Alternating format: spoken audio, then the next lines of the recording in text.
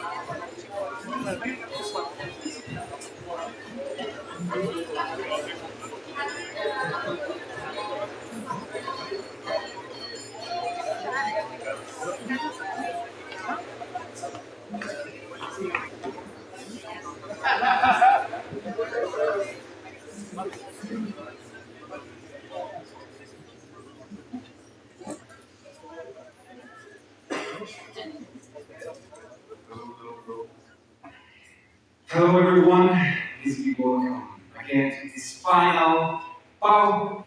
It's my pleasure again. Please remain seated.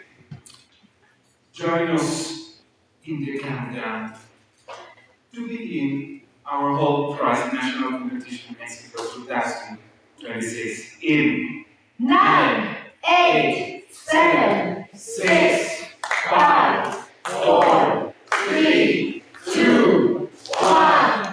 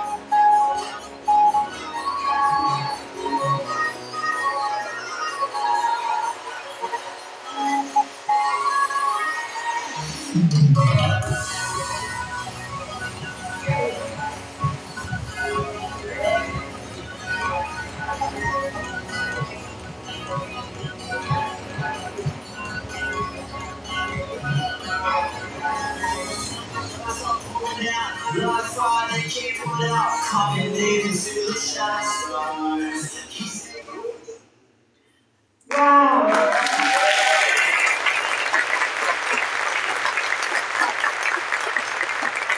What a beautiful, great video from yesterday. Did you find yourself in the video? We hope you're all excited about what comes next. Welcome everyone again, day 2 of the whole prize national competition Mexico 2026. How are you? How are you feeling? Good. Great. Where's that energy, people? How are you feeling? We want to know which was your favorite moment from yesterday. Anyone who wants to share your favorite moment? Presenting definitely, yeah. Just presenting my bus over here and just representing my university. Thank you. Where are you coming from? Here. Ube. Yeah. Who else wants to share your favorite moment yesterday? Anyone? When we receive feedback from every judge on my favorite moment, our favorite moment, and also the moment which I wish I did with my best friends. So,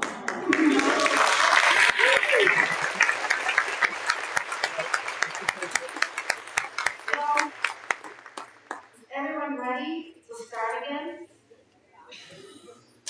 Are you guys ready?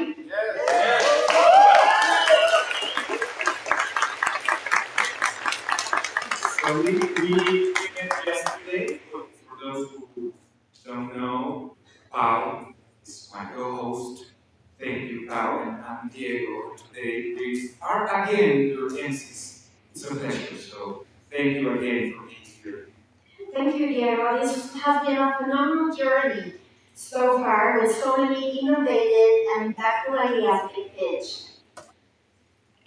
So yesterday, let me just be off script 1 minute. Yesterday I was here on Vegetables and I was able to see very, very good ideas. And I have this feeling I want to share with you. I felt like I was challenged. That was my feeling, that you guys have great ideas. And my question to myself is, what are you doing to the world? What are you providing? And I don't want to get left behind. So thank you for that. You challenged me to be better. So great. Do you guys remember this character that has green and it's always my precious, my precious. You have your own wings, you have your precious on your hands, and wow, you guys are doing a great job. So congrats on your precious.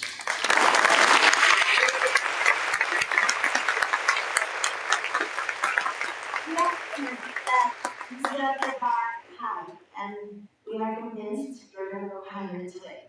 So congratulations. So shortly, we will be revealing the 10 finalists who will be moving on to the final round. Before we get to the pitches, let's walk you through the agenda for today. Today, we will be kicking off with the opening ceremony. Then we'll be hearing the top 10 pitches, the most important moment of the day and of this competition.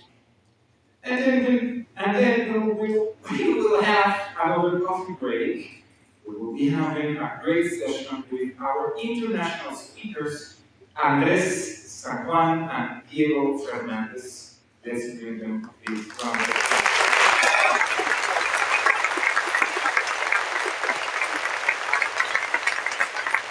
Then once again, we will hear the Hult opportunities and remarks from Alejandra Vázquez.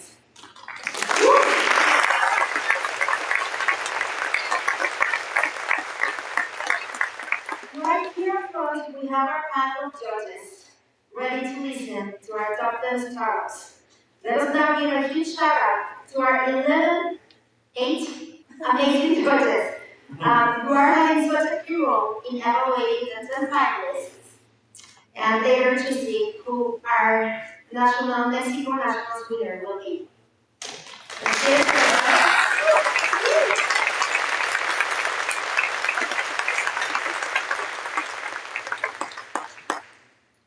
As we introduce to your audience, as we introduce you to our audience, we invite our judges to stand up and wave back to our participants. Okay, we have first Alberto Equiwa, Mexico's coordinator from the Pacific Project. Thank you.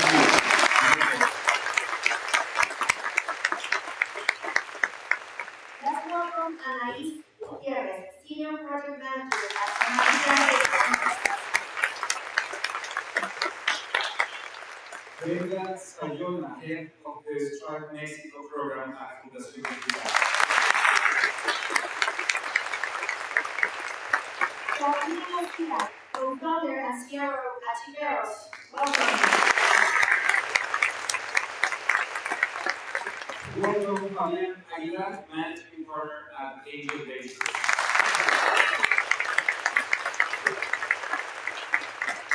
Miguel Prieto, managing partner at Field Black.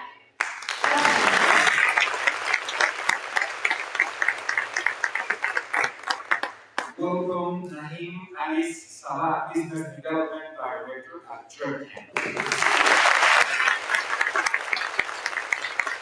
And moving to the back, Pedro Pesela, managing partner at Response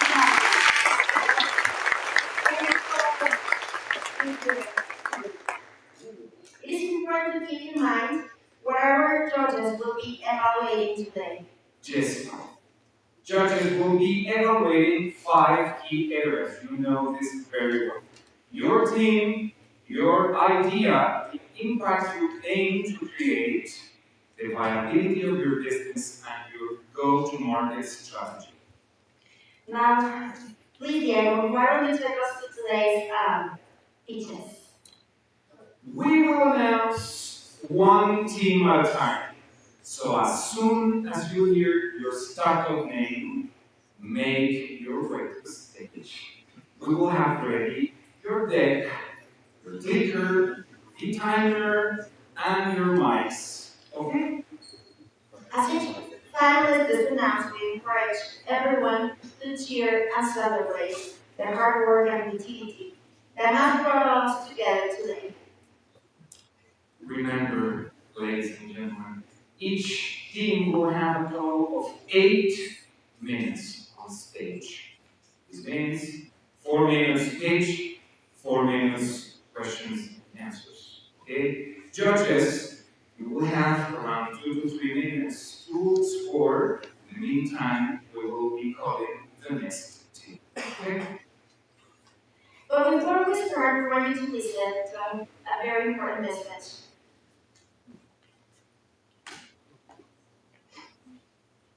Hello, I'm CEO of the Hult Prize. I know we're about to have the final pitches, and I hope you're feeling really good.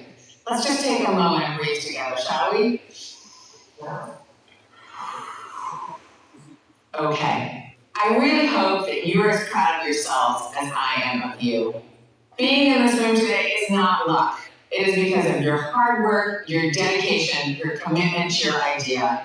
And no matter what happens today, I know that you will keep going and keep trying to make the world a better place. You know, sometimes today it can feel a little bit hard to be optimistic, but I encourage you to look around this room. You are surrounded by people just like you who are here to make their own space brighter and better for everyone around them. I also really hope that you met somebody new today, and I encourage you to stay in touch with them. What we have learned over the years is that you never know when someone can be pivotal in the next part of your story. So stay part of the Hult Prize community. Maybe you'll compete again next year. Maybe you'll come back as a judge or an expert. Whatever your participation is, we can't wait to continue this journey with you. Thank you to everyone who's made today possible, and a special thanks to our sponsors at EF Education First and the Hult International Business School, who are supported by the Hult family. We could not do what we do without you. So with that, I wish you the very best of luck. Thank you.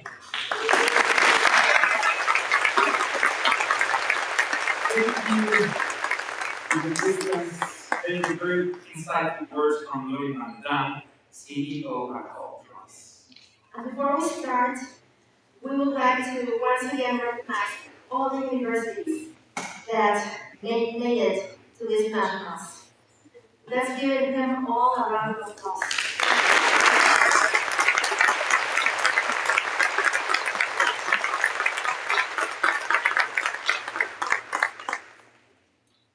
Now it is time, ladies. Are you ready to know who the first finalist is? Yes. Excellent. So, I'm so nervous. Let's invite to the stage to the ex-chair.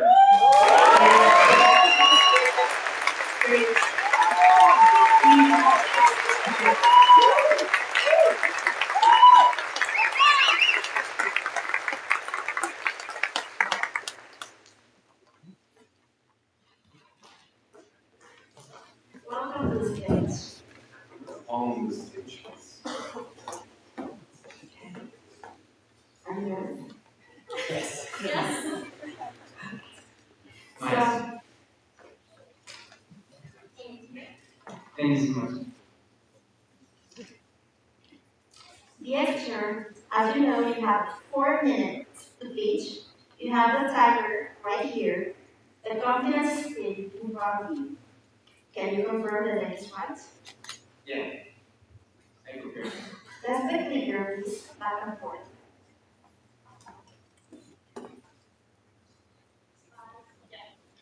All good? All good. Are you ready? Yes. Then we can start in 3, 2, 1, pitch. I never thought I'll see multiple stone again. Those were the words of Eden, the wife of Dr. Jones, our teacher. Like him, in Latin America, there are 85 million people tied to a wheelchair. For you, this may be just a number. For us, it's the loss of autonomy of a group that equals to filling a Aztec stadium almost 1,000 times. That's why EXR was born. The first mind-controlled wheelchair in Latin America, using BrainWave technology and trained by artificial intelligence. If you can think it, you can move. With this, we reduce the dependency of people, and now Edith can stop pushing and start walking alongside her husband. The opportunity is massive. Today, the global industry is valued $8.93 billion. However, there's an annual loss of $1.6 billion due to abandoned devices. The reason is simple. Traditional wheelchairs fail to give users autonomy, adaptability, and of course, they use joysticks. Exactly what the X-Chair solves. Our users are people with spinal cord injuries. If you have the capacity to think it, then you can move the chair. We are 20% cheaper than our competitors. We bring immediate support and spare parts, and obviously, we are the first mind-controlled wheelchair in the world, made for and by Mexicans. We were grown through a hybrid business model, B2B and B2C sales, with a net margin of 24.75 per unit, with our key stakeholders, which could be hospitals, rehabilitation centers, and individual users. We also offer subscription service that is not just about maintenance or insurance, it's about offering flexible payments to acquire it. In just 8 weeks, we developed our first prototype. Now, 10 months later, we have a 90% approval from Caritas. Also, we are in talks for a letter of intention with CRIT. We are backed by specialists nationally and internationally, so we have never compromised our development in the technical or medical rigor. Our roadmap is simple and is composed by 5 main steps: consolidation, patent filling, strategic alliances, certifications, and finally, market launch. With the help of the whole price, what would normally take us 3 years will now take less than 2 years. With this acceleration, we will be launching the X model, a model that can transform any wheelchair in the market into the X chair. We are a multidisciplinary team who loves technology and entrepreneurship.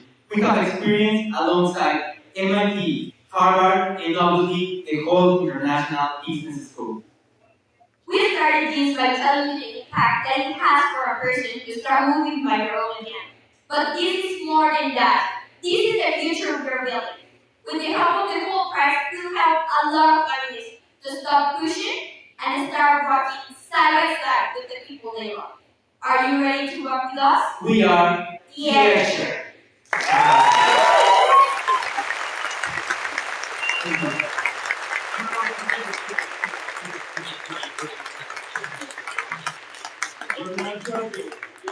Great.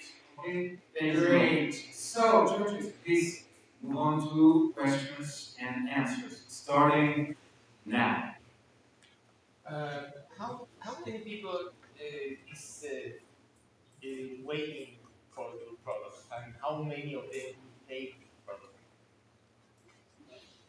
Yeah, can you change the slide, please? Next.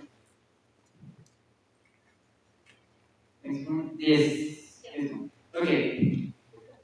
We have 4.5 billion people who need to use the shirt or will use the shirt. Here, the people who can pay for the shirt are 300,000. But we aim, when we go to the market, to sell to the 10% of that, 3,000. Thank you so much. Anyone else?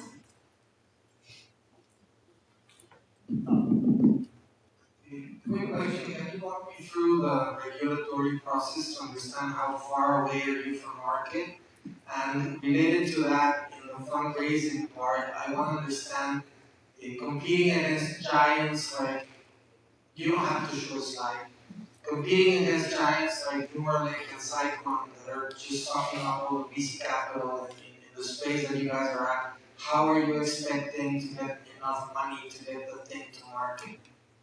Yeah, basically, the most important regulations that we need to address right now are the cover-based ones. As we know, these ones are expensive, but with the help of the investment, we can reduce our 2 years Or 3 years, yeah. work back into 2 years. The regulation process takes 1 year and a half, no matter if we have enough money. As it is not a medical device, it also needs to have certification in this area, but not just the software. Having the technical and coverage regulations, we can now start going to the market and start selling in Mexico.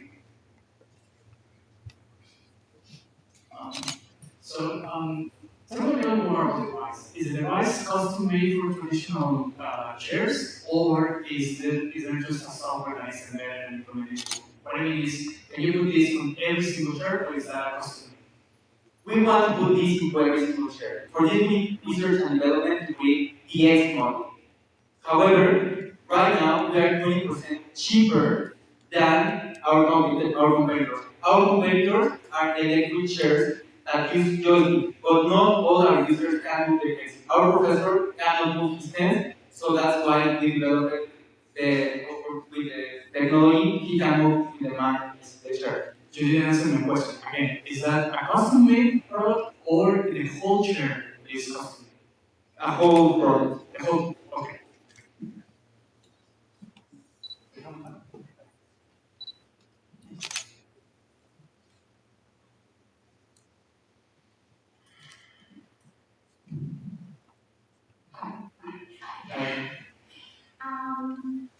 What skills or expertise are still missing in your team? Well, even though we are supported by different areas, our team is mainly composed by entrepreneurship and software development. That's the reason why we seek for validation from experts in the medical area, as we don't have direct medic or specialized in health in our team that is composed mainly by people. Good question. B2B and B2C are like very different strategies to go to market. Why did you decide to go with both strategies and not just one? We saw an opportunity to make, to offer the share with our key stakeholders, which could be hospitals and teaching centers. This way it could be B2B, but we also need revenue to continue production, as we still don't have key alliances with production or other type of people that could help us reduce costs. That's why we are also offering, which could be B2C, which could be our sales to individual users. Thank you. Thank you so much. Let's hear it from for them. Thank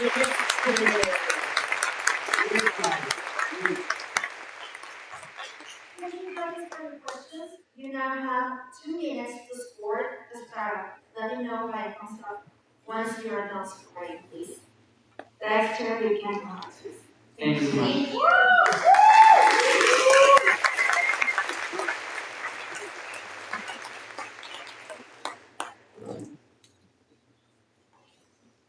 Wow, will you help me invite on stage the second finalist? So let's hear it for the next finalist. Jeez, this is so nerve-wracking. Aman.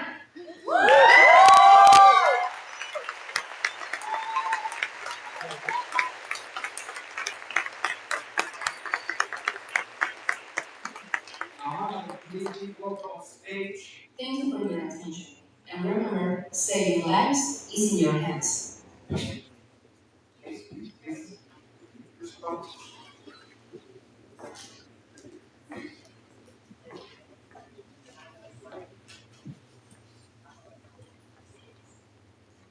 So guys, judges are scoring previous games, so please check on your mic, check on your. So we're ready to go. Great. Great. Who has the game? Can you check it please back and forth?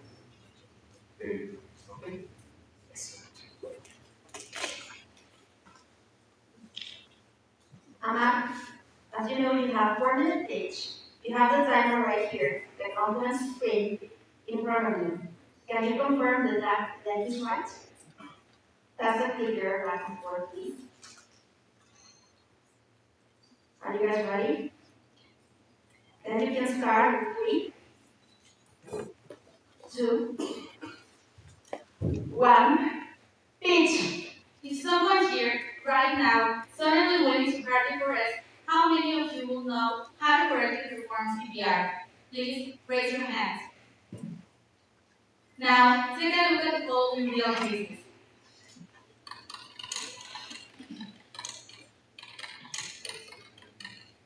During last night's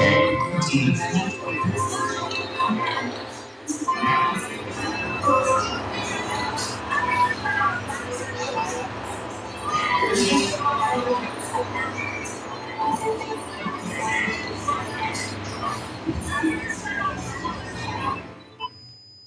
now, let me ask you something. What do all of these cases you just saw have in common? Yes, none of them received CPR. In Mexico, heart disease is the first cause of death, and 70% of heart attacks occur at home and in public spaces, just like this. But only 5% of them receive CPR. As a result, the current survival rates are below 12%. However, CPR can increase the chances of survival by 2 to 3 times. Our solution is ARE. ARE is a blog capable to guide the people in how to apply the CPR technique in a correct way. As you can see, ARE has lists that indicates if the CPR is performing correctly. At the same time, has the speaker that gives us the rhythm. ARE has good recognition through our app, AMAR. AMAR is an app where you can learn about CPR and first aid. We will implement an intuitive interface that allows its use by all the users, regardless of their level of education, and it will function like a social network. Our device incorporates bioplastics made from residues just like banana and coffee peels, integrated, and we all already are in the intellectual property protection and patenting process. Our vision is that we want a world where every individual has the power to save lives. And our mission is that we want every beating heart to have the chance to be saved and every person to have the knowledge to make it happen. Our unique value proposition integrates real-time guides through our Glow IE and also interactive learning through our app Amar. Since 2020, we have been continuously improving both our device and our digital platform. Compared to another existing solutions, our device is more affordable. It is practical in any emergency situation, it is suitable for training, easy to transport, and the best part, it is powered by green energy. Our market entry strategy is to families, companies, schools, hospitals, because just like a fire extinguisher can put out a fire, our device can save many lives. We asked over 35,000 people, and more than 95% of them will buy our device. Our goal is to generate 500 dollars a year, but with your help in good financing, these figures can increase. Our free version allows access to basic information on first aid and CPR. However, we also offer a free version for healthcare professionals. Our key partners are governments, health associations, companies, and institutions. We have carried out trainings in more than 65 different organizations. And we already have impacted more than 43,000 people all across the country. And our international social impact has generated more than $34,000 just in crowdfunding. All of this has been possible by the multidisciplinary team of healthcare professionals and an engineering development team. Thank you all for your attention. We are EcoWallet, and remember, saving lives is in your hands.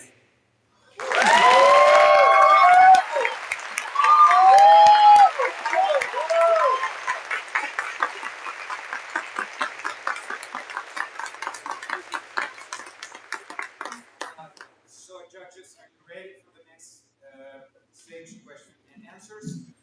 Are you guys ready? So, we start questions and answers now. Hi, you have lots of segments to approach. Which one of them would you choose for the go-to-market strategy that you're planning to do? Well, we are not limited by only one institution because everyone can go into carnivores, you and I. And so we will have multiple strategic partnerships.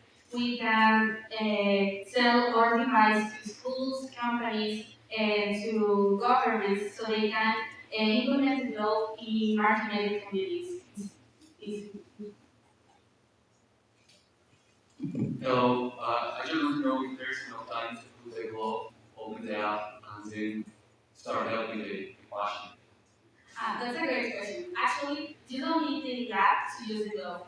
It's a different situation, but if you have the Glow, you can use it and you will get real-time feedback with visual line indicator, just like track line. And you also get feedback with a built-in speaker.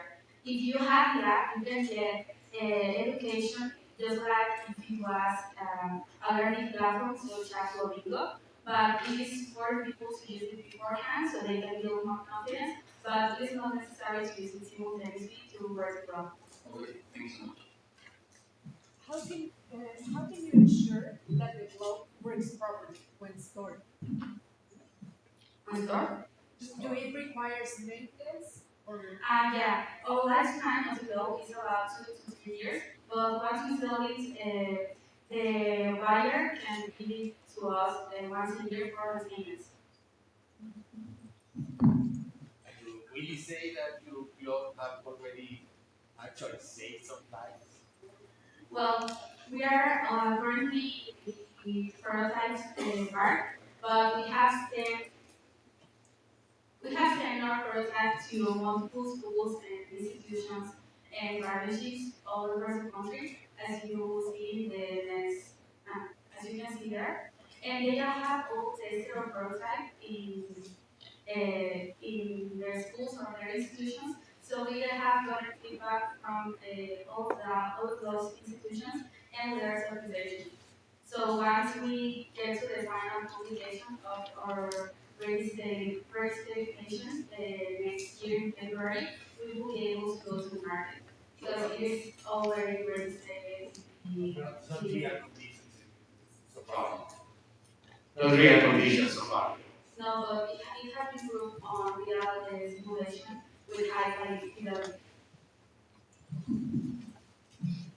How will you guys manage like if the clock is functions or the patient does not make it? What's gonna happen then? Well, once you work the clock, it also calls emergency responders. So you use the clock while emergency comes. The other quick question, you mentioned something about freeze model with the clock that I just probably misunderstood because I understand it costs, right? Because it's hardware. Yes, we have two types of subscriptions. The first one is our free version. It is for anyone to use, not other professionals. And it is designed to have a learning platform, as I mentioned, just like Duolingo, for anyone to be more into CPR per se. But the premium version, which you can see the cost there, is for healthcare professionals. It has more advanced features like personal glasses, certifications, badges, and advanced information about CPR. Thank you. That's it. Thank you so much.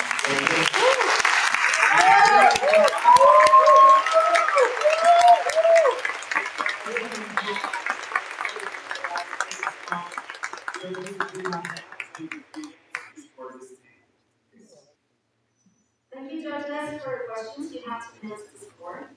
Let us know who knows how when you're ready.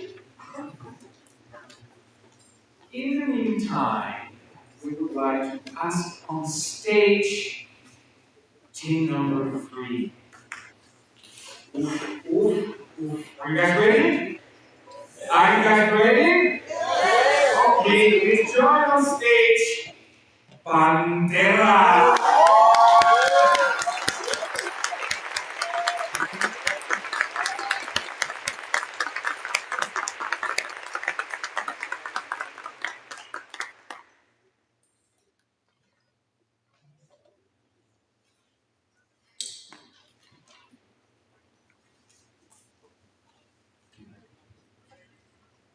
Okay.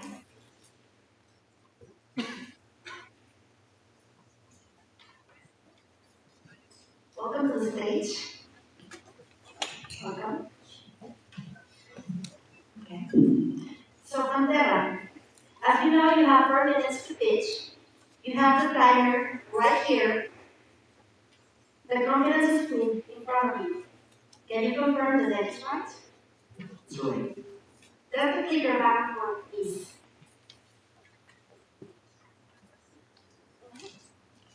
Judges, are you ready? Do you need more time? Are you okay? Are you ready? Then you can start in 3, 2, 1, pitch. Hi, I'm Axel, and I'm Alejandro. Did you know that the manufacturing industry has a big secret? Despite our technology, we still rely on polystyrene to protect everything we make.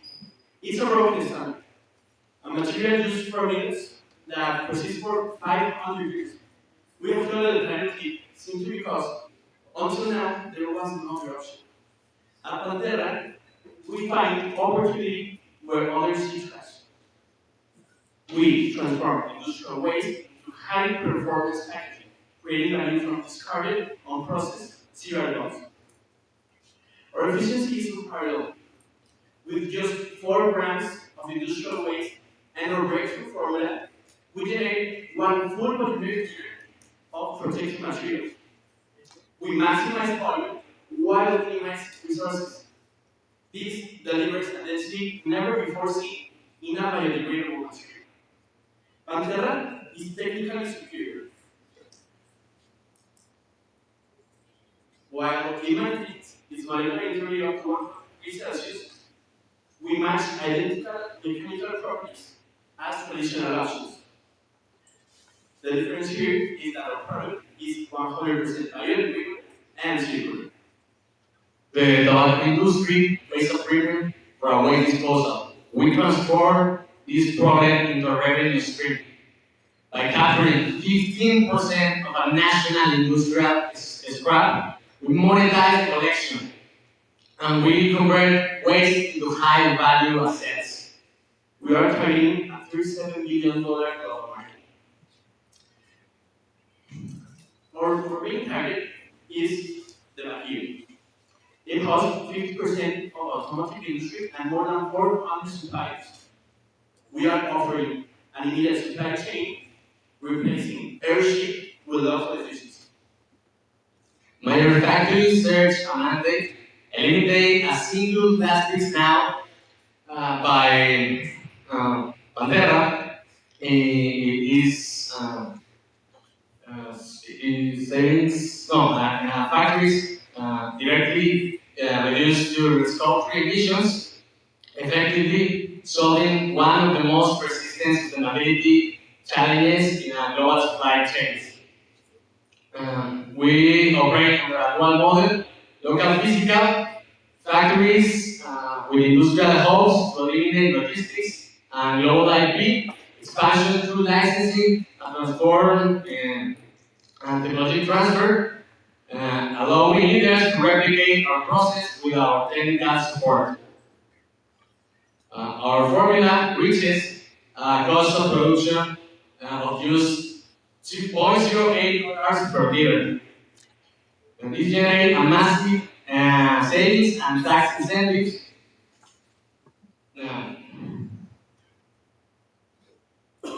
So we are targeting SDGs 9, 11, and 12. We are right now at stage 4 with a proven proof of concept. With the 1 million Hult price, our roadmap is clear. 40% to mature our technology for mass markets, 30% to launch MVP and establish scalable manufacturing, and 20% to secure our intellectual property and legal costs. We have the technology, the market, and the process. I am Alejandro, and myself, and join us in transforming today's waste into the infrastructure of tomorrow. Thank you.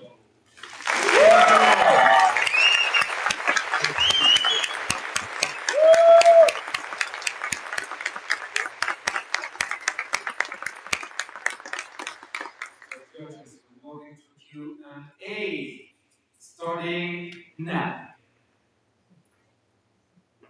Who would like to start?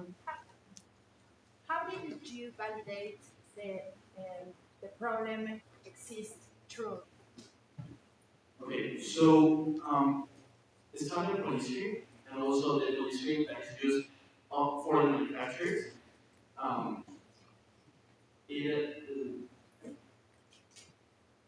it is like to do the process of the biodegradation. It costs almost 500 years. With our product that we are trying to replace polystyrene, our product only wastes 100 days to do this process. and we are attacking two problems: the one of the industry, and also the one of the industrial waste of the acetate cellulose that is used for the cigarette filters. How does the supply chain work? Is what we have right now as manufacturing facilities able to produce what you guys are doing, building up the technology, or do they have to modify in a way the supply chain, the machinery, the process? And the other thing I want to understand is price parity. How many tons do you guys have to process in order to go as cheap as your competition? Okay, so in the matter of cost, our cost is $0.08 for a full liter, while polystyrene costs $0.12. So we are almost double low in the part of the supply chain. What we are trying to do is to establish our manufacturing industrial hubs to help in the supply chain to reduce time and also the whole cost of moving this machine. You mentioned 8 cents production cost. Is that full? Is it per pound, per kilogram? What is it? I mean, It's per year, so what we are offering to the manufacturers is a long plan of this material. So what we are comparing is that a liter of this is we're talking about volumes, so that's why it's liters. But it's the same. so cubic meter, so cubic meter is 8 cents. But Okay, is that a cubic meter? Does that mean 8 cents of the production cost? Just a liter? yes. Okay. And what is the selling price of that? What is it? The selling price. It's 0.12 for the 0.12. Yeah, for the poster, 0.12. So you have a 50% margin on that? Okay, thank you. So I understand you are trying to sell to the. I understand you are trying to sell to the automotive industry in Mexico. Yes. And what if they don't want to buy this product? Then do you have another way, a second plan? We have another options. There is also a spike up for e-commerce. It's a necessity, and also this will help these e-commerces that are a little bit more small to reduce their costs. Thank you. Time's up. Thank you, judges. Thank you, Jesus.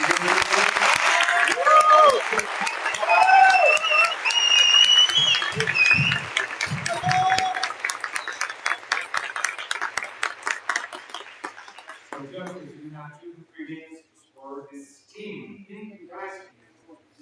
Your seats.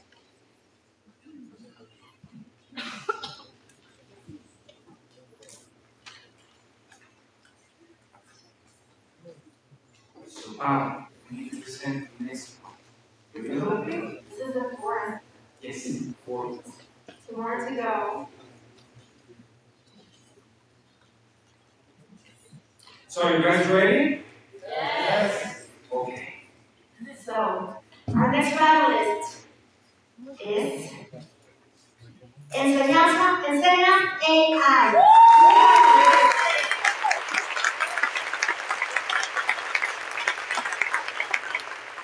EnSeñas AI is joining the stage on is that here.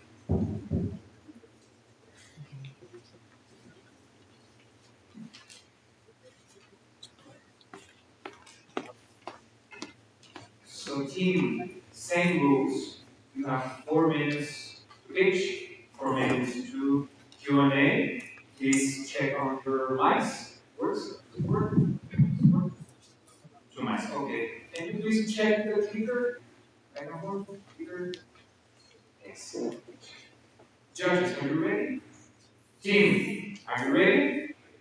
There you go. So, let's start in 3, 2, 1, pitch.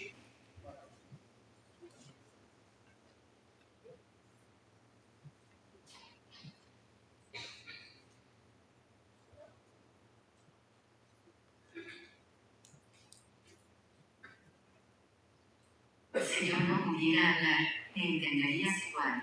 That silence, Andrea Joseph, is a reality for millions of people around the world.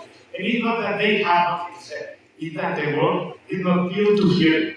Today, it is more than 430 million people with hearing disabilities, and at least 70 million that use sign language as their primary language.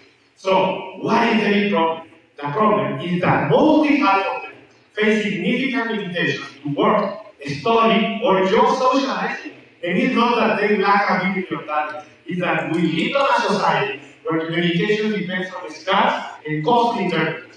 To make this clear, we're looking Mexico as an example. In the country, we see more than 2 million people with hearing disabilities, and at least 300,000 that use sign language as their primary language. And the problem is that only exists 250 certified interpreters in the whole country. That means one interpreter for every 1,200 deaf individuals. That's why we create EnSeñas, the reach that breaks the silence barrier. With EnSeñas, we're changing the rules. Today we're talking about real access, access to work, to conversation, to education. But more important, we're talking about autonomy. Autonomy to decide, to act, and to participate without depending on a third party. EnSeñas is an entity-stage platform that enables bidirectional translation between deaf and hearing individuals. How does it work? A deaf or hearing person starts a conversation using EnSeñas. Our module understands both spoken and sign language in real time, translating the message and enabling a natural, fluid, and precise communication without the need of a human interpreter. Now, let's take a look at this fact. EnSeñas is the only one combining native fluency, accessibility, and scalability.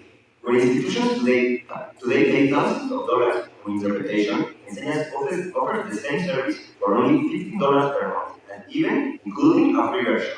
To make real impact, we have two business models: installation of models in private and public institutions and organizations. With them, a deaf person can attend a medical appointment, for example, without relying on a third party. The second one is a premium platform that enables us to reach millions, and a paid model that fuels our scalability.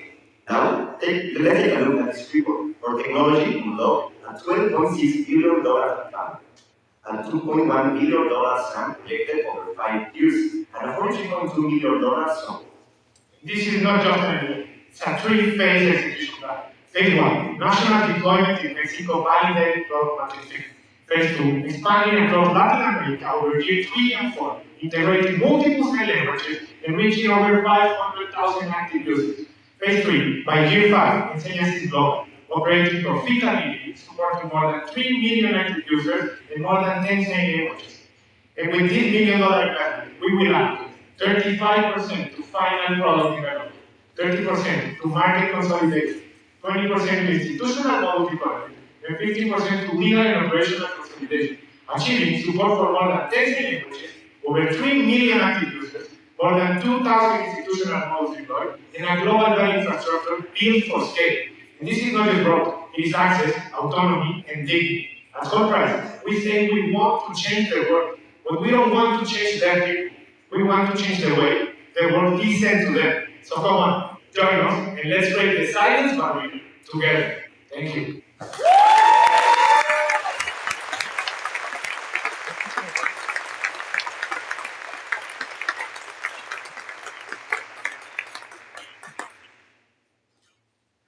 Judges, we're starting Q&A, and we're starting now.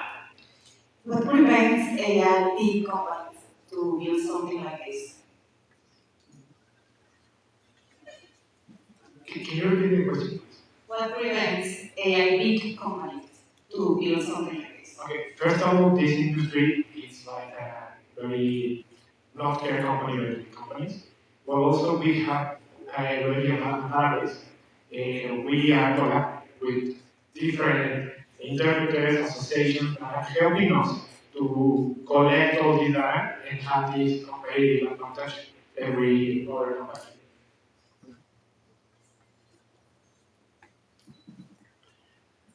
Does the application use any some sort of AI layer, or you guys build entirely the whole artificial intelligence model? No, we built entirely our AI model. It's built from zero. It's a new AI model that is a same language. It's our technology. It's our technology completely. You don't use OpenAI? No, we don't use it's proprietary. ChatGPT or everything. It's our technology. Okay. Okay, so talking about the E2G model, do you know how much the federal and national budget for this kind of inclusion tools for the government? Well, our EcoG model isn't our first approaching to the business model. Our principal model is to B2B model, organization institutions, organizations with restaurants, hospitals, and organizations like platforms for entertainment, social media, etc. Yeah, but do you know how much the budget? How much is the budget? The annual budget for this kind of inclusion tools? We don't have the actual budget, but we have a meeting with the vice president of the. Can you collaborate? With the competitor, it's an association that collects 110 civil associations. And he approved the project. He told us that the budget is big, that we can be a tech company that supports and give a voice to the people to the deaf people, and that we can be a total inclusive company that the government and the big companies can admit and can integrate in their operations. Can you share with me a bit about competition and why you guys are better? Yes, we have a slide for that. This is the competition actually deployed in the market, and what makes us different is that some of these apps only offer unidirectional translation, or are very expensive, or are only centralized on one sign language. With our technology, we can translate with the no database to train the AI model every sign language from the whole world. Can you tell me more about the database that you're using? How big is it, and the accessibility of the parameters that you're using? For our database, we are in contact with associations and interpreters for the Mexican sign language at this moment, and we are collecting videos of each word. With these videos, we can train the AI model to recognize in real time every sign that the person is making.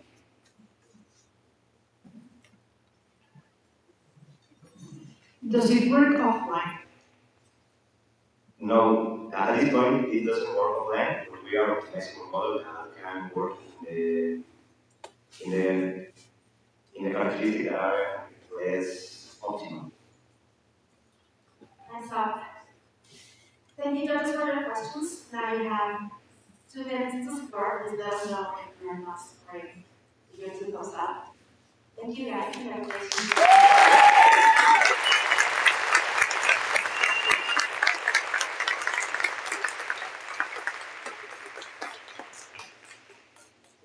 Okay, so who's next, Diego? The 5th finalist. Finally, the hip-hop drum roll. Okay, so please, we need you on stage. Be okay.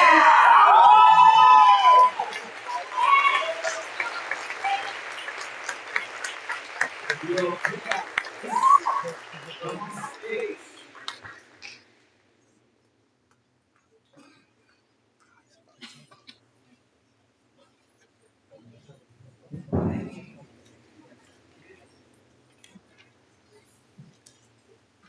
Welcome. Congratulations. You're the 5th finalist. So, Diocrea, as you know, you have 4 minutes to pitch. You have the timer right here. The confidence screen in front of you. Can you confirm the deck is right?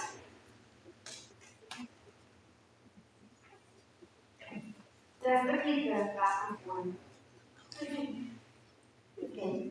So, are you ready? Over. Then you can start in 3, 2, Which, one of the most important sources for life, is becoming a luxury. Water. Over 12 million people don't have direct access to it. 3 years ago, I discovered the river of my childhood, and I couldn't believe what I saw. The water was gray, it smelled like something was running, and there is silence when they're used to life. This is not an isolated case. In Mexico, today, are more polluted rivers than clean ones. The main culprit, industries, dumping heavy metals, toxic chemicals, and industrial waste directly into the water. The Mexican government has regulations in place to limit this, so industries are legally obligated to treat the wastewater in plant treatments. In those places, they use a bunch of methods. Each one of those has their own pollutants and actually are very expensive.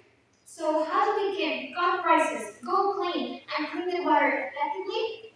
By Andrea, we have the answer. We are an interdisciplinary team of students planning a real solution inspired from one of nature's wonders, biomineralization. It is a process where certain organisms generate solid structure of calcium carbonate.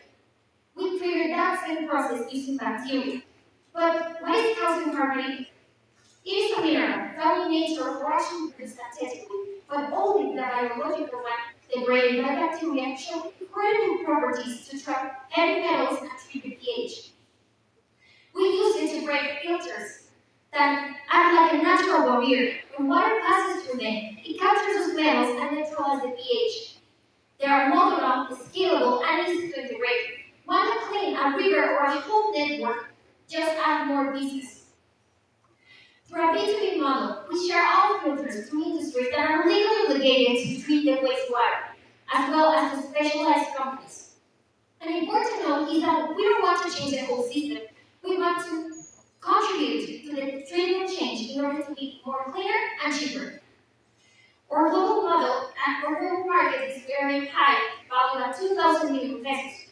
We focus at 50% of it, with 4 key markets. We produce at 25 pesos and sell at 75 pesos. And in 1 year, if we scale using bioreactors, we produce 12,000 and raise revenues to almost 1 million pesos. Our commercial strategies is our B2B, technical networking, and trade fairs. And now, whether you need to choose between a bacteria form and a conventional extraction is energy heavy, ecological damage, and even then, it doesn't perform that well in water treatment. Our material is made in order to be more porous and reactive to certain heavy metals. 1 kilogram of our product can clean over 1,000 liters of highly contaminated water. That's the same of having a living pool, and in low concentrations of pollutants, the consumption of 80 households for life. It's affordable, non-toxic, biodegradable, and zero energy to work. It's a great advantage compared to other methods in the business. In the last year, we were working, and right now we are starting at a level 4 in TRL. With our inversion, in 1 year we leveled up to a level 7.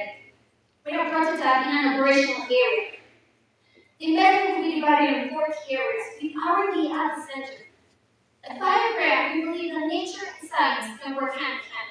If oceans can become reefs, are you ready to build a future with us?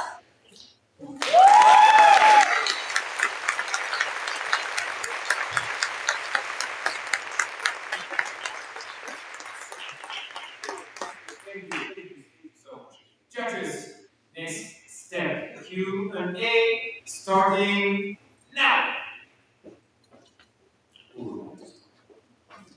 Can you share with me the contact time requested for the material and the certifications of the purity of the water? Can you repeat this a little more fully? Contact time of the material and the water so that you can purify, and the level of certification of the purity of the water that comes after you process. Yeah, okay. It depends because we're basing on filters. So for example, the model, like the filters, when you put it in the water, it acts like a different energy gets. So like the metal has some the metal has some charges and the blood reacts to them. So when you put it into the water, it starts attracting those heavy metals at the instant. So you just need to put it there. In the literature, it tells us that it can clean like 90% of those heavy metals in a certain space. We are not looking to actually treat the water and like trinkets. So we want to like reduce the level of pollutants that in certain areas in industrial cases. So it like corresponds to the values that they're required, like 90% of it. But the pollutants in the water. Is that theory only, or you have already made some tests? But you are saying is just theory, or you have already made some tests, actual tests? Yeah, we already did some tests because we are starting at the TLO work. So we right now are working at the lab, and we made some like I don't know the name for it. That we made some tests in nanotechnology to actually make how many of the material could be in the structure. So actually we're trying to make some tests. We already like tried to replicate it in the lab. So we're working to make the process so much efficient. So there are some photos of that that on the lab. So we already tested. So think about just on the laboratory. Yeah, just in the laboratory. Can you use the product alone without any other steps to the filtration process? Or do you have to use other processes as well in conjunction to treat the water? Sorry, I didn't understand. What I mean is, do you have to use your product alone is enough to treat the water, or do you use it in conjunction with other methods? Okay, our product is incredibly good to actually capture heavy metals and other particles like microplastics. It focuses exactly on those heavy metals, but it filters like other particles that are not necessary.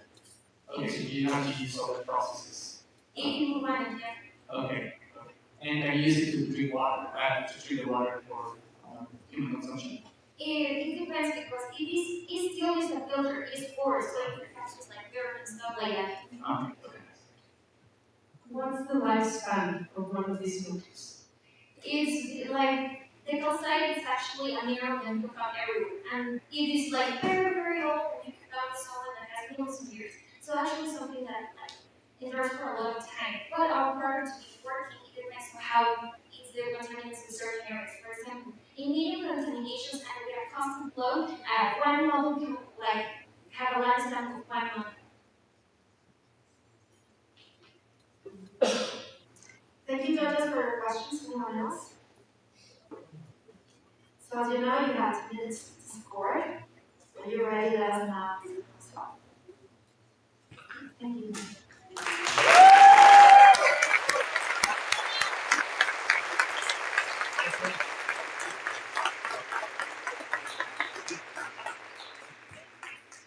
What's next? Halfway through.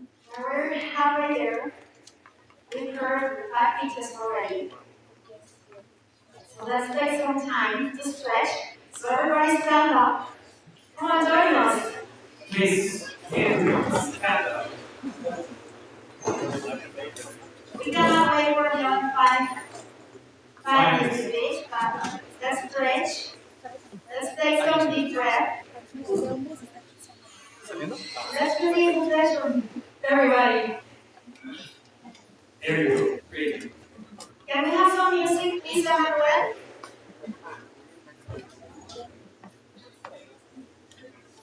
Can you see me? Let's see your best moves. So, everyone, we will dance to the music. Yes. There you go. Come on.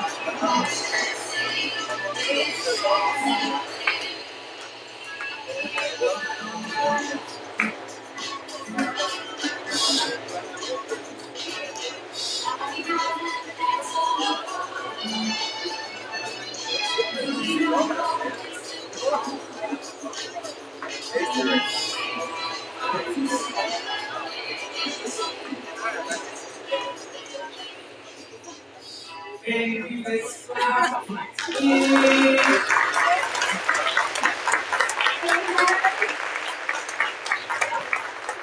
Thank you very much for round two. Ready? 5 more to go.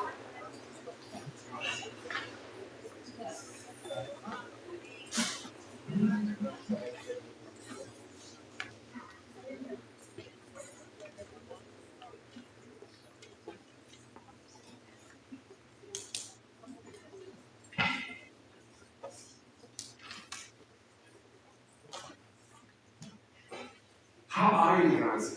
Are you still nervous? Yeah?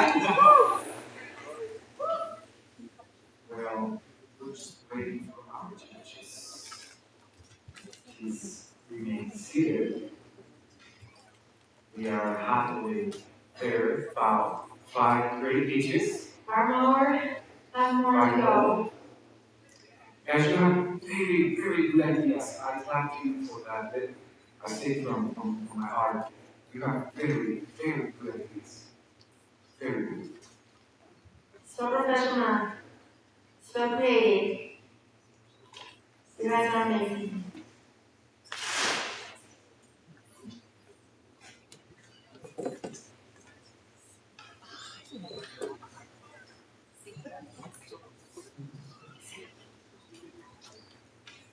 We're still waiting for the judges to join us so we can begin round two.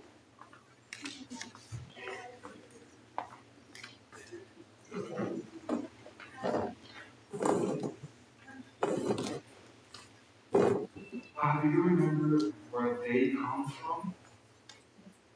Some of them. I know there's people from Puerto de Veracruz. From Aguascalientes. And I know from Culiacán, Sinaloa. Estado de México. And of course, Mexico City. Querétaro. There you go. Who's missing? Who's missing? Cuernavaca. Puebla.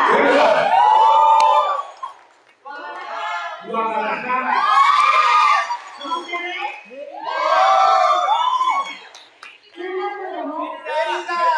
Mérida.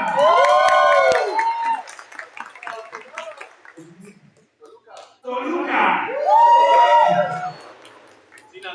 Sinaloa. So are we ready to begin round two? Are we all set? Judges, are you ready? Okay, let's continue. How would you like to call on stage next finalist, please? Let's hear it for Chad.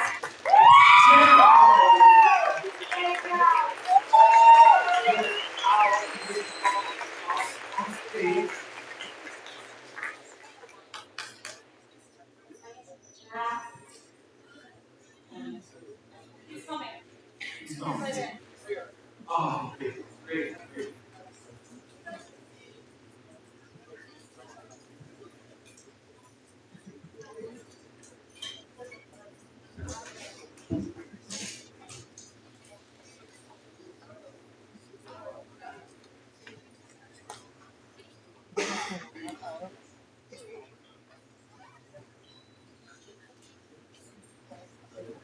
How are you?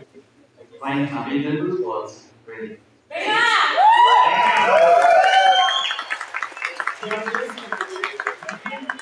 Okay, you ready? Yes. Excellent. Same rules. You have 4 minutes to pitch, 4 minutes to win. Okay, excellent. Excellent. So, 3, 2, 1, pitch. In a world where mobility is essential for food development, over 75 million people need to use a wheelchair, from which 8 out of 10 live in developing countries. This means that people in this sector with greater needs but fewer resources get excluded from assistive technologies that will transform their lives. Imagine you need to use a manual wheelchair. It causes lack of independence, physical rot, and fatigue. However, the only alternatives right now are or you buy an electric wheelchair that is heavy, bulky, and very difficult to transport, or you search for an adapter for your wheelchair that until now they have been hard to find, super expensive, and still heavy. That's why in Mexico, 97% of the population that uses a wheelchair still depends on manual models. In addition to this, there is another reality that none of us can escape. The world is aging. It is estimated that by 2050, the elderly population will increase by 100%. And this is not a problem of a specific sector. It's the reality that we all share. From here is where ChairOut is born. We developed the world's lightest adapter that can transform almost any manual wheelchair into an electric one. It can be installed in less than 2 minutes, and you don't require any tools or technical assistance. And the most important thing, it weighs less than 4 kilograms.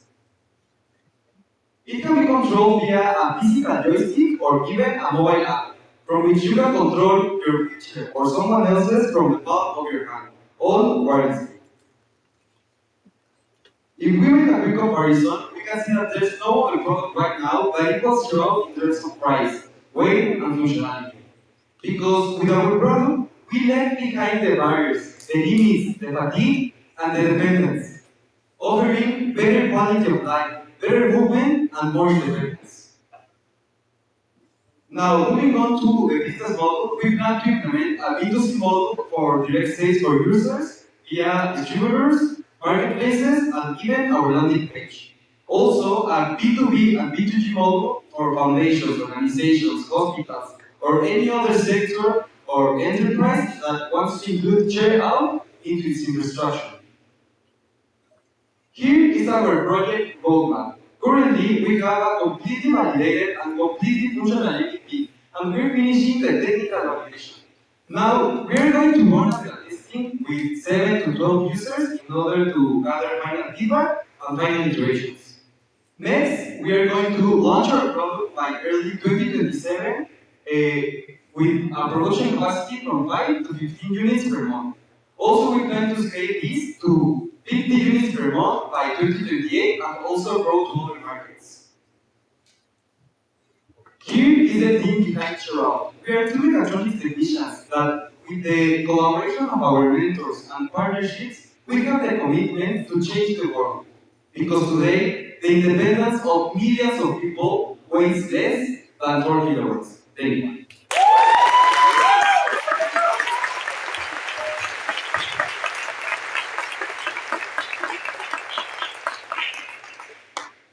So, judges, you have 4 minutes to Q&A. And are you ready? Ready? Yes. Okay, let's start Q&A session. Can you tell me about the mechanics? Because from what I understand, once you change the center of gravity, it implies a totally different way to move around. So when you move the adapter, what happens? Yeah, well, here I have it. Well, you first unfold the picture. Sorry, How much does it weigh? less than 4 kilograms. Yeah, less than a supermarket bag. So you install it here.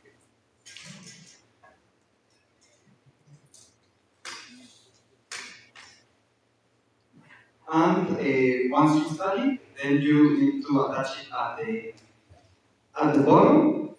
We're also trying to improve all these mechanism attachment with the final technical validation. You install it here.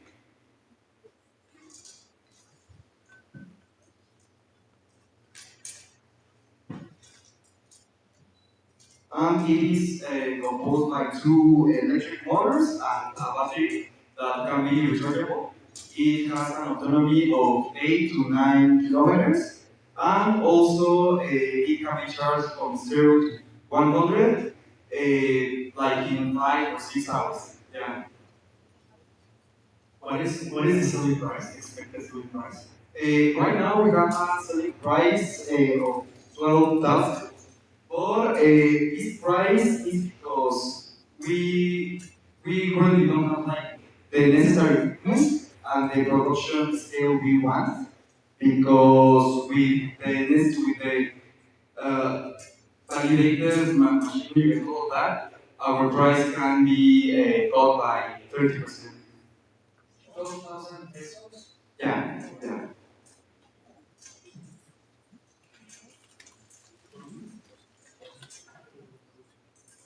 What about the production? The sorry, the production. Production, can you produce? Yeah, yeah, we produce this one. However, we need more capital and resources to increase the production. But yeah, we can produce right now 5 to 8 units, more or less. Yeah, per month. Okay, how many? 5 to 8. Yeah. Here, for example, I already attached the device. You can turn it on, and it controls via the mobile app.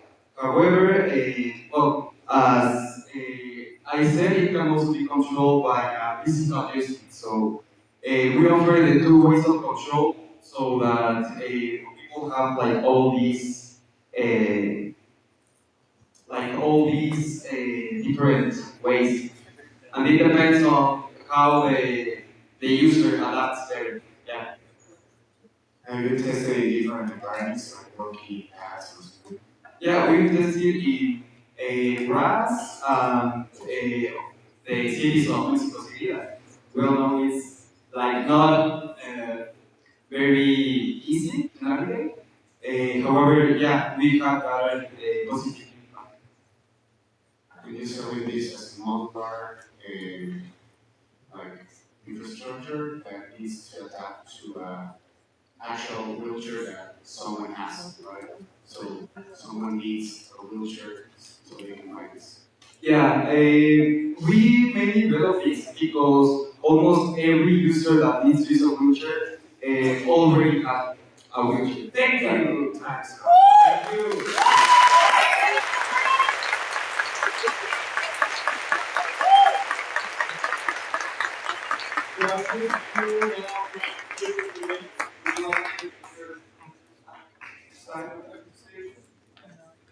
So just remember the rules. 2 minutes to score. Let us know when you're ready with the thumbs please. 2 minutes ready. In the meantime, we would like to call next finalists. So, we invite you on stage. Please come here. BrainWave!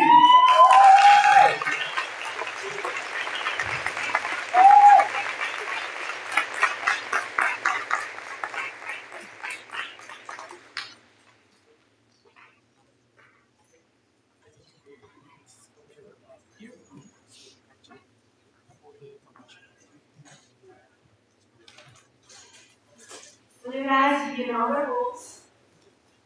4 minutes to pitch. But first, is your timer, your content screen, is your. Okay. You wanna set the timer, please? Okay. Are you ready? So let's start in 3, 2, 1, pitch. Imagine this. A family member here has a movement disorder. They try to reach a glass of water. Their hand shakes, the glass falls. It breaks.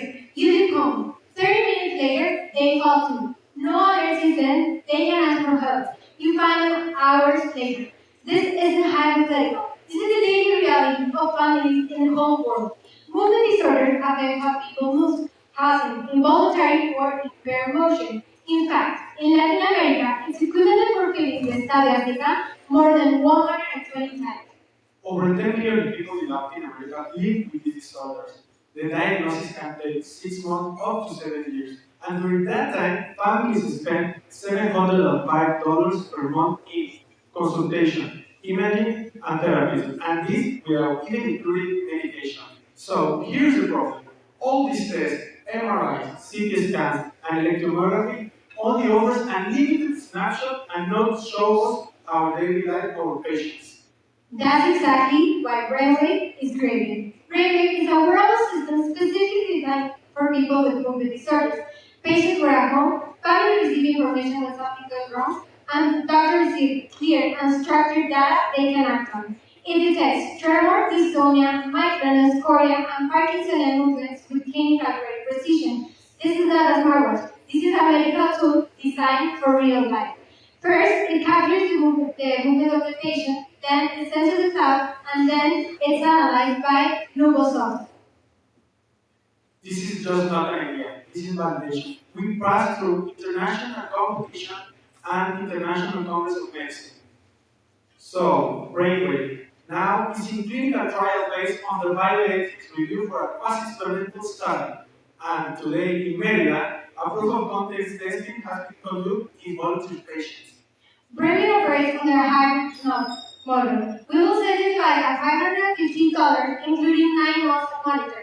After that, user transition to a 26 monthly subscription. This generates a 5 lifetime profit over $2,000 per patient. In Mexico, 750,000 patients represent a $450 million opportunity, and in Latin America, 10 million patients represent a $5.5 billion market. Australia has three phases. First, B2C, directly to the patient.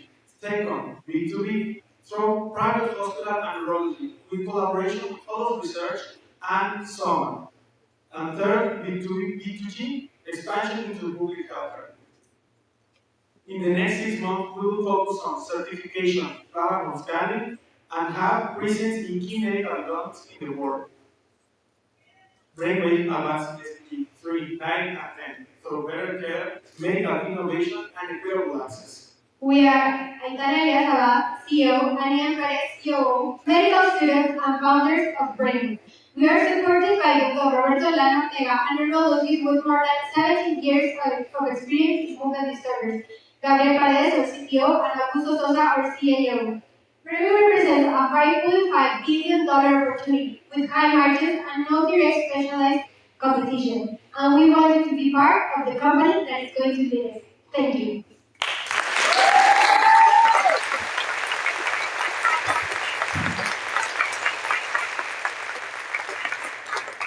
We're going to questions and answers starting now.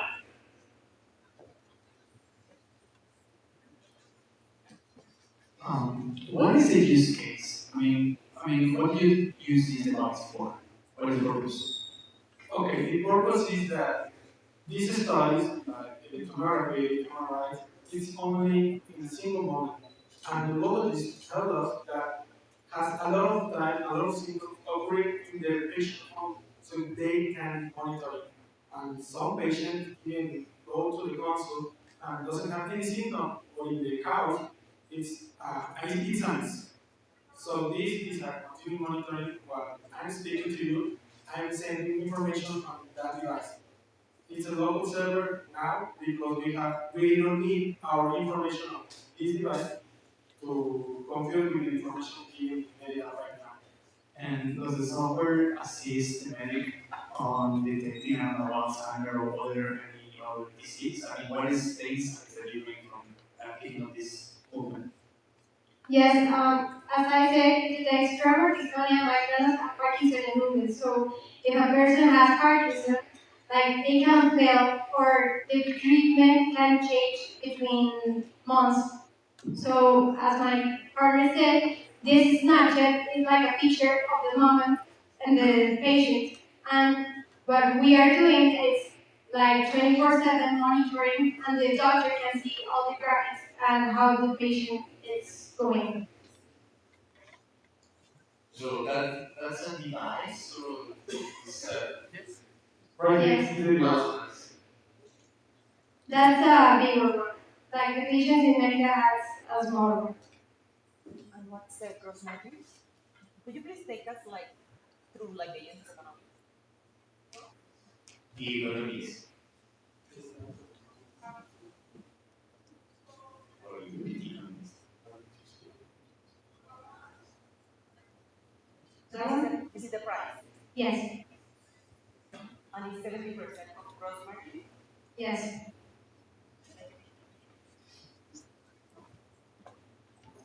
What's stopping an iWatch, a human, from developing technology similar to yours? That this one is a medical tool. This offers to elder patient that doesn't have this ability to use a smartwatch, an Apple Watch, a Samsung device. It's facilitates the communication. The patient only puts his band, it connects into the app, and everything is working. And also it can help like the children that have epilepsy, so we want that margin. Why will users choose your solution over the others products? Well, BrainWave it detects all these symptoms. It connects the doctor, the patient, and the families, and they receive the alerts in the moment when something is happening.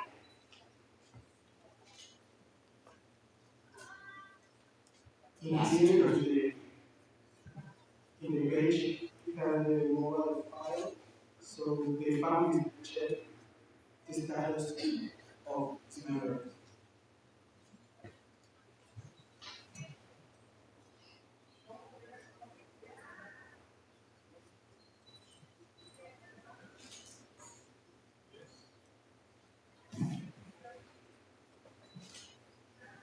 Any other question?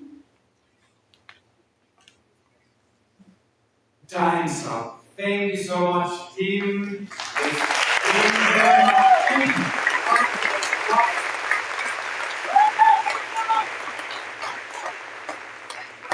In your process, it has 2 minutes to score. Please let us know your thoughts scoring with your two thumbs up. And we'll get ready for the next finalist to come to the stage. So yeah, will anyone tell who our next finalist is? Next one. Guys, can you please come on stage? Start!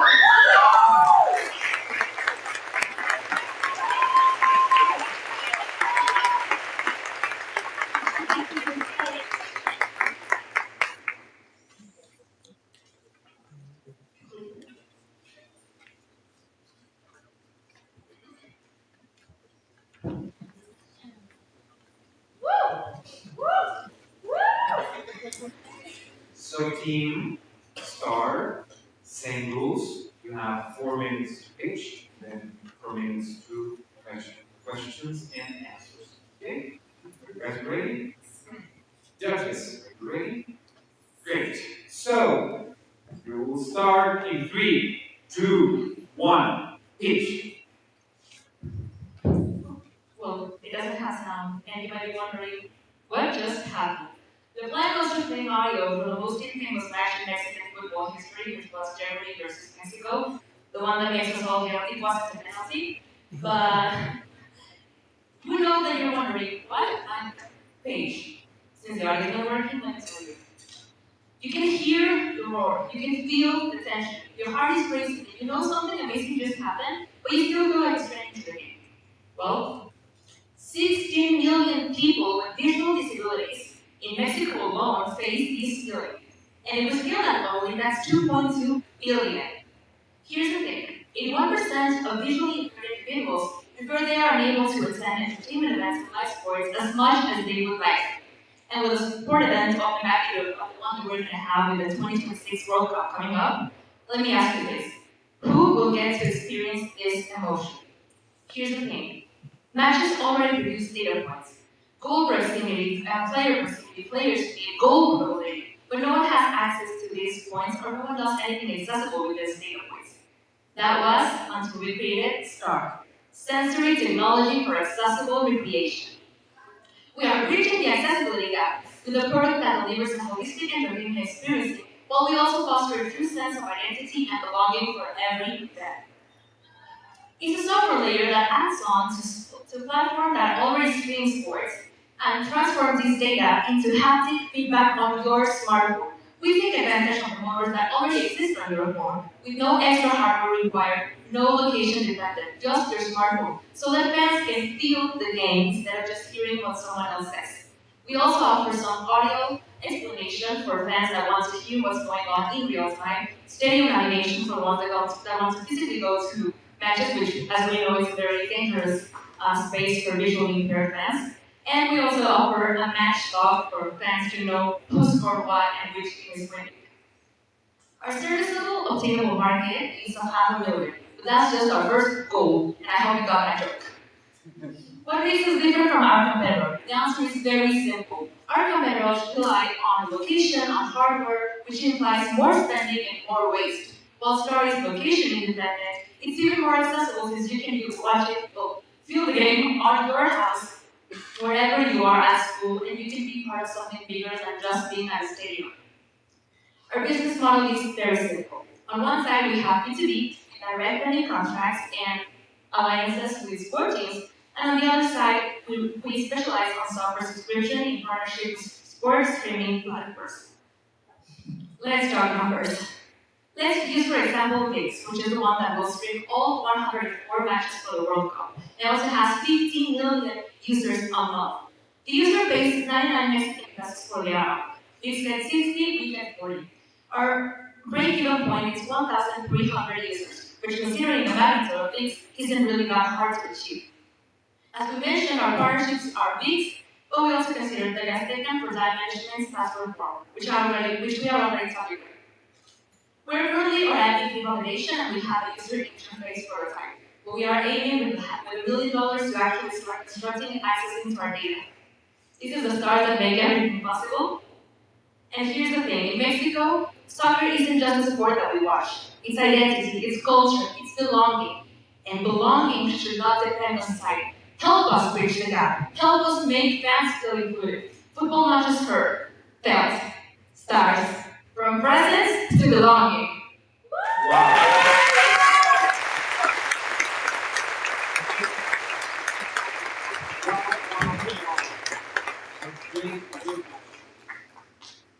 So, judges, moving on to Q&A, starting now. Who would like to begin?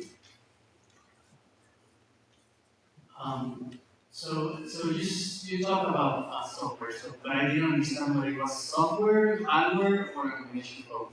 It's just the software. We know that our competitors already have haptic tablets, but what we aim to do is use the lowers on your phone. For example, when you hit silence or when you are calling someone, those vibrations that you already feel on your phone, what we want to do is take advantage of those motors and make fans feel the game on their own smartphones. It's just a software that they can add on or an app that they can download, but our proposal is just no extra hardware required. And why do you think that haptic feedback provides a better experience for those that can really hear correctly how the match evolves? Yeah, thank you for that excellent question. In terms of our impact, we see football as just a starting point, and we think that this technology is applicable to all live sporting events, which is why we're sensory technology for accessible recreation.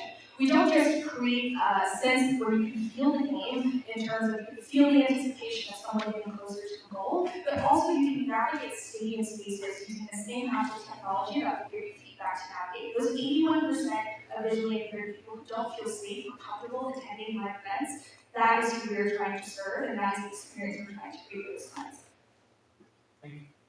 Does the app exist already? Sorry, do you repeat that?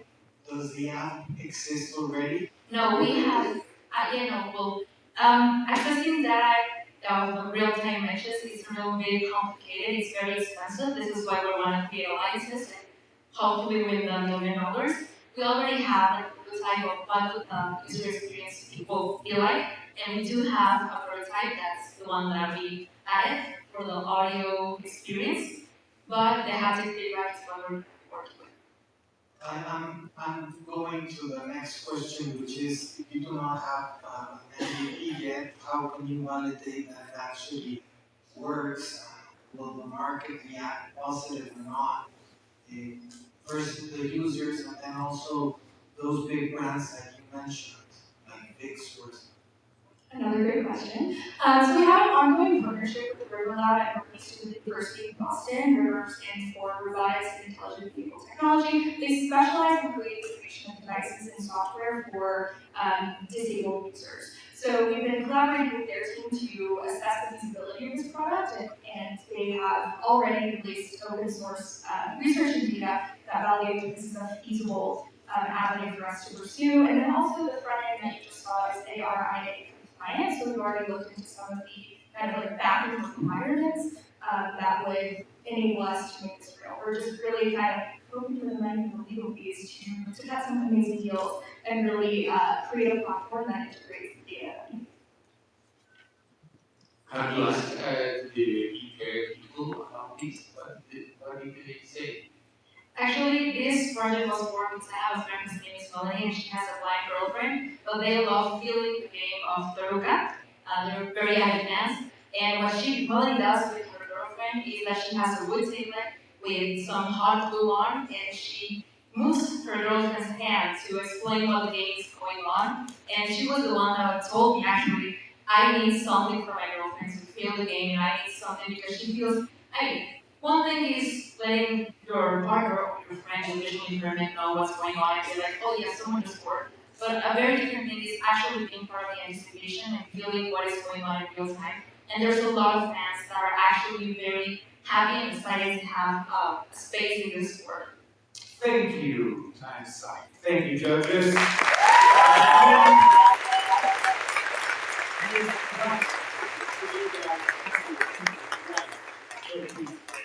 Judges, again, we have citizen support. Let us know when you're done with your two thumbs up. And we will have two more finalists to join us on stage. So you want to tell them who are next, please? Okay, so finalist number 9 is joining us on stage. Maestra!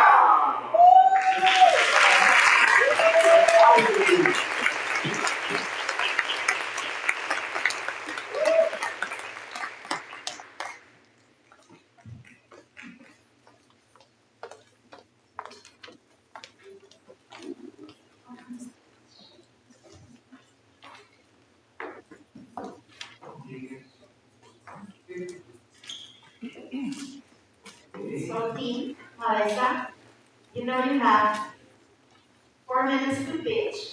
Here's your timer, your confidence screen. Please try your clicker and the timer back and forth. Is that your deck? Are you guys ready?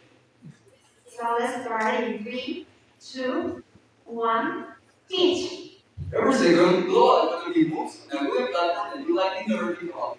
EcoWallet. There are over 5 billion installations. But this backbone of logistics is broken. The industrial logistics contribute to the loss of nearly 15 million tourists every year. Alternative plastic is a carbon nightmare. In Oaxaca, mistakes can be, but for every layer produces 15 to 20 kilograms of organic gas compared to rock, releasing methane and polluting our soil. At Mavesa, we don't see waste. We see the industrial power of the future. We are transforming an $800 industry into the first high-performance industrial planet. But we are not just taking words. Over the past 3 months, our team has been obsessed with one thing, the molecular formula. It started with a recipe 100% organic. This was the bridge, and then we went to validate how the agave wants and behaves. That bridge led us to receive by carrying agave base with polyurethane and coconut hoops. We have created an industrial business. This is a moisture-resistant pest food with toxic chemicals and will to last 3 to 7 years. We have moved past the last stage. We are now in the final phase of industrial baking and conversion testing to ensure every product meets the global standard exports. Our strategy is original. Oaxaca first. Starting in Oaxaca and designed to replicate across our region. In Oaxaca's industrial ecosystem, humidity resistant and ISP 15 Mavesa results goals. This is an university project. This is a great future adventure. We are graduating SDGs 9, 12, 15, and 15 by providing carbon negative alternative based on life cycle and reduction carbon negative. We validate or impact to 3 KPIs. Reduce tons of CO2 versus standard, tons of bagasse recovered, and standard partner secure. We are eliminating the mountain highways in our communities and preventing that the global south can export material science and use raw materials. By using Oaxaca natural techniques for drying, we have the multidisciplinary expertise ready to move from the lab to the factory floor, with Jose and civil engineering, Isabel on environmental science, Patricia and myself on international business, supported by our professors from faculty. Our price is $103 per reversible pallet. Our KPIs show flexibility. Our chief break-even point is 50 per pallets per month, even without the industrial scale optimization. We are ready to move from prototype to certified industrial material. The pallet carries the world. Today, it carries deforestation. It carries waste. It carries emissions. We are designing what carries the world. We are Maestra. The future of logistics is in building Oaxaca, and it's built to last.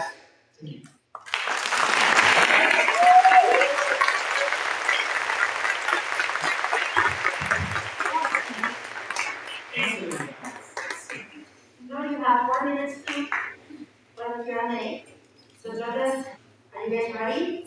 I have two questions for you guys. The first one is fire safety, and the second one is ground trips. So, how many ground trips can I provide? In competition, you have probably wood giving you between 3 to 10, and then you have the plastic ones that give you more than 100. And also the fire safety thing, understand temperatures that it can survive. Okay, if I understand correctly your question, well, as you mentioned about our competition, sorry, okay. So we do we already have our main competition are the wood pallets and the plastic ones. So we are looking to achieve the vacuum of the wood. We want to achieve that, and also our pallet it has the possibility to not be, it doesn't capture humidity, so that's the main difference from the wood. How many times can I use it?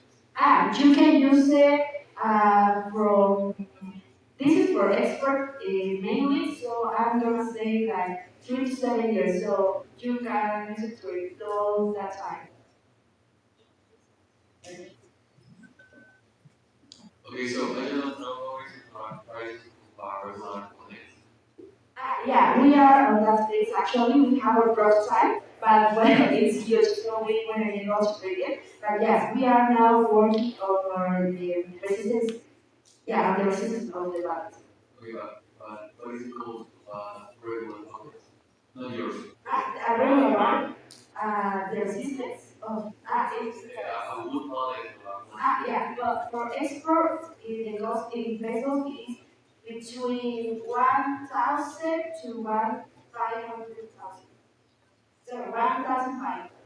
Okay, and last, what is the challenges of the supply chain or the production process that you're suffering?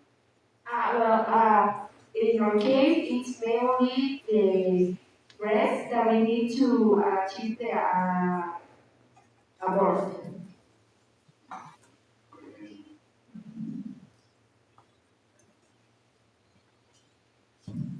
So it sounds you would be competing in terms of price. Sorry? You would be competing only based on price. I mean, you would be offering something cheaper.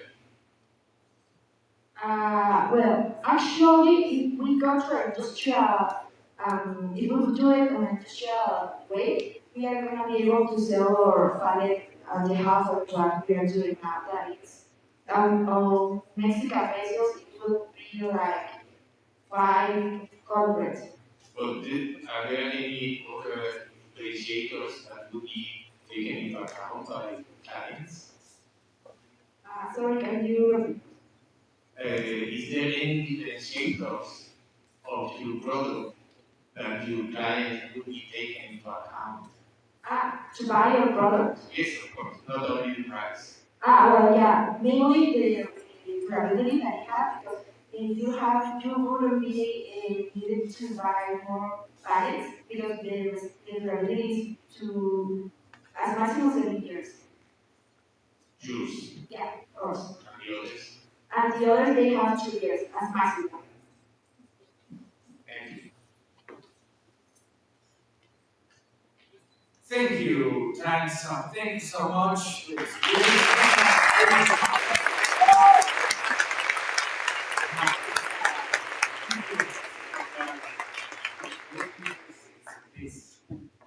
So, Jordan, you have 2 minutes to support. Let us know when you're done. we have finished, but there's just one more. And I would like to do this invite on stage, like a little bit more theatrical. Will you guys help me? I need drums. I need drums. So, yeah. Who's the last one? Who is the last one? Please join on stage, Savvi!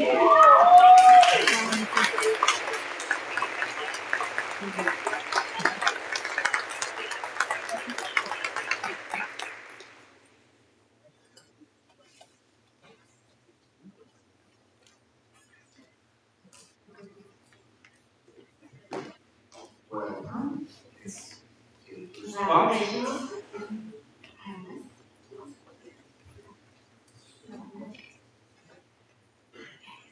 So you guys know you have 4 minutes.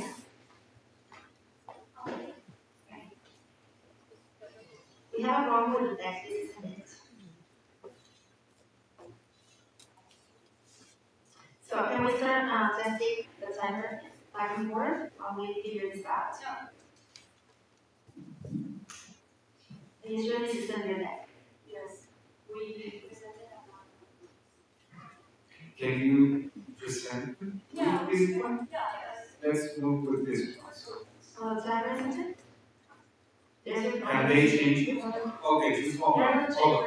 They will change it. Just please.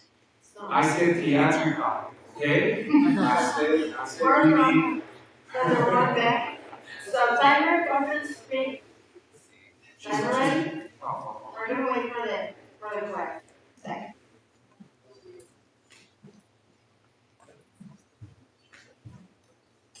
And this is our last one, but you cannot go because we have more surprises for you afterwards.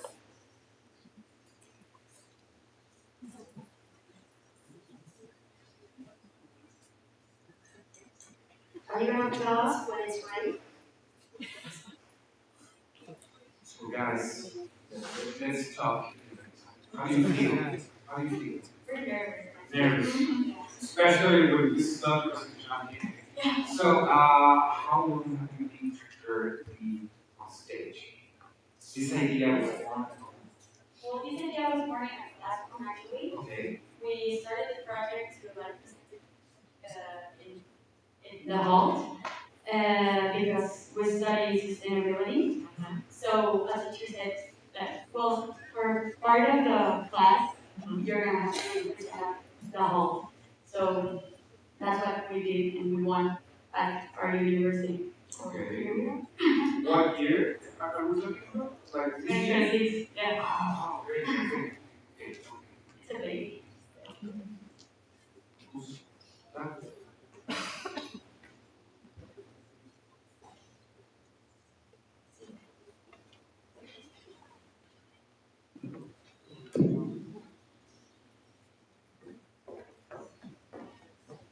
I don't have 10 minutes on you guys. This is a lot of that stuff. Let's give it for Savvi.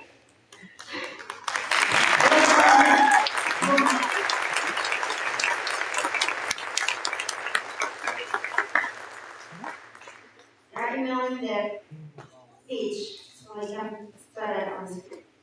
That's why I'm giving this for now.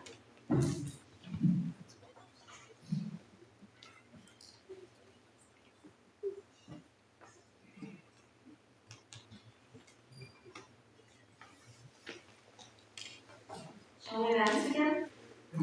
Yes, we should.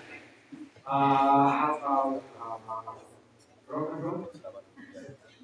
So it's like another something. Oh, yeah. So, everyone, just please stand up. I need a selfie and all one. Yesterday was pretty good. So, can I get a phone? Yes, the mic. Yeah. Do you have yours? Ah, let's take two. Do you agree? Take one selfie, take another one. So, guys, please sit in between us. Everybody's in. Everybody's please in. You did an amazing job. Just by being here.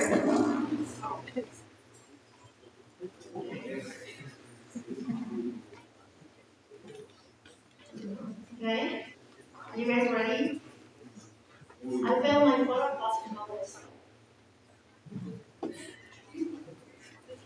And my God, no one with lights. Ah, what's the part?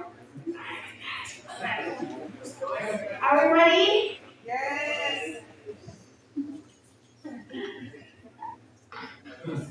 So let's do it like yesterday. On the count of three, everybody shouts all prize. 3, hey, oh. I'm doing. So, everyone, 3, 2, 1. Very good. Thank you so much.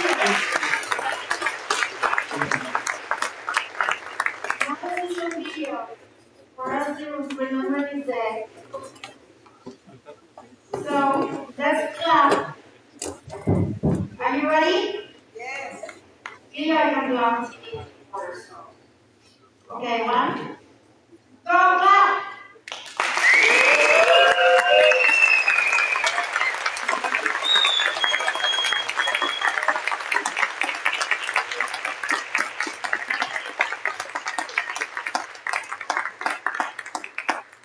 So let's ask if this presentation is ready. Are we ready to go?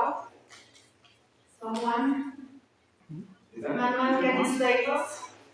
Ah, they're changing. Okay, so. I'm not this okay.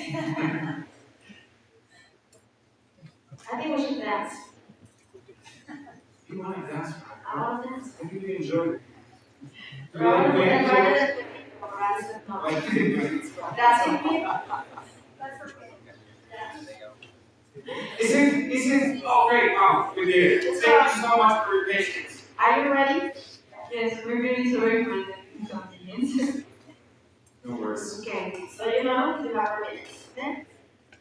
So let's start in 3, 2, 1. Pitch. Close your eyes for a second. You're in the shower. Stream rises, water flows, and every drop disappears on the drain. Now open them. Every time you shower, between 100 and 200 liters of water are lost in less than 10 minutes. Meanwhile, 2.1 billion people around the world live under extreme water stress. And in Mexico alone, 2/3 of aquifers are overexploited. Yet, the amount of water equivalent to 18,000 swimming pools is wasted around the world every single day. The water crisis is not just about scarcity, it's about mismanagement. This is why saving water is no longer an option, but a necessity to sustain life on this planet. And what is the solution? To start in your own home. We realize something crucial. The problem is not that people don't want to save water. The problem is that there are no simple and accessible solutions to do it. So we built one. This is Savvi. Savvi is a water collector and reuse system designed to fit into any home without renovations and without expensive installations. It's a realistic, everyday solution. Here's how it works. The system is made up of hexagonal platforms you place directly on your shower floor, creating a stable surface you can stand on as you shower. As you bath, water enters through a perforated surface, gets filtrated, and drains into a container underneath. When you're done, you close a small opening and you lift the platform using an integrated handle. The water can then be reused to wash the car, flush the toilet, or water the plants. At Savvi, our goal is to provide an accessible, affordable, and adaptable solution for anyone who wants to reduce their water footprint by saving up to 30 liters of water every single shower. The scale of the problem is massive. but so is the potential impact. In Mexico City alone, if every household had Savvi, we would be saving up to 380 million liters of water a day. Our solution aligns with the SDGs 6, 11, and 12. But a solution without a business model doesn't scale. So here is ours. We sell our device at 499 pesos and offer a replacement of the filters every 6 months at 99 pesos. That way, we're creating a recurring revenue stream. In our first year, we project 1,150 customers with a revenue of 2.4 million pesos and a gross margin of 55%. With the $1 million, we plan to make that grow faster and bigger by transforming that capital into impact. Between 50 and 70% of Mexico City's population receive water treatment bill once, twice, or 3 times a week. Savvi turns reality into an opportunity. Our initial market is rural households, but the growth potential goes far beyond. Hotels, gyms, restaurants, sports clubs, and eventually any water source in the place. Because the problem we solve is global, our product is highly scalable from Mexico City to any water city in the world. We are a group of environmental sustainability students with a multidisciplinary team of advisors, so we understand this problem systemically. As we understand this problem systemically, we build Savvi to democratize access to sustainable solutions. So anyone can reduce their footprint, save money, and be part of the solution. We want accessible, affordable, and practical ways to confront this crisis. Because let's be honest, water crisis is not like telling people to just turn off the tap. Savvi turns every shower into an opportunity because global change begins with local habits. We are Savvi. Thank you.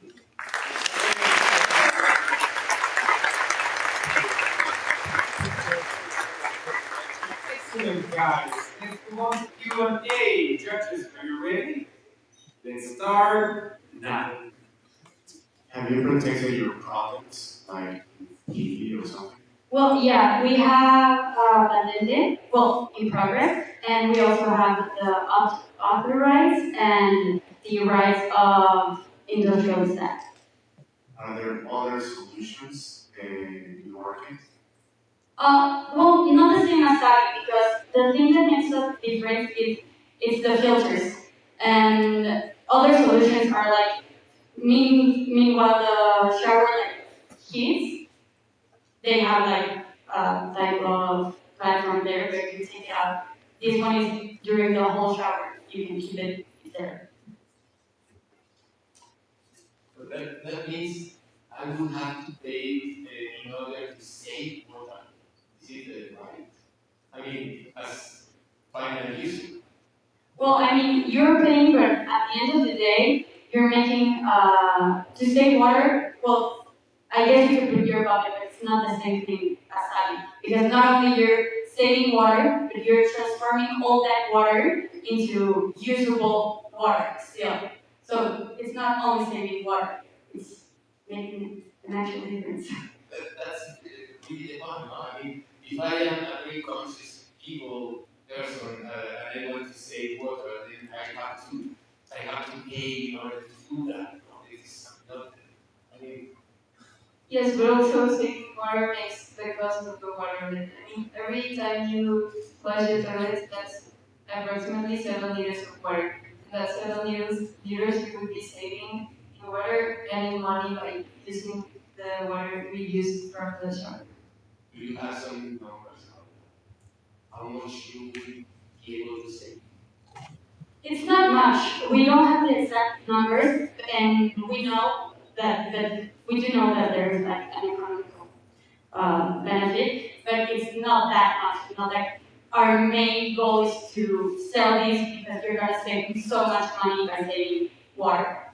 It's just to make an impact in the world. To be a nice person. Yes. Yeah, and as a segue question, how many liters do you filter in each hexagon before you have to change the filter? Well, you can filter 5 years in each hexagon every, well, if it's there. So every 6 months, it depends the amount of ChairOut you take. Yeah, but how many liters does the filter help you filter the water before you have to change it again? It's you have to change the filters every 6 months. It's not. It's really not about the water. It's not about the how many liters is the filter. It's just about the time frame. Yeah.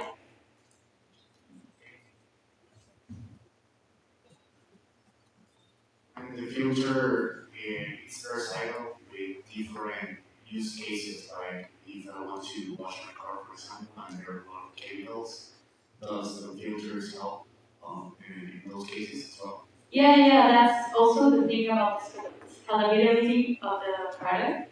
You can use it not only in the shower. Well, that's like the main idea. But the scalability goes all the way to showers. Well, to the car, washing the car, the in the other water sources in the house, like washing the dishes. Can you give me a very precise description of your customer persona? Sure. Well, actually, at first we were trying to make our product not very expensive, so that anyone can. I'm sorry, I'm Sal. Thank you so much. Thank you so much. Thank you. Wonderful talk.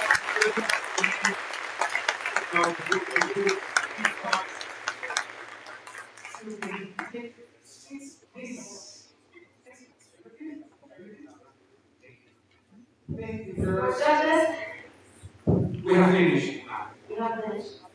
Thank you for your patience and for your collaboration. So now, judges, we will be moving to deliberations. So please follow Ale to the deliberations room. We will see you back soon with the final results. We can wait for you to do that. And everyone else, we have a 15-minute break. It's almost 4 o'clock. It's 4:15. We have some refreshments downstairs. We ask you, please come back here for the whole class sessions. Trust us, you won't want to miss this. 4:15, we meet here again. Thank you so much. Ale, que salgan los cuates ahorita, les vamos abriendo camino. Sí. Y nada más doblen bien sus rúbricas, todo para que no le hagan. Ahorita los van a guiar a que pasen primero el coffee break para que puedan tomar algo y ya suban al salón, ¿vale? De este lado, si quieren, para que vayan saliendo. Perdón. De este lado, por favor. Ya van para allá. Es que...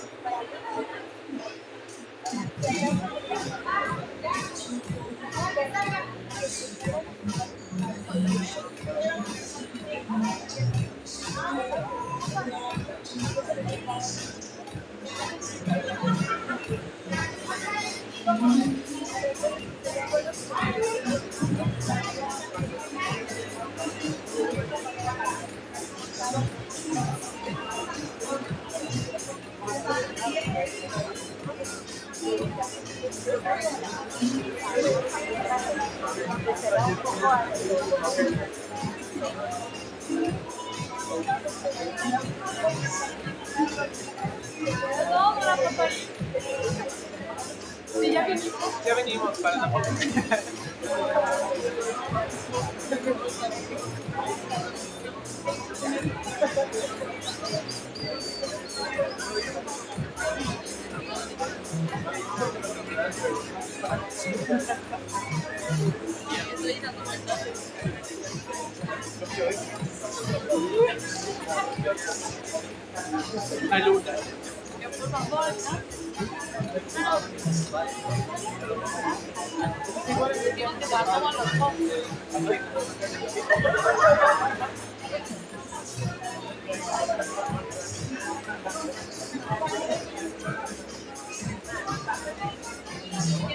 Para acá, para la foto.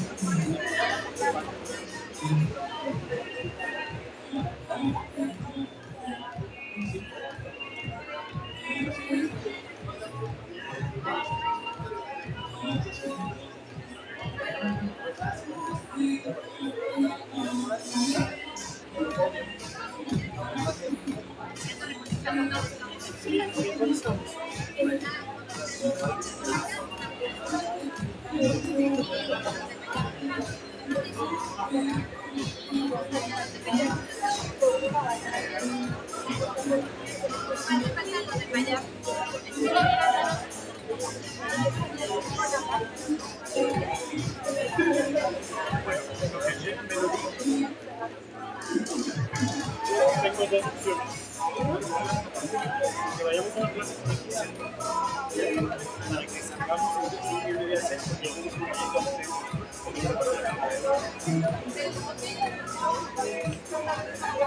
Pues es que depende, o sea, porque ahorita me voy a Google Maps, o sea, yo bueno, por ustedes, pues llegar, pues, y de ahora.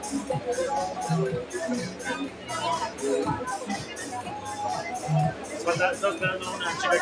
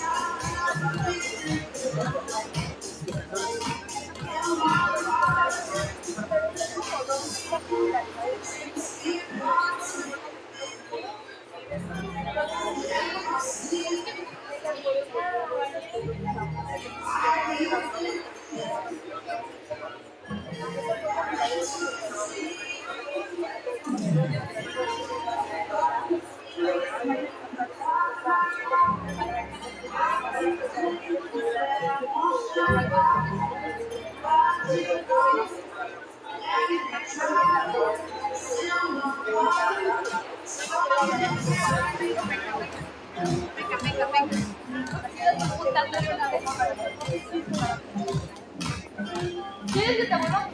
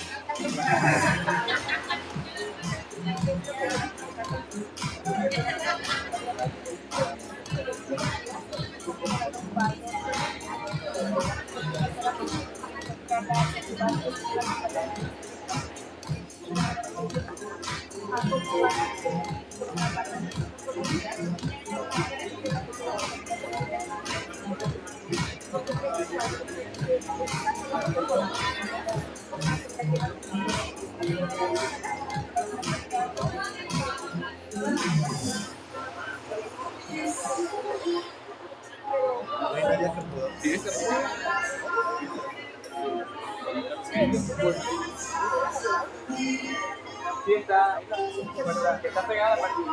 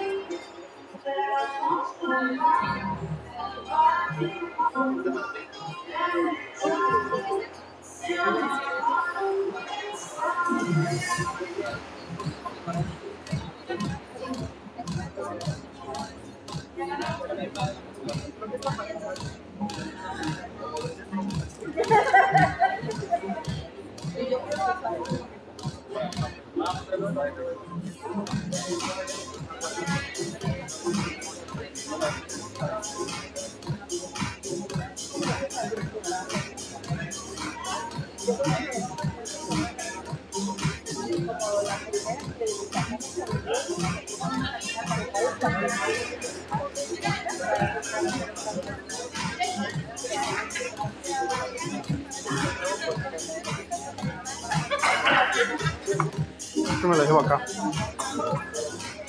Oye, pues no se video.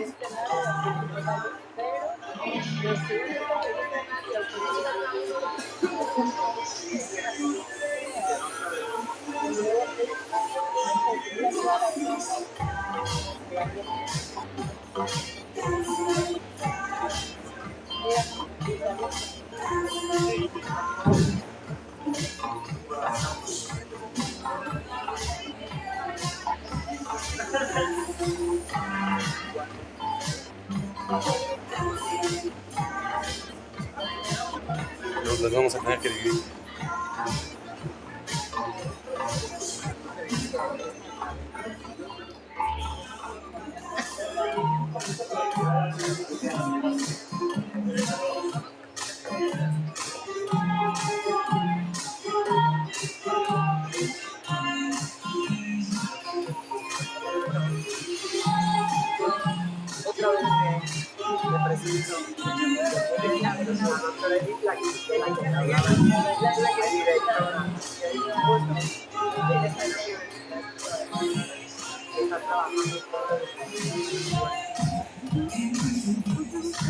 La universidad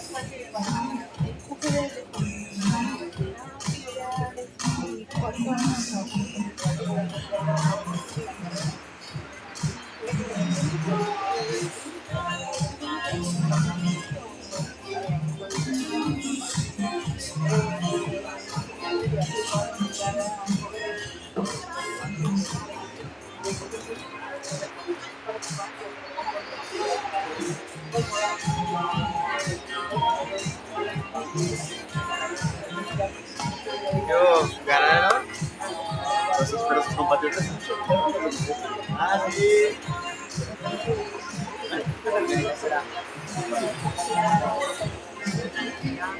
Igual a la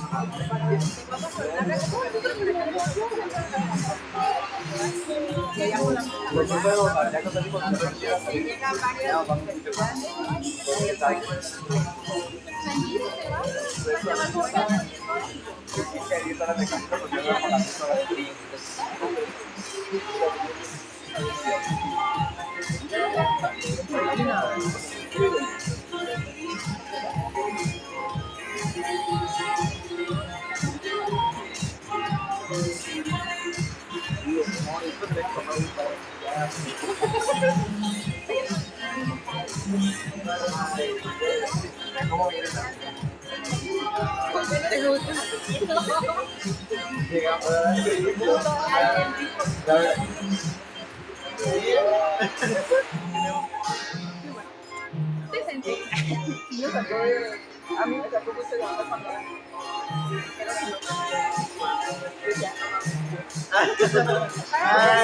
sí, pero está padre, ¿no? No mandas a ahorrar. No, es más buenas ventas. No, no, no más buenas ventas.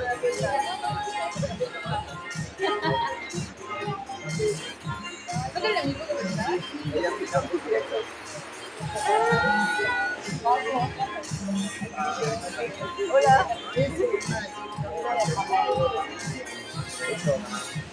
Se la da un bien, pero es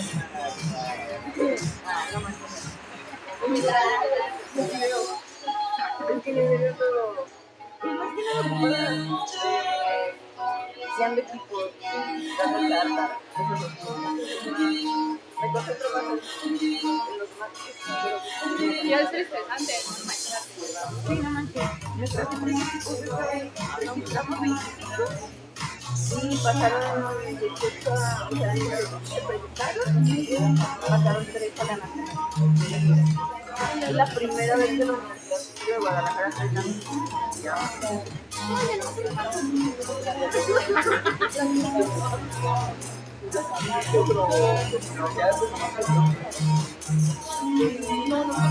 bueno, nosotros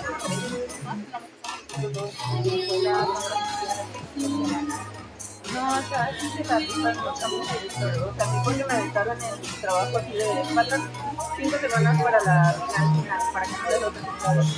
Te toca. Yo no puedo. Así me dijeron. No sabía. Chisme nuevo, chisme nuevo también. Y a mí me aventaron el proyecto y ya. No pude hacer lo que quise, pero ya el próximo año. Porque hay tantos directos que te avientan 200 equipos, ponle, porque son 18 centros. 18 centros universitarios. Sí, fuimos en 3 hombres. No se acostumbra a vivir.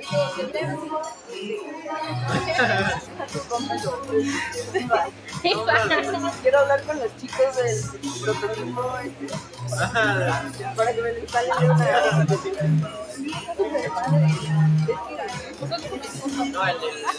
No, yo digo el del cerebro. Es el de la mano de cardio.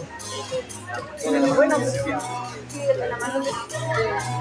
Ah, eso es. A mí sí me interesa eso de la ingeniería. Es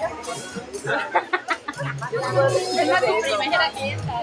Después no, el primer cliente que empezó con mi cliente con problemas de movilidad. Tengo 20. Es un gusto hablar de la edad con ellos.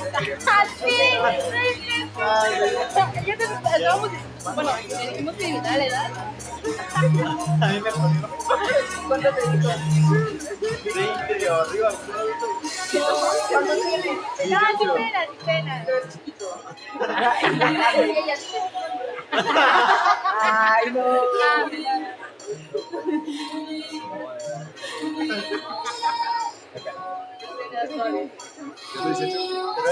Yo no me voy de 18. No, yo no me voy de 18. Ah, no. Tengo 15 acá. No, mi jefe. Fíjate que te voy a hacer. ¿Va a la cama? No. ¿Qué piensas?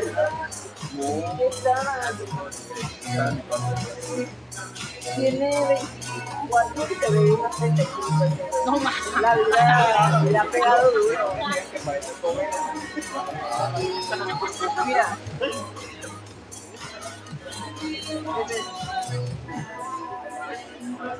¿Cuántos crees que tiene? 24. No, se ve 3. Yo he jodido. Pobre perro.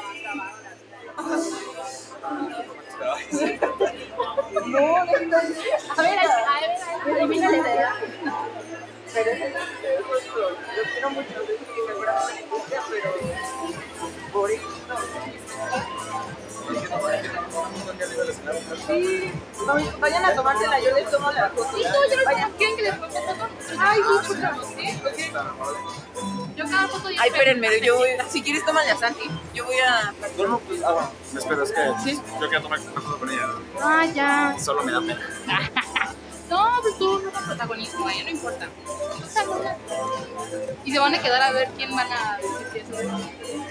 Pues es lo que vamos a ver. Yo creo que sí. O sea, es que si algunos supongo que están cargados, aparte de ella, de la organización, pues le gusta, si le gusta quedarse siempre hasta el final. Vamos a ver si nos quedamos o a la cena, pues, o antes de la cena. No, nosotros ya nos vamos. Porque nos vamos 8:30, pero queremos hacer una plaza. Ayer ya no pudimos, pero sí eran bien temprano. Entonces sí queremos ir a consolarnos. Necesitamos un consuelo. Ay, sí, consuelo, 3 bolsas de restaurante. Pues claro, 3 ropas, zapatos, perfumes. Ay, yo ya tengo mi visita. Sí, no, para el la gente, yo ahora no. Creo que yo le tengo como a 2 cuadras, Universidad. Sí, pegaste de todo, la tarjeta, el cero. Sí, pues al cabo que ahorita no vas a pagar, ¿verdad? No. Facturas en la universidad. Ay, ojalá. Apenas y el desayuno. Sí, oye. ¿Y tus demás equipos qué los Estoy esperando, se fueron todos a hacer como yo les dije, oigan, vámonos viendo para arriba porque tienen que tomar una foto porque creo que va a estar vacío. Pues sí, no, y aprovechas pues como experiencia, ¿no? Pues no todo el mundo pudo pasar. Ahí puede decir, todos los que no venían, no se pasé, ahí está el foto. Estabas tú ahí para Otra me tocó tocarla, Ah, ¿y qué? Ajá. Ah, ok. Voy a ver qué onda con ellos porque creo que ya nos tenemos que ir. Ah, sale, Espérame pues. tantito. Sí, pues si ya no los veo, pues ahí me despides de tu equipo porque me caen súper bien. Sí, bye. Ay, el teléfono.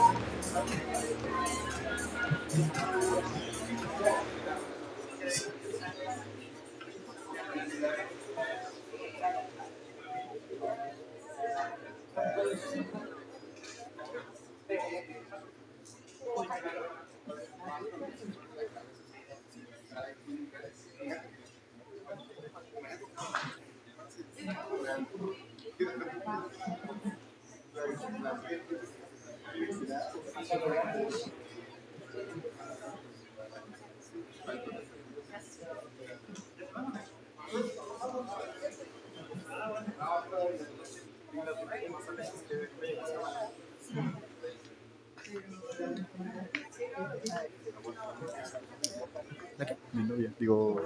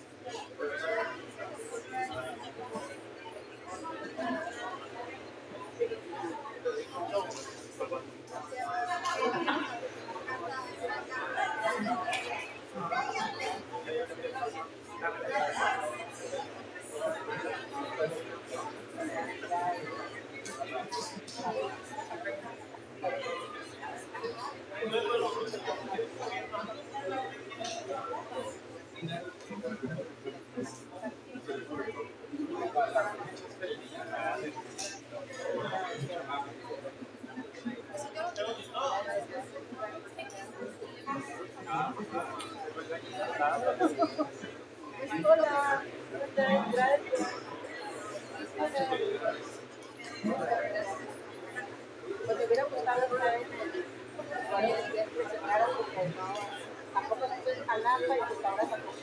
Pero de verdad que he escuchado que no tienen van a continuar con eso.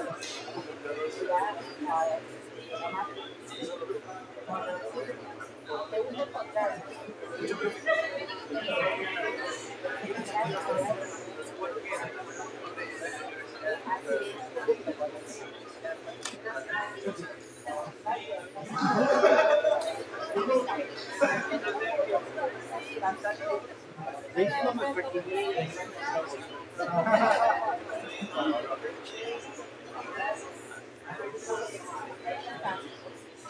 Sí, con todo, pero nunca. con mucha capacidad,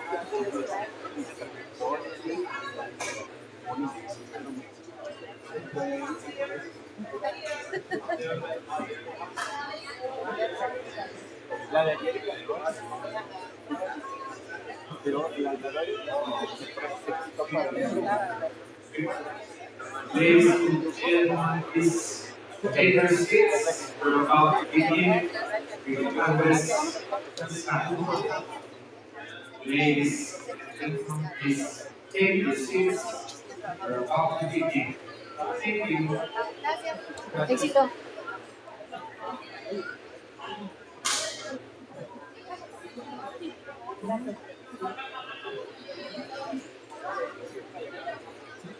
Vente para acá.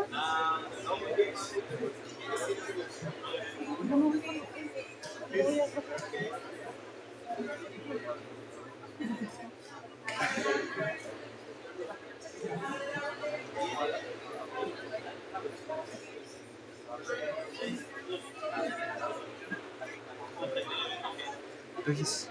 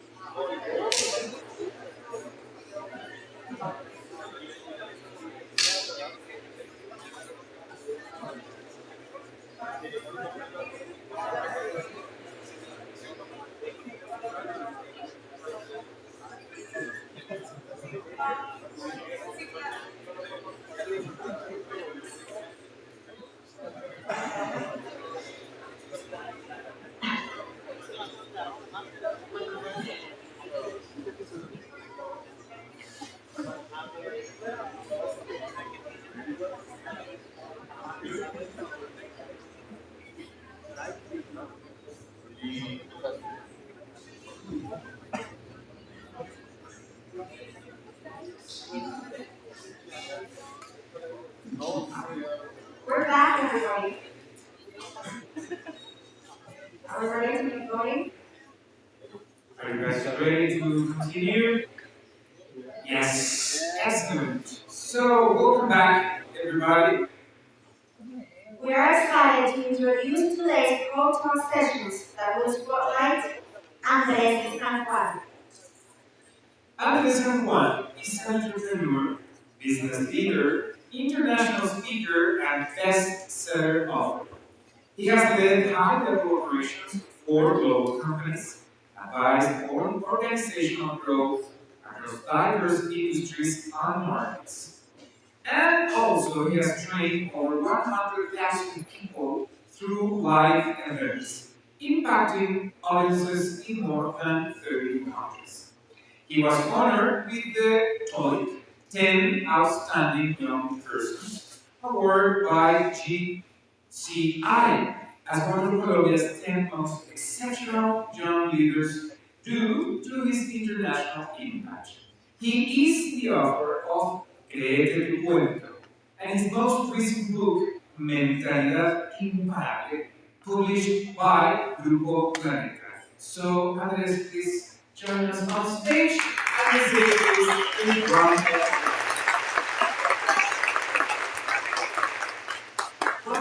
Thank you. México, buenas tardes, ¿cómo están? Bueno, este nivel está muy abajo. México, buenas tardes. Me encanta. Quiero empezar con una pregunta muy importante, ¿vale? ¿Están felices?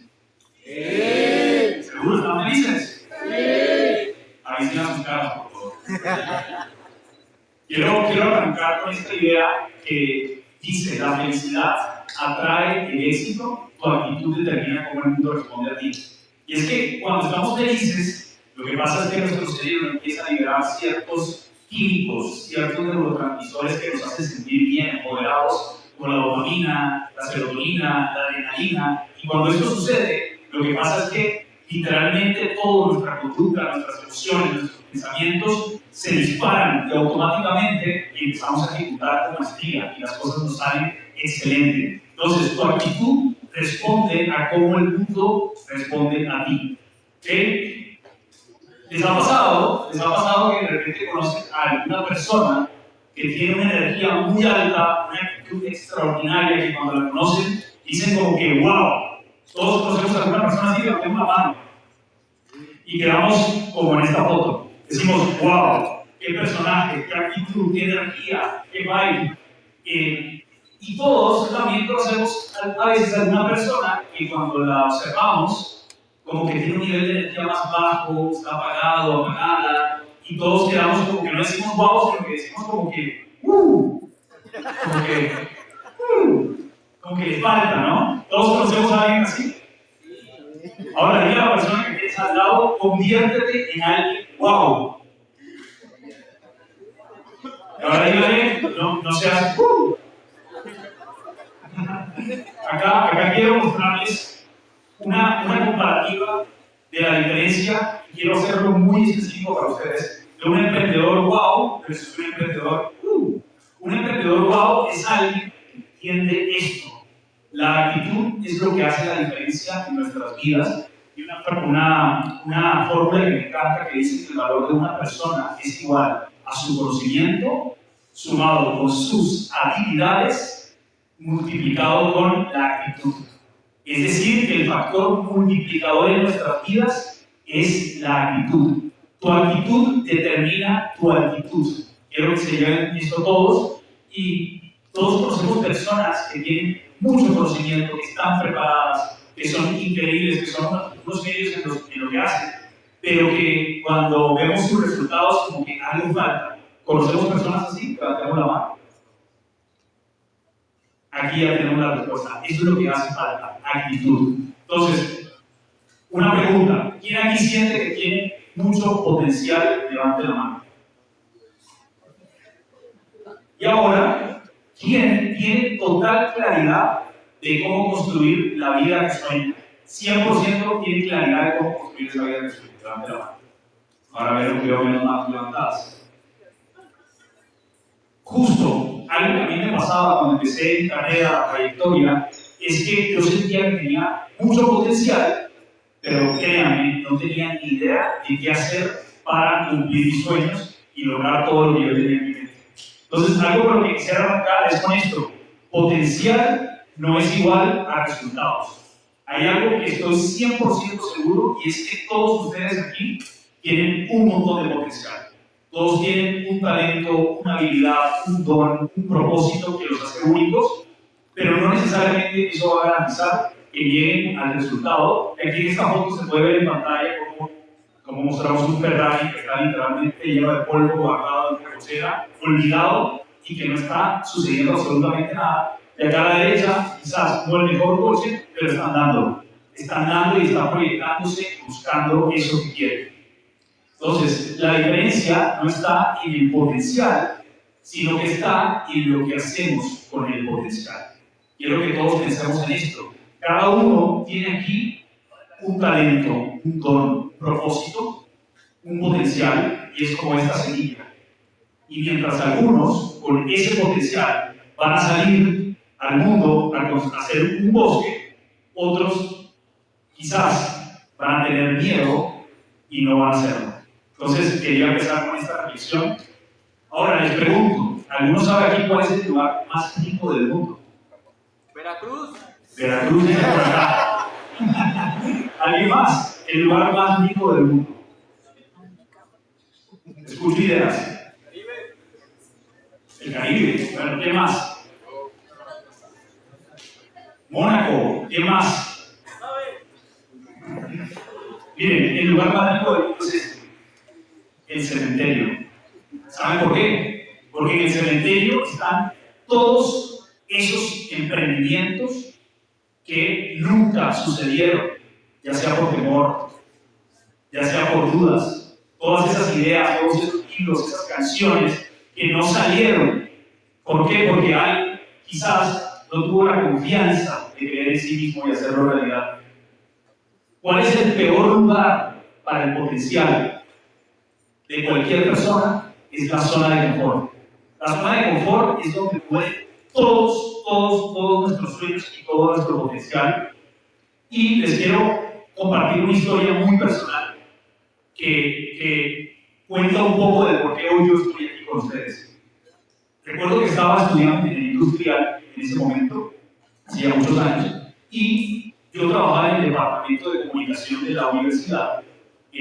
Algo que me pasaba es que yo era muy tímido y algo que jamás podía imaginar era poder estar enfrente de un escenario lleno de personas. Yo era un estudiante dedicado y un día en particular estaba trabajando en la oficina, súper escondido, porque algo que me pasaba era que era muy tímido y no me gustaba estar rodeado de muchas personas. Y ese día se acercó una de las líderes del área de comunicaciones de la universidad y muy agitada, corriendo, entra a la oficina, habíamos dos personas y dice en voz alta, ¿hay alguien que pueda ayudarme? Entonces yo ahí en ese momento, como voltándome, pensaba que algo estaba pasando. Resulta que se estaba haciendo la presentación de un evento en la universidad muy importante que iba a estar en streaming con muchas universidades del mundo. Y pasó que el presentador del evento no fue al evento, el presentador oficial, un tema de salud. Entonces, en ese momento, Roxana se acerca conmigo, yo esperaba que eso no pasara, y me dice, Andrés, necesito que me salves, necesito que seas tú la persona que me salves y que vayas a ese auditorio y hagas algo porque el presentador no está. Yo en ese momento, cuando ella me lo dijo, yo no lo podía creer, yo decía, Roxana, pídeme lo que quieras en la vida, pero no me pidas, por favor, hacer esto. Roxana me dijo, no, Andrés, por favor, tienes que salvarme la vida, tienes que hacerlo tú. Yo en ese momento recuerdo que miré hacia el cielo y le dije, Dios mío, sálvame, porque no sé qué hacer, y estoy estudiante de becado, no puedo perder mi beca. Y literalmente, al final no pude hacer nada, me tocó ir al evento, y recuerdo que había una trivia, ¿alguno le ha tocado aquí presentar alguna vez un evento, ser maestro de ceremonia? Levante la mano. Bueno, mira, muchas personas. Literal, yo recuerdo que cuando mis amigos se enteran que yo voy a ser el que va a presentar el evento, todos estaban ahí en el evento en primera fila. Ahí, como pueden ver en la foto, esto fue en la universidad, en el auditorio, literal, la foto es real. Y algo que me pasó es que yo me coloco en el atril y como no había tenido mucho tiempo para leer el guión, literal es leer, había un punto donde decía que estamos en streaming con la Universidad de Ohio. Y yo leí, estamos en streaming con la Universidad del Hoyo. Yo recuerdo cuando dijo Universidad del Hoyo, obviamente, pues así como ustedes, todo el mundo se rió y fue un momento muy difícil. Lo primero que hice fue voltear a ver a mis amigos así que estaban en primera fila y Y yo no lo podía creer, yo decía, qué desastre, lo peor que podía pasar, pasó, y ahí ¿qué siguió pasando? O sea, todo ese evento, obviamente yo tenía en la mente Ohio, me equivoqué. Entonces, fue un desastre, la verdad. Les cuento esta anécdota, bueno, y sin decir que saliendo del evento, mis amigos ya me decían, ¡hey, Universidad del Hoyo! Universidad del Hoyo. Entonces, claro, empezó el bullying y todo eso, pero algo que me pasó a mí es que, obviamente, no me gustó. ¿Ustedes creen que yo volví a presentar un evento y hacer esto? ¿Sí o no? Bueno, efectivamente, lo volví a intentar. ¿Ustedes creen que me fue bien o creen que me fue mal? No, me fue mal. Me fue muy mal. Obviamente volví a equivocarme, volví a decir otras cosas, pero lo que sucedió es que efectivamente algo en mí empezó a nacer, y es el deseo de decir, si el mundo te dice que no, ¿qué tenemos que decirle nosotros al mundo? ¿Que qué? Que sí. Que sí, el no ya lo tenemos. Y esto fue lo que empecé a hacer. Volví a intentarlo una y otra vez, y literal me hice el maestro de ceremonia de la universidad, y de repente empecé a ir a los grados. Empezaron a pasar cosas muy interesantes, pero al punto que voy y lo que tiene que ver con ustedes es esto: tu potencial no crece donde te sientes cómodo. Donde estás cómodo no sucede absolutamente nada, y este gráfico lo muestra muy bien, que hay una zona, que es la zona de miedo, que es esta. En la zona de miedo, cuando nosotros vamos hacia esa zona y hacemos lo que nos da miedo y sabemos que es mejor para nuestras vidas, ahí es donde empezamos a crecer y a evolucionar. Y luego viene la zona de aprendizaje y la zona de crecimiento. Ahora, esta foto, y bueno, la frase que les doy, que me encanta, es: si algo te da miedo, hazlo con miedo, pero hazlo.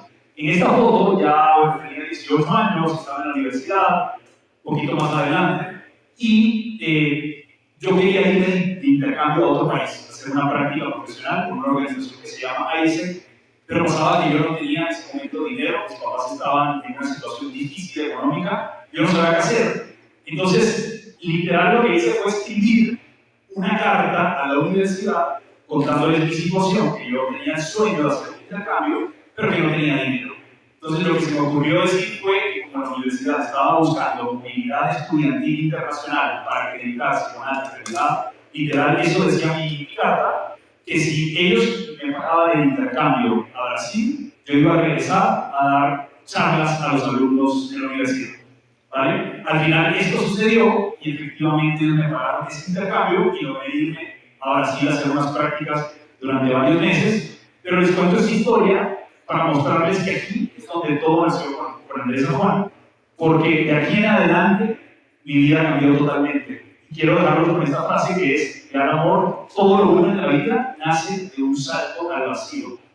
Nace literal de cuando estamos en ese momento que nos llena de temor, de pánico, ya sea vivir en otro país, lanzar nuestro startup, nuestro proyecto, cualquiera que sea, y cuando decidimos hacerlo y enfrentar ese temor es cuando todo lo bueno pasa.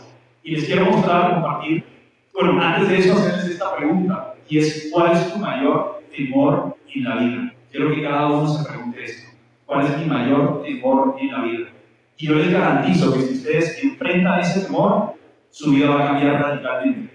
¿Saben cuál era mi miedo más grande? Ya les conté uno de ellos, que era hablar en público. El segundo temor más grande que yo tenía en la vida era subirme a un avión. Subirme a un avión. Y la vida me llevó a viajar por más de 30 países.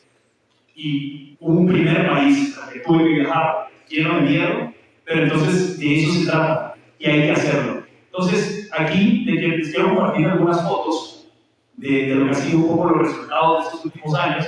Aquí hay una foto en la que, bueno, es como un collage, y creo que se alcanza a ver. He tenido la bendición de viajar por más de 15 países, de dar conferencias a más de 100.000 personas, de estar en muchos eventos, muchos foros, así como este, pero por supuesto que este hoy es mi favorito, ¿no? Estamos aquí. Por supuesto. Acá, estas fotos, viajando por muchos lugares del mundo. Aquí estamos, en la octava maravilla del mundo de las Torres del Paine, en Machu Picchu. ¿Alguno conoce por allá? Levante la mano. ¿Alguien? Perfecto. Esto se los muestro, ojo, sencillamente por si puede ser inspiración para alguno que hoy tiene ese miedo, pero que quiera atravesarlo para lograr sueños así.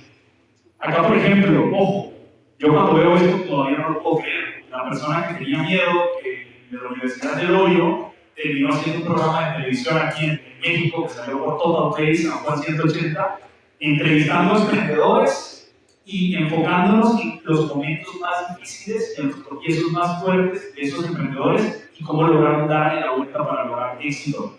Y bueno, aquí está el libro Créete tu cuento. Créete tu cuento es algo curioso porque cuando yo lo iba a sacar, fui con un montón de editoriales y adivinen qué me dijeron, que sí o que no. Que no, efectivamente. Vamos a hacer un cambio de micrófono. Listo. Me dijeron que no y algo que hice después de tocar muchas puertas es que dije, bueno, si el libro se llama Créete tu cuento, pues si nadie me lo cree, me lo tengo que creer yo. Entonces lo que hice fue publicarlo con la editorial Andrés San Juan. Si ustedes ven el libro, literal tiene un logo que dice Andrés San Juan. Y terminé publicándolo y llevándolo a una imprenta, imprimiendo 1500 copias. Y adivinen qué pasó cuando yo saqué el libro. ¿Creen que fue fácil o difícil? Bastante difícil. Pero lo lindo de esta historia, siempre me encanta compartirlo, es que este libro me empezó a abrir puertas con muchas empresas, muchos eventos, y al final logré hacerlo bestseller y vender miles de copias. Entonces, es una historia muy bonita en el sentido de que si no te creen tu cuento, pues tú sí tienes que creerlo. Acá, bueno, algunas otras fotos. Aquí estoy con una paisana de mi país, de Colombia, Carol G. ¿No la conoces? Levanta la mano. Buenísimo. Aquí, por ejemplo, Gary Vee es un gurú de marketing. Esta historia es bien curiosa porque en mi segundo libro aparece Gary Vaynerchuk. Yo estaba escribiendo sobre él un día y de repente me llega un mensaje de LinkedIn. Adivinen quién me escribió. Gary Vaynerchuk. Mientras yo estaba escribiendo de mi ídolo.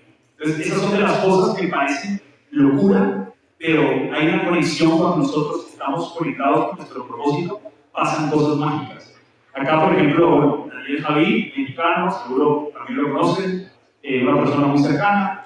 Acá, por ejemplo, bueno, comprando el coche de mis sueños, no quiero que esto suene presuntuoso, pero decirles algo que parecía imposible cuando de repente estás en tu colegio, agarrando un bus y sufriendo por el calor y viviendo cosas difíciles, y de repente empiezas a cumplir tus sueños y a volverte alguien agradecido. Acá, por ejemplo, estoy con mi familia, que si me preguntan, es el mayor éxito de mi vida, mi familia. No las cosas materiales, porque las cosas materiales vienen y van, pero cuando nosotros podemos vivir nuestros sueños y lograr esos sueños con las personas que amamos, eso no tiene precio. Aquí, bueno, estaba recibiendo un reconocimiento en Colombia, y esto pasó literal hace un par de semanas, el lanzamiento del segundo libro con Grupo Planeta. Me encargué imparable. ¿Y saben por qué les mostré el orden de estas fotos de esta manera? Porque quería decirles, recuerdan qué pasó con el primer libro, ¿verdad? Lo autopubliqué. ¿Cuántos años después pasaron para que pudiera publicar un libro con Planeta y estar en librerías? ¿Saben cuántos años? 5, por ahí va, entre 9 y 10 años pasaron. Y lo lindo es que cuando yo veo esta portada en realidad imparable, entiendo que finalmente lo que yo hice fue no renunciar y no rendirme. Y es lo que no puede hacer ninguno de ustedes. Y muchas personas que hoy están aquí quizás no lograron avanzar o quizás no lograron ganar full price, decirles que este es el comienzo. Y les prometo a cada uno que la vida les va a dar una revancha. Y cuando menos crean, van a estar logrando algo maravilloso, porque la vida siempre da segundas oportunidades y la suerte no existe. La suerte es cuando se conecta la oportunidad con la preparación. Y si siguen preparándose, si continúan, les garantizo que van a lograr todos sus sueños. Ahora, por acá, bueno, mi novia está aquí presente, también para mí es mi mayor éxito porque si me preguntaban hace 5, 7 años, Andrés, ¿vas a lograrlo? ¿Vas a lograr enamorarte, tener una relación estable? Hoy eso está pasando y es de lo más maravilloso que hay. Y te agradezco, mi amor, por estar aquí también. Miren, acá, si van a hacer, háganlo con ganas. Eso. Miren, y termino las fotos, ya no quiero seguir abordando con esto de las fotos, pero quiero mostrarles el antes y el después. Yo hoy lo veo y soy honesto, no me la creo. No me la creo, digo, esto cómo pudo ser posible, o sea, cómo logré esto. Y me pasa que siempre antes de dar una charla, todavía sigo como que siento que esta es la primera vez, con la misma emoción de la primera vez. Ahora, les pregunto, ¿les gustaría lograr éxito profesional y financiero? Levanten la mano, ¿quién te gustaría lograr éxito profesional y financiero?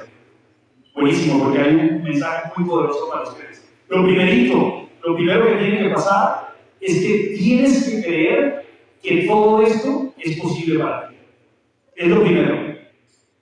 Que en el fondo de sus mentes ustedes crean que todo esto o más es posible para ustedes. Si no creen esto, no va a pasar absolutamente nada.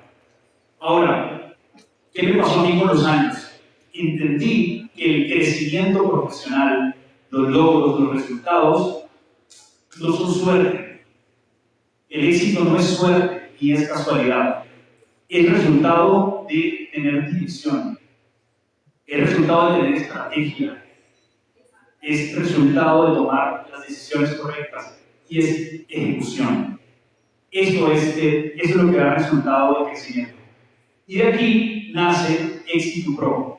Éxito Pro es un método que nace con el deseo de poder ayudar a miles de personas que tienen potencial, que tienen hambre, que tienen ganas de lograr cosas grandes en la vida, pero que realmente no saben cómo hacerlo. De aquí nace Éxito Pro y les quiero compartir cuál fue el principal problema que yo detecté durante mi proceso. El principal problema que yo detecté es que la mayoría de personas quieren el resultado, el éxito, pero la mayoría no quiere pasar por el proceso. Y pareciera algo muy simple, pero es algo muy poderoso. La mayoría queremos el resultado, pero no queremos pasar por el proceso que nos lleva hacia ese resultado. ¿Cuál es mi invitación para todos? No se salten el proceso. No se salten el proceso. Más bien, vívanlo de una manera inteligente, porque existen hoy en día personas que ya cruzaron por el camino y que pueden enseñarles un mapa para ustedes llegar ahí. Y partió un poco también de esta pregunta: oye, si queremos ser ingenieros, pues estudiamos ingeniería. Si queremos ser médicos, estudiamos medicina. Ahora, si queremos ser exitosos, si queremos ser grandes profesionalmente, ¿qué estudiamos? ¿Qué estudiamos? Nos enseña cómo ganar en el mercado laboral. Hoy en día hay algún lugar que nos enseñe cómo ganar en el mercado laboral, les pregunto. ¿Algún lugar? No, ¿verdad? Entonces, de aquí nace Éxito Pro. Y nace desde esta frase que dice que tu futuro profesional no se improvisa, se diseña. Yo creo que cuando nosotros vamos en la vida improvisando, lo que pasa es que todo termina siendo resultado de una circunstancia, de una adversidad o de quizás algo que no queremos. Pero cuando nosotros planificamos y diseñamos nuestra carrera, todo puede cambiar. Acá les quiero compartir rápidamente las tres fases del método que todos aquí pueden aplicar a partir de ya y cambiar sus vidas. La primera tiene que ver con identidad profesional, que es definir quién eres, qué haces mejor que otros y por qué el mercado debería elegirte. ¿Quién aquí siente con 100% de honestidad que sabe quién es, qué hace mejor que otros y por qué el mercado debería elegirte? Levante la mano. Por ahí hay unas 10, 15 manos levantadas, 20 manos levantadas. Eso es muy interesante, porque el resto seguramente está en la búsqueda de descubrir esto. Y la pregunta que les quiero hacer aquí es: ¿qué es lo que realmente te apasiona? ¿Qué es lo que realmente te apasiona? Y les quiero dar algunos tips para aquellos que están en búsqueda de esa pasión, propósito profesional, etc. Lo primero es experimentación masiva fuera de la zona de confort. Quiere decir, salgan de la zona de confort y hagan todo tipo de actividades que les permitan conocerse a sí mismos y saber en qué son buenos, qué les gusta, qué les mueve, qué los enciende por dentro y qué podrían hacer gratis por el resto de su vida y sentir un fuego en su interior. Por ejemplo, no sé, la comida. ¿Cómo podemos saber que una comida nos gusta, no nos gusta, más o menos nos gusta o nos encanta? Les pregunto. Probando, eso, experimentando. Por ejemplo, en mi caso, yo, hoy en día mi comida favorita es el taco al pastor. ¿A quién le gusta el taco al pastor? Levante la mano. Yo, literal, descubrí mi comida favorita 3 años aquí en México. Y yo dije, mierda, como que esto sí es bueno, ¿no? O sea, soy colombiano y he comido muy bueno en Colombia, pero solo estoy intentando llegar a descubrir esto. O por ejemplo, que mi dulce favorito son los picaderos de Brasil. ¿Cómo lo descubrí? Experimentando. Y esto aplica para cualquier área de sus vidas, y sobre todo para el área profesional. No podemos casarnos con la primera persona que conocemos. Imagínense qué pasaría si nos casamos con la primera persona que conocemos. O con la primera comida que comemos y nos quedamos así toda la vida. Entonces hay que tener una mentalidad abierta para poder experimentar y descubrir. Acá, la pasión suele nacer de la acción, no de la reflexión. O sea, descubrimos probando cosas, no esperando inspiración. Me encantaría que todos se lleven esto. Aquí hay una pequeña foto que muestra diferentes profesiones. Y algo que les puedo garantizar es que ustedes en una de estas, o en 2, o en 3, van a brillar un montón. Pero en alguna les va a ir muy mal. Entonces aquí hay un tema de dirección de carrera, es decir, de saber elegir en dónde yo, con mi personalidad, con mis talentos, con mis pasiones, con mi actitud, yo conecto y combino muy bien. Porque en un lugar vas a ser hiper mega valorado en una profesión y en otra profesión no vas a ser muy valorado o no te va a ir bien. Por ejemplo, yo cocinando soy un desastre. Soy un desastre. Pero haciendo otras cosas quizás lo hago un poco mejor. Entonces, hay una frase de Albert Einstein que dice: todos somos genios, pero si juzgas a un pez por su habilidad de trepar árboles, vivirá toda su vida pensando que es un inútil. Pero todos somos unos genios. El tema es dónde estamos, en qué industria estamos, en qué proyecto estamos. En la respuesta a esto hay mucho potencial para todos. Y este ejercicio muy rápido es un ejercicio que creé, que se llama Passion Matrix. Lo hice hace un montón de años y lo empecé a enseñar y gustó. Se lo recomiendo mucho, y es que escriban literal en 4 hojas diferentes, agarren una hoja y escriben todas esas actividades que les interesan y que han experimentado. O sea, que ya han experimentado y les interesan, o les gustan, o les apasionan. Otra hoja, todas esas actividades que experimentaron, pero no les gusta nada, porque todas estas hay que descartarlas. En otra hoja, todas aquellas que no han experimentado, pero que les interesan. Y esa lista debería ser larguísima. ¿Cuántos aquí tienen un montón de actividades que saben que les llaman la atención, pero que hoy, al día de hoy, no las han probado? Levanten la mano. Mi invitación es muy clara: experimenten, y experimenten masivamente, sobre todo cuando uno tiene 20, 30, 40, experimenten, porque no tienen ni idea de lo que van a descubrir en esta experimentación. Entonces, una vez que terminen estas 4 hojas, literal, clasifiquen cuáles actividades me interesan, cuáles me gustan, cuáles me apasionan y cuáles me obsesionan. Porque en este mundo hay mucha competencia. Hay tanta competencia que si no te dedicas a algo que te apasiona y te obsesiona, vas a perder. Vas a perder, no importa qué tan talentoso seas. Entonces, lo siguiente, ser un emprendedor con propósito. ¿Cuántos aquí han escuchado sobre el Ikigai? Levanten la mano. 10, 15 manos. Es un ejercicio que les recomiendo mucho, que habla sobre el concepto de, es un concepto japonés que habla de tener una razón para vivir. Y muy rápidamente se los explico. Básicamente es llenar también 4 hojas en la que en una van a colocar todo aquello que aman hacer, todo aquello que disfrutan hacer genuinamente, que los enciende por dentro, que los llena el alma. Van a anotar todo aquello que aman. Y literal váyase a trabajos, hobbies, actividades, literal tan amplio como esto suena. No se limiten en algo que necesariamente tenga que dar dinero. Y hagamos una lista enorme de esto.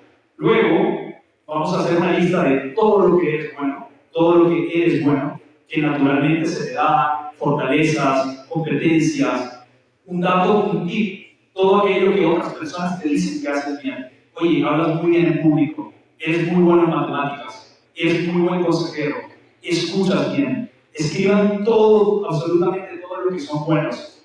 Luego vamos a escribir todo lo que el mundo necesita. O sea, ¿cuántas cosas hoy hacen falta en este mundo? Vamos a pensar en aquellas que resuenen con nosotros, aquellas que sean importantes para nosotros. Queremos solucionar un tema de hambre en el mundo, queremos ayudar en temas de contaminación del agua, Queremos ayudar a las personas que hoy no pueden ver un partido de fútbol. Queremos usar algo que sea importante para nosotros y que el mundo necesite. Y por último, vamos a llegar a aquello que hoy nos pagan por hacer. Y al final lo que vamos a hacer es encontrar los puntos en donde todo esto intersecta, donde todo esto conecta. Y si logramos conectarlo y crear algún producto, algún servicio, un emprendimiento, o literal conectar nuestra misión a esto, vamos a tener un Ikigai. Y esto les prometo que les va a encender la vida como no tienen idea. Y por último, voy a un ejercicio muy rápido, que por temas de tiempo no lo quiero explicar tan en detalle, pero es un ejercicio que yo le llamo entender cuál es tu combinación de valor única. Y aquí pongo, literalmente, yo Andrés San Juan me pongo de ejemplo, donde van a escribir cuáles son sus conocimientos y pasiones y los van a listar. Todo aquello que es su conocimiento y sus pasiones. Luego, sus talentos y habilidades, si son buenos, no sé, hablando, en matemáticas, bailando, cualquier cosa vamos a colocarla acá. Y tercero, las experiencias. ¿Qué cosas han experimentado? ¿Qué cosas han hecho? Y por último, lo que van a hacer es buscar combinar esa materia prima, es como la materia prima de todos nosotros, y vamos a combinarla para generar un resultado. Un resultado que puede ser una empresa, puede ser un producto, una propuesta de valor, puede ser todo lo que puedan conectar para generar un resultado. Y en mi caso, claro, o sea, hoy en día tengo muchos proyectos, estoy haciendo Exit to World, lidero una empresa de AI que se llama Cento, estoy como conferencista internacional, tengo un libro, etc. Pero todo esto nace de entender todo lo que los recursos con los que yo hoy cuento. Y esa es la invitación para todos ustedes también. Ahora, vamos con la fase 2. ¿Quedó clara la fase 1? Nos dormimos, ¿quedó clara la fase 1? Buenísimo, vamos ahora con la fase 2. La fase 2 se trata de llevar mentalidad, estándares, hábitos y ejecución. Porque finalmente de nada sirve que tú sepas cuál es tu propósito en la vida si realmente no ejecutas y te vuelves una persona de alto performance. Entonces, aquí, explicarles muy rápido, tus decisiones, creencias y acciones determinan tu éxito y tu fracaso, no tus circunstancias. Y algo que siempre me encanta compartir en la historia de Alex y Ben, unos gemelos que nacieron con los mismos padres, los mismos papás. Un papá, bueno, su papá, al que preso en el alcoholismo, una persona que vivía frustrada, amargada, que maltrataba a su mujer, que lo maltrataba en casa, decepcionado de sí mismo porque no había cumplido sus sueños. Y ellos son Alex y Ben, los hijos. Nacieron exactamente con las mismas circunstancias. Pero ¿qué pasó? Pasaron los años y al final uno terminó en las calles con una vida muy parecida a su papá y el otro terminó con una vida llena de éxito profesional, financiero, cumpliendo sus sueños. Y cuando les preguntaron a ambos, oye, ¿cómo terminaste así? ¿Cómo fue que terminaste así? Ambos respondieron dieron la misma respuesta. Con un papá así como el que tuve, ¿cómo más iba a terminar? No sé si se entiende, pero con un papá con el que tuve, ¿cómo más iba a terminar? Uno terminó siguiendo los pasos del papá diciendo, si mi papá era borracho, enojón, maltratador, ¿cómo más iba a terminar? Igualito a él. Y el otro, oye, con un papá así, que lo maltrataba y todo, yo pude terminar con él. Quería ser diferente. No sé si se entiende el ejercicio. O sea, finalmente uno decidió ser diferente, aún teniendo las mismas circunstancias. Y absolutamente todos ustedes el día de hoy tienen la oportunidad de tomar decisiones que cambien sus vidas por completo. Entonces, ¿cómo funciona el cableado interior de cualquier persona? Yo no me quiero aquí extender tanto, pero es una idea muy importante. Todos tenemos creencias aquí, cosas que creemos, que damos por cierto en nuestras mentes, y esto genera emociones en nosotros. Entonces, como pensamos, nos sentimos. Y luego, esto nos genera sentimientos dentro de nosotros, que después se convierten en decisiones, luego se convierten en acciones, luego en hábitos, y luego tenemos resultados, o no tenemos resultados. Entonces, Andrés, ¿cómo hago para cambiar mi vida? Para elevar mi vida y potenciar mis resultados. Muy fácil. Vamos a entender esto. Los mismos pensamientos nos llevan a las mismas emociones. Y las mismas emociones a los mismos sentimientos. Tomamos las mismas decisiones, ejecutamos de la misma manera y tenemos los mismos resultados. Simple. Ahora, ¿cómo hacemos para cambiar esto? nuevos pensamientos, cambiamos la manera de pensar, empezamos a sentirnos diferentes, tomamos decisiones diferentes, ejecutamos diferentes, tenemos resultados diferentes, nuevos y mejores. ¿Cuál es la conclusión de esta idea? Que en todo lo que nos enfocamos se expande. Si nos enfocamos en soy muy bueno haciendo esto, o soy el mejor haciendo esto, crece esa creencia y automáticamente te sientes empoderado y ejecutas como tal. Pero si pensamos, yo no soy bueno hablando en público, por supuesto que te lo vas a creer, te vas a sentir súper nervioso y cuando vayas a ejecutar, ¿cómo lo vas a hacer? Muy mal. Exactamente. Entonces, creencias limitantes, si te enfocas en creencias limitantes, van a crecer. Pero si te enfocas en creencias potenciadoras, esto va a crecer. Vamos a hacer un ejercicio muy rápido, porque me encantaría que ustedes lo sientan cada uno internamente, y los voy a invitar a cerrar los ojos rápidamente durante 30 segundos ahí en el puesto donde están. Cierren los ojos 30 segundos, por favor. Quiero que imaginen que están en la cocina de sus casas. Están en la cocina de su casa y tienen en la mano, aquí tienen en sus manos, tienen un limón. Van a agarrar y van a partir este limón por la mitad con un cuchillo. Vamos a partir el limón con un cuchillo. Vamos a agarrar el limón con la mano. Miren, el limón es súper grande, verde, jugoso. Y lo que vamos a hacer es que vamos a exprimirlo totalmente en nuestras bocas. Expriman el limón completamente en sus bocas. Exprímalo, exprímalo, exprímalo. Listo, ahora abran los ojos. ¿Quién salió? Levante la mano. Miren a su alrededor. Casi todos salieron. ¿Y qué es lo poderoso de este ejercicio? Es que la mente no entiende de lo que es real a lo que es falso. Y el subconsciente lo podemos engañar. Entonces, cuando nosotros creemos que podemos hacer algo muy bien, que lo queremos con todas nuestras fuerzas, generamos un tema químico en el cerebro, pero esto influye en la conducta. Y esto nos cambia los resultados. La última fase, que es posicionamiento profesional, y estoy muy rápido, es construir una marca personal sólida, visible y monetizable. Entonces, aquí vemos un iceberg. Estuvimos hablando antes de esto, cosas que no se ven en un ser humano. ¿Cuáles son tus creencias, tus emociones, tus hábitos? Esto normalmente no lo podemos ver. ¿Y qué es lo que sí se ve? La parte de arriba del iceberg. ¿Cuál es tu marca personal? ¿Cuál es tu imagen personal? ¿Cuál es tu manera de comunicar, tu manera de ejecutar? Esto sí se ve. Entonces quiero aprovechar estos minutos para hablar sobre un concepto que es muy poderoso y que engloba todo lo que estamos hablando, y es la marca personal. La marca personal dice Tom Peters que somos el CEO de nuestra empresa, de nuestro yo SA. Jeff Bezos dice, tu marca personal es lo que dicen de ti cuando tú no estás delante. Caterina Caputa dice, es encontrar lo diferente, lo relevante y lo especial que hay en ti para compartirlo con los demás. Y les quiero dar muy brevemente una definición mía sobre la marca personal, y es que tu marca personal es la capacidad de convertir quien realmente eres y lo que te hace único en valor para el mundo. O sea, cuando nosotros convertimos lo que realmente somos de manera auténtica en valor para el mundo, logramos construir una marca personal. ¿Qué han hecho algunas marcas para ser tan exitosas? Marcas que son top of mind para nosotros. Aquí rápidamente hice una comparativa de la diferencia de una marca a un producto. Una marca es comprada, un producto necesita ser vendido. Una marca crea conexión emocional, un producto no crea conexión emocional, por lo tanto no genera reputación. Una marca posee alta visibilidad, un producto tiene baja visibilidad. Una marca es única, un producto es una mercancía. Una marca dura, un producto queda obsoleto. Una marca es memorable, un producto se olvida fácilmente.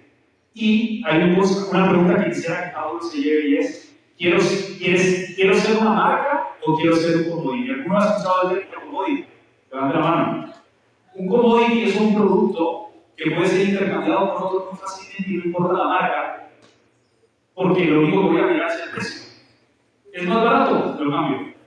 Y la invitación aquí para todos es que nuestra marca personal no sea un commodity, sino realmente una marca, y que cuando se acuerden de nosotros piensen en valor, piensen en emociones, en entrega, en un montón de cosas que nos hacen únicos. Hay un libro que les recomiendo que se llama La vaca púrpura, de Seth Godin. La vaca púrpura, un muy buen libro que habla de que de repente vamos en un camión viajando, imagínense Ciudad de México, no sé, nos vamos a Puebla, hay muchas ciudades, pero imagínense que nos vamos a Puebla y vemos unas vacas en el camino. Si las vacas son cualquier vaca, pues no vamos a hacer nada, pero si de repente sacamos el celular y empezamos a grabar a la vaca y la subimos en Instagram porque es una vaca morada, imagínense una vaca morada, empezamos a grabarla, ¿qué creen que va a pasar? La gente lo va a ver y todo el mundo lo va a compartir. Se va a generar un efecto viral. Entonces, esto mismo puede pasar con nosotros si logramos diferenciarnos. Hay una frase que me encanta que dice: si eres uno más, eres uno menos. Si eres uno más, eres uno menos. Entonces, para todos aquellos aquí que tienen ideas diferentes, personalidades diferentes, atrévanse a abrazar eso que los hace únicos y a mostrarlo con el mundo. Solo así podremos cobrar mucho más. Pasaremos de estar en oferta a estar en demanda. Es decir, que cuando construyes tu marca personal, tu precio se dispara, ya sea de tu producto, de tu servicio o de ti mismo. El precio lo pone el mercado, pero el valor lo define tu marca personal. ¿Se entiende? El precio lo pone el mercado, pero tu valor lo define tu marca personal. Aquí hay algunas estadísticas. Cuando los mensajes de una marca los comparten los empleados en las redes sociales, obtienen 500% mejor resultado que cuando lo hacen la cuenta de una empresa. Entonces aquí que hay muchos emprendedores, les recomiendo, usen las redes sociales, compartan contenido, promuevan su emprendimiento y les garantizo que lo van a dar a conocer muchísimo más a que si lo hacen desde la cuenta de la marca de la empresa. Acá, cuando los representantes de ventas usan las redes sociales, venden un 78% más, tienen un resultado 78% más. Entonces, en sus emprendimientos, vendan su emprendimiento, se van a dar cuenta que van a tener muy buen resultado. El 75% de los departamentos de recursos humanos te googlea tu nombre, te busca en redes sociales antes de que tú pases un proceso de entrevista. Y ahí estamos nosotros con el Instagram llena de fotos borrachos con los amigos, ¿no?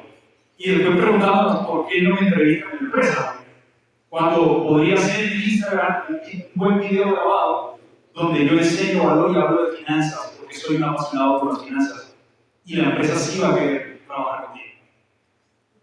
Por acá, el 84% de los consumidores admite que la mayoría de sus procesos de compra comienzan por una referencia o una recomendación, pero el paso que sigue es buscar en redes sociales, buscar en internet, en Google, en ChatGPT, en Cloud, y va a concluir: me interesa o no me interesa.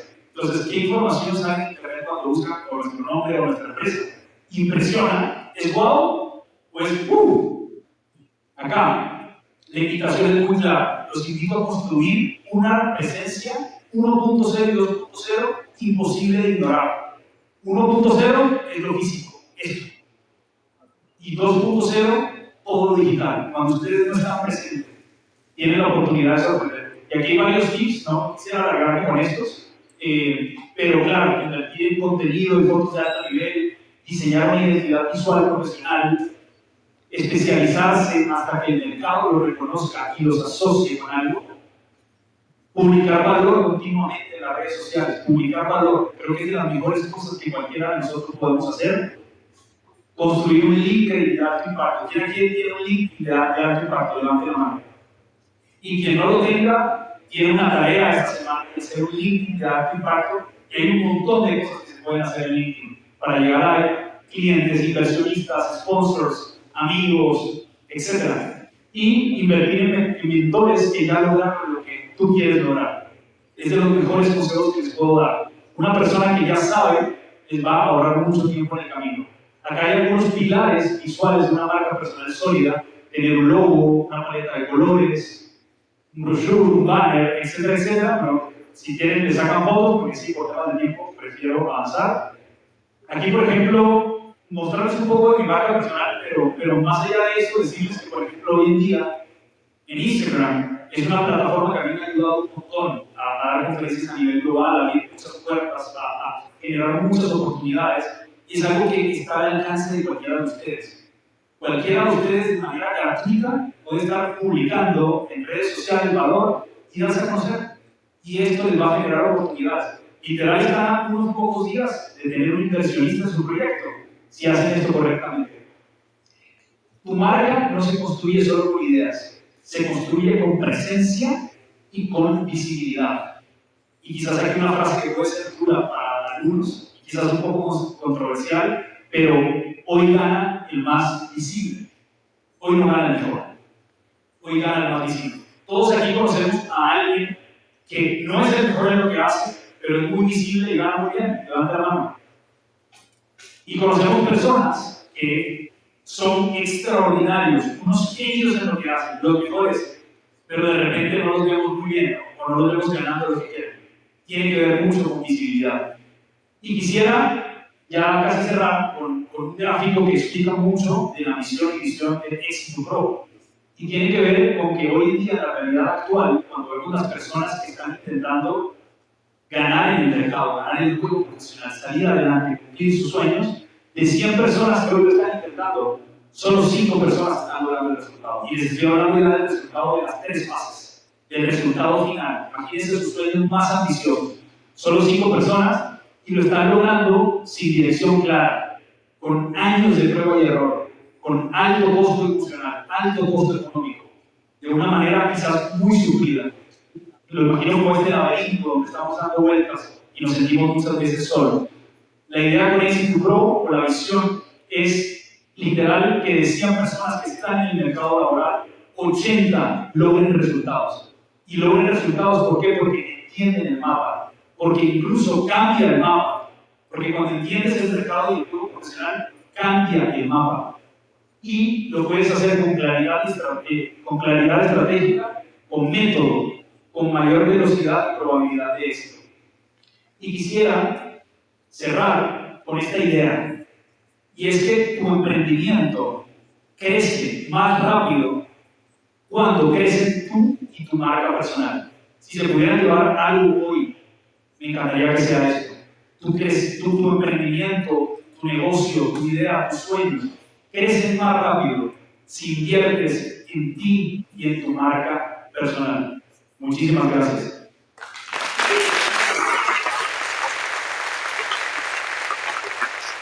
Antes de terminar, si me gustaría sacar una foto con todos, si es posible, ponernos de pie muy rápido, aprovechando que tenemos unos minutos. ¿Les parece?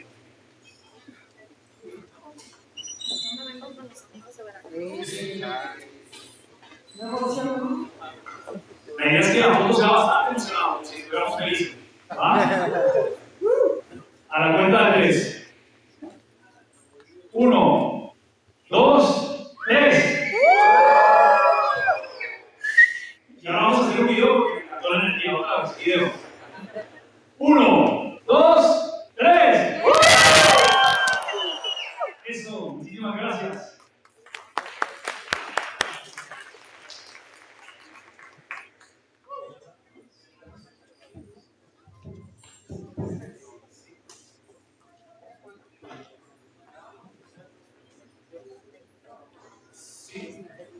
Andres, thank you so much for such an inspiring message and for being here with us for such a special day. Thank you. Gracias. So we invite to the stage Diego Fernandez.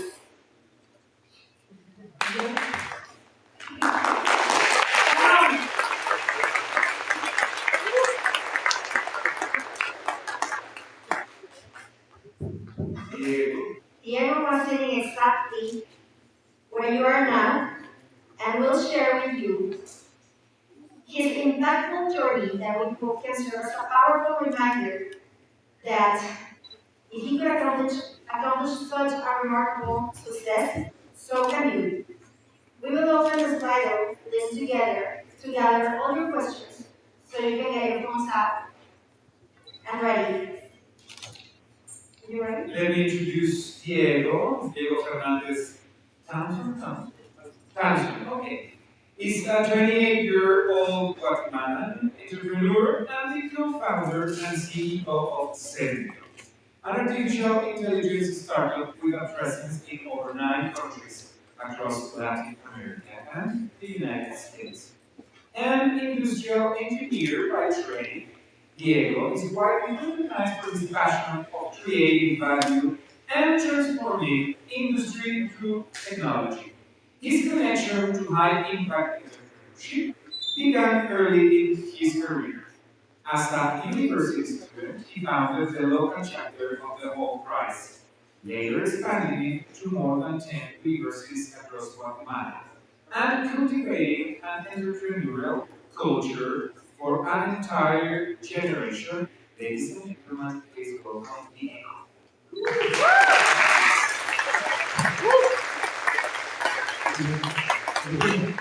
Sí, buenísimo.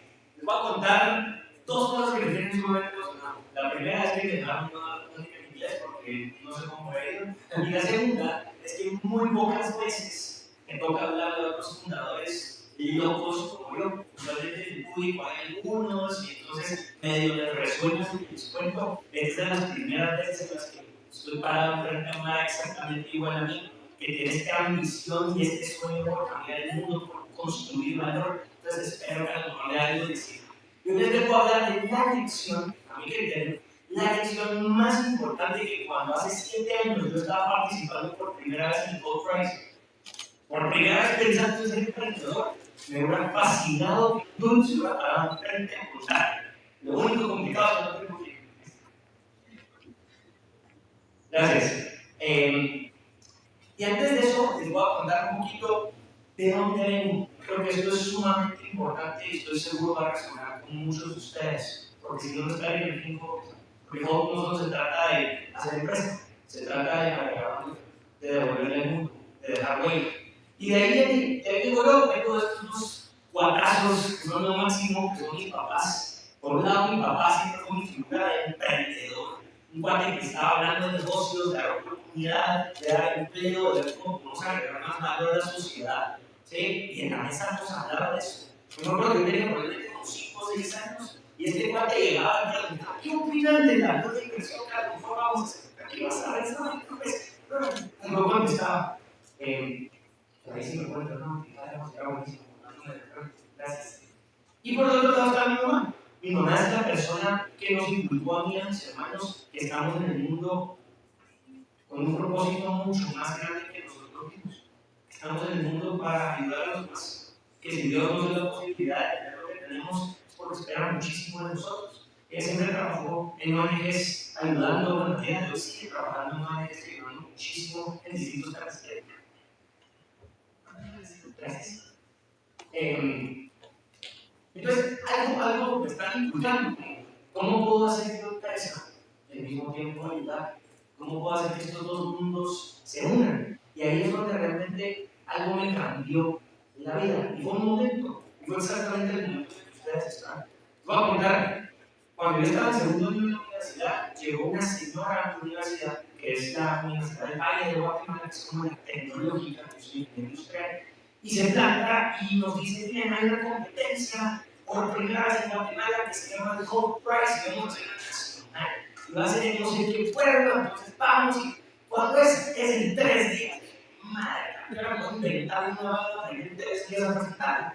Me senté con un par de cuates, armamos un proyecto y llegamos el sábado, que fue 3 días después, a pinchar el proyecto. Y Hult Prize me cambió la vida, ¿por qué? Por varias razones. La primera es porque me hizo darme cuenta que en 3 días, con gente buena, tomando la cosa en serio, podíamos crear una muy buena idea y teníamos la capacidad de hacerlo.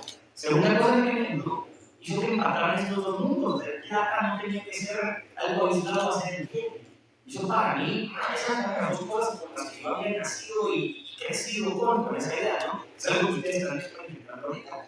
¿Y qué me pasó en Hult Prize? Llegamos, hicimos un super pitch en español y en inglés, así que lo más fácil. Pero al final del día, no gané.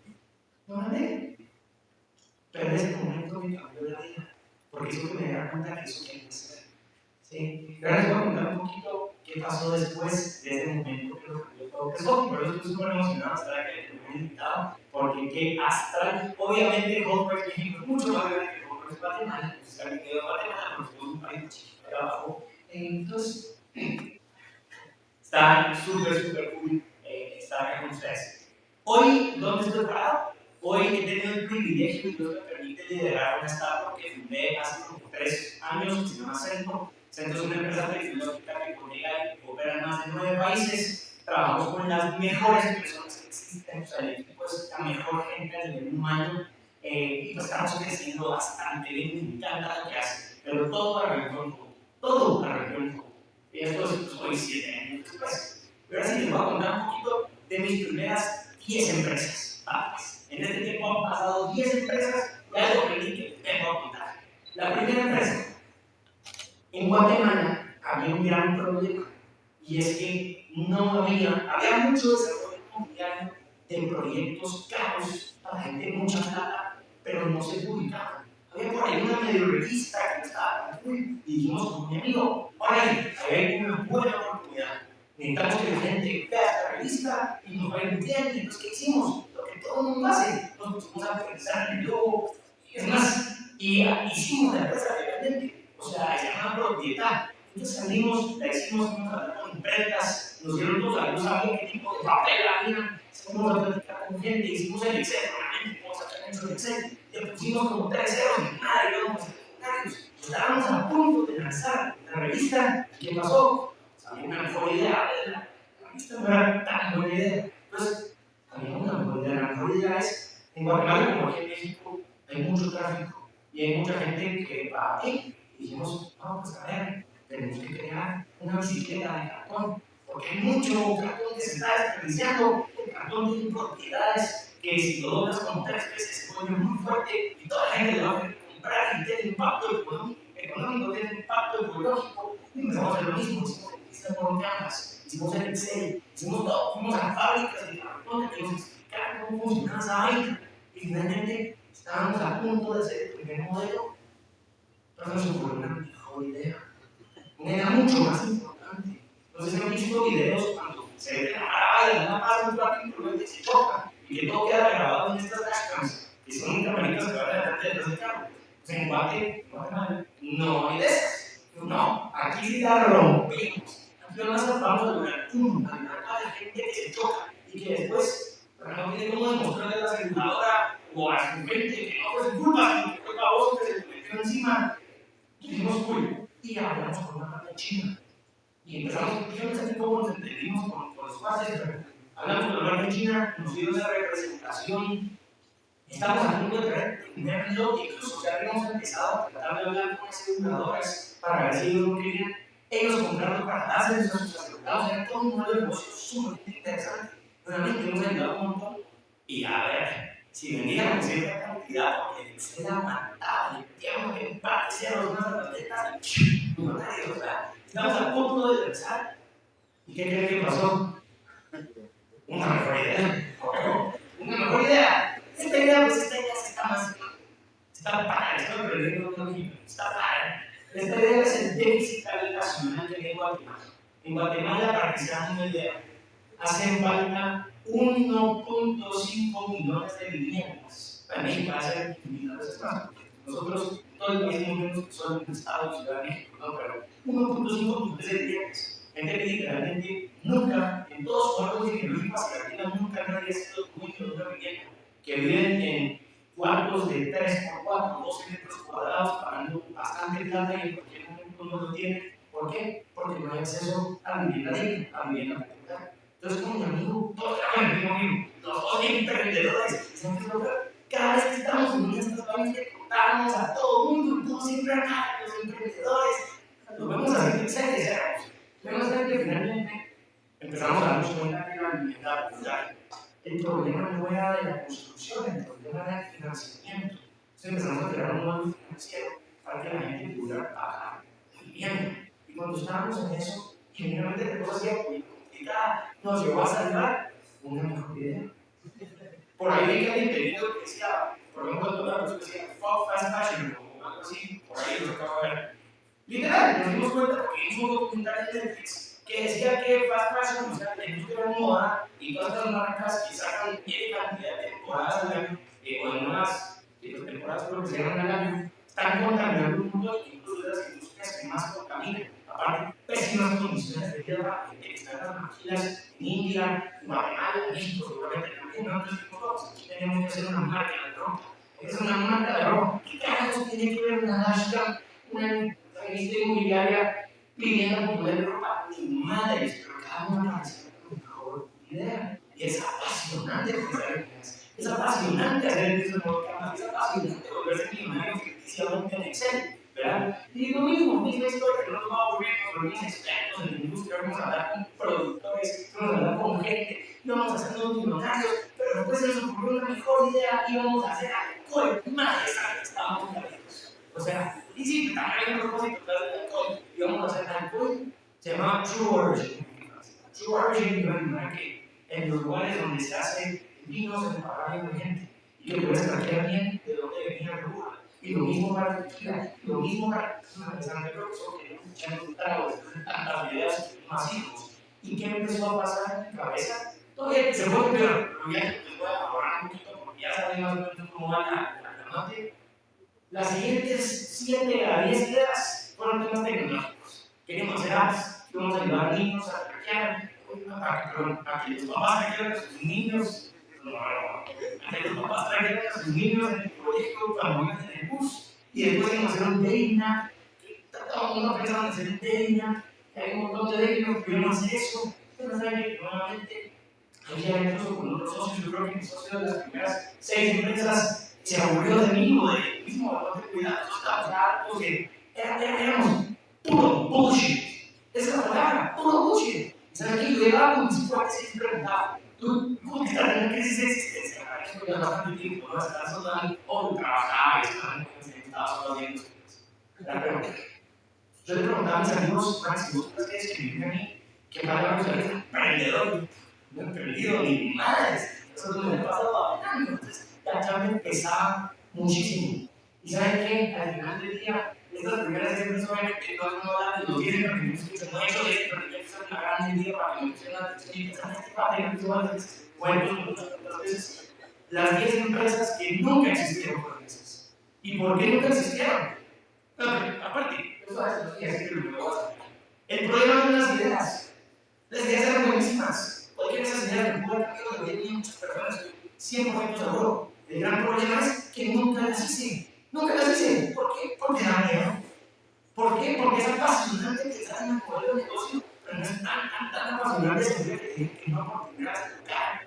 Claro, y obviamente eso puede seguir ahí dándole y pensando en la nueva idea que va a cambiar y revolucionar el mundo y enterra. Y diga, pitches. Yo, no estoy hablando para nada. En las pitches, porque todos están en hacer pitches, pero no se quedan en pitch, se quedan realmente a hacerla. ¿No? Entonces, creo que todos ustedes que están acá, eso, y sea esta idea, o la siguiente idea, pero lo más importante de tener es hacerlo. Hacerlo. Este es el tema. Hacerlo. Imperfecto, incompleto. A veces, a ver, ¿qué me pasaba? En cada una de estas ideas, yo pensaba, no, podrían decirme tal cosa del mercado. O sea, hay que ir a refinar el modelo hasta que eventualmente todo sea perfecto para que los sienten cómodos. Cuentos. Primero, la perfección es paja, no existe. No existe. Definitivamente no existe. Pero la idea de que tenemos que tener un plan perfecto es el peor enemigo. El plan perfecto. Pero el enemigo es realmente salir y hacer las cosas. ¿No? ¿Por qué? Porque nunca llegas a la perfección. ¿No? Y ahí nació la 11ª empresa y primera única real empresa, que fue sencillamente decir, a ver, todas estas otras ideas están muy complicadas, como que no me están animando, vamos a hacer una empresa que me ayude a emprender por primera vez. Una empresa que sea fácil de hacer, con un producto que tal vez no me apasione tanto. Ojo, no estoy diciendo que tenga que hacer algo así que no se apasione, pero una empresa que mismo me quite este sentir que soy un gran mentiroso en el mundo del que soy emprendedor. Y así es el mismo fue mi primera empresa real, era una desarrolladora de software. Y esa desarrolladora de software, esa les puedo garantizar que es una, la más aburrida de todas, la que cuesta al final. Esa banca fue la que más me dio, la que más enseñanzas me dio, y la que me catapultó para lo que ahora es una niña de lo que hacemos. ¿Pero qué fue? Sencillamente hacerlo. Ponerlo en la cancha, entender que no hay veces, verlo con mis socios, entender quién es un buen socio y quién es un mal socio. Esas son cosas que hacer un business model no te da, que hacer un Excel no te da. O sea, es sencillamente estar en la trinchera, tirarte al piso, a remanguearte, caerte, sencillamente pararte. ¿Verdad? Entonces, el mensaje es un poquito así. ¿Verdad? Just fucking do it. Es apasionante, ya es apasionante pensar en negocios. Es apasionante. Pero les juro que es tremendamente más apasionante hacerlos. Es estúpidamente más cool hacer negocios que pensar en negocios. Es mucho más difícil. Sí, es mucho más difícil, pero es más cool. Porque ves el producto funcionando, porque hay usando y porque te das cuenta que efectivamente estás haciendo algo. Y ojo, que no se confunda pensar que cualquier vaina es tirando el agua de esa no, pero obviamente estoy pensando en una cosa que no sea malazo a la primera, ¿verdad? Pero no tanto tiempo, no tanto tiempo. Este es un cuadro que tenemos nosotros en el centro, en la oficina, que a mí me encanta, y es el. Y esto se lo decimos no solo a intervenciones privados, sino a todos los empleados que están en el equipo y que se están animando también a ser parte de esta un nuevo que da miedo a veces. Es tipo feliz. Tienes para adelante, tienes declarado de una de cara. Que no te mal. Lo que pasa es que no funciona, pero probaron de verdad y se llevaron muchísimos aprendizajes. Estoy dando, ese es el mensaje, es una cosa que yo aprendí, obviamente hay un montón de cosas más, pero ustedes que estén interesados en este mundo de emprendimiento, es el mensaje que quiero que se lleven. Sea esta la idea o sea otra, todo esto se materializa hasta que lo materializan. Lo materializan hasta que lo hacen, ¿no? Suena como un concepto bien sencillo, pero es la razón. Ya Andrés nos lo decía en la conferencia pasada, donde decía que el cementerio es el lugar con más riqueza porque ahí es donde se queda la mayoría de edad. Hay mucha gente que dice que la mayoría de empresas se caen, uno porque los socios no se van viendo, porque no tuvieron plata o porque el timing, bueno, sí, personas que sí nacieron. Realmente el 99.9 probablemente por ciento de las ideas de las empresas se ponen desde antes de nacer. Anímense. Si quieren ser emprendedores, quítense la cubita lo más rápido posible, tírense al agua con fe. Les doy bien, les doy bien. La probabilidad de que si lo hacen con amor, con garra y echan para adelante, que les vaya bien es 100%. O sea, es muy, la probabilidad de que no les vaya bien si no se tiran es del 100% también. Y nada, estoy dándome, eso es lo que les quería compartir. Estoy dándome la tarea de empezar a subir un poquito en mis redes y a contar un poquito de la historia real de emprender, de los tropiezos que hay, de las emociones que hay cuando uno es emprendedor. Entonces, pues ahí les dejo igual mi Instagram, ahora el público, porque alguien quisiera por ahí sí, que va a estar subiendo varias cositas. Pero eso es todo, les agradezco mucho y espero que en serio hagan lo que están haciendo. O sea, esto es lo que hagan con ganas. Gracias.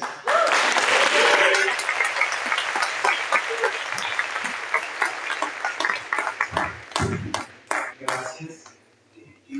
Diego, I don't know how to say tocayo, pero gracias, tocayo. Porque estamos close to the years problems. Guys, we're just waiting for our judges to come back. We want to tell you something important. We have a big surprise for all of you who submitted your full passport. Other from Hult will talk more about it, but we have a big surprise. So we're waiting. We are like this close to find out who the national winner is. Are you nervous? Are you excited? You're tired, huh?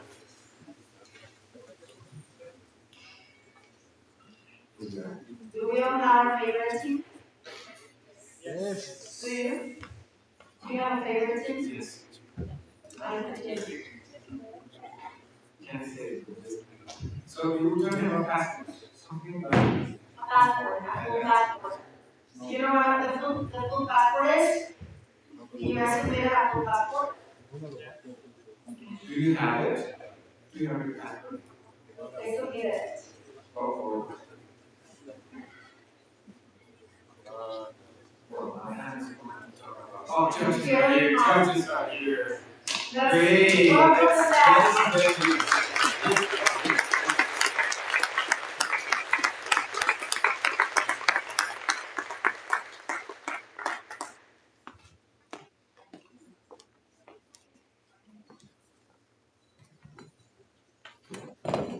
We're waiting for you guys.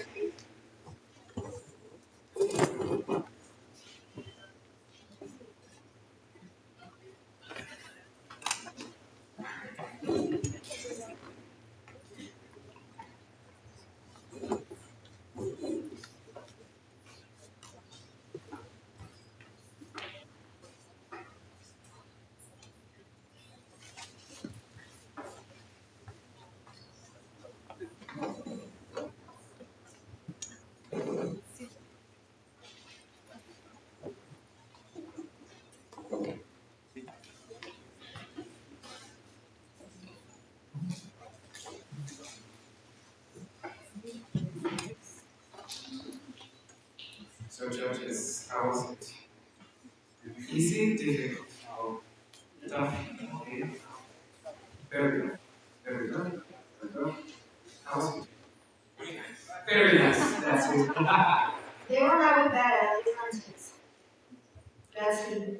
I'm excited. I'm not. So judges, we're still waiting for another judge, right? Yes, you're right. Two judges.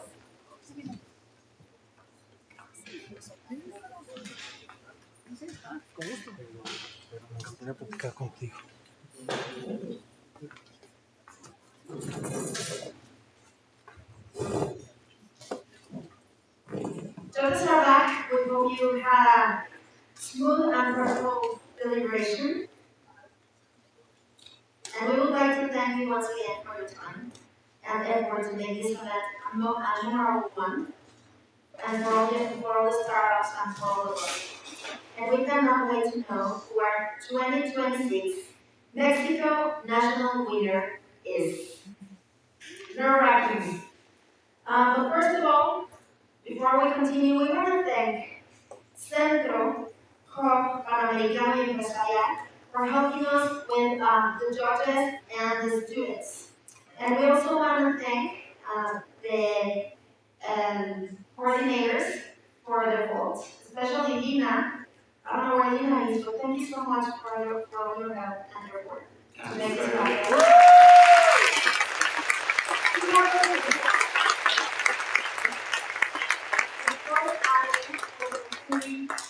For guiding us through this whole process.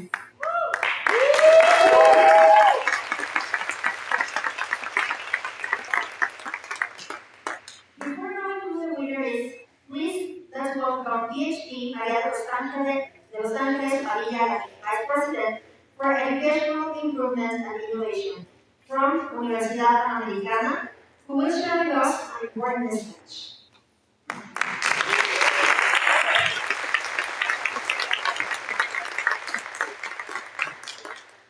Good afternoon, everyone. Today, we have witnessed something truly meaningful. Not just ideas, but commitment. Not just presentations, but purpose. To all the teams, congratulations. What you have done today goes beyond a competition. You have taken real problems and turned them into possible solutions. That is not easy, and it matters. The whole prize reminds us that innovation is not only about technology or business. It is about people. It is about understanding the world we live in and choosing to improve it. At Universidad Panamericana, we believe education should prepare students not only to succeed, but to contribute, to create, to lead with responsibility.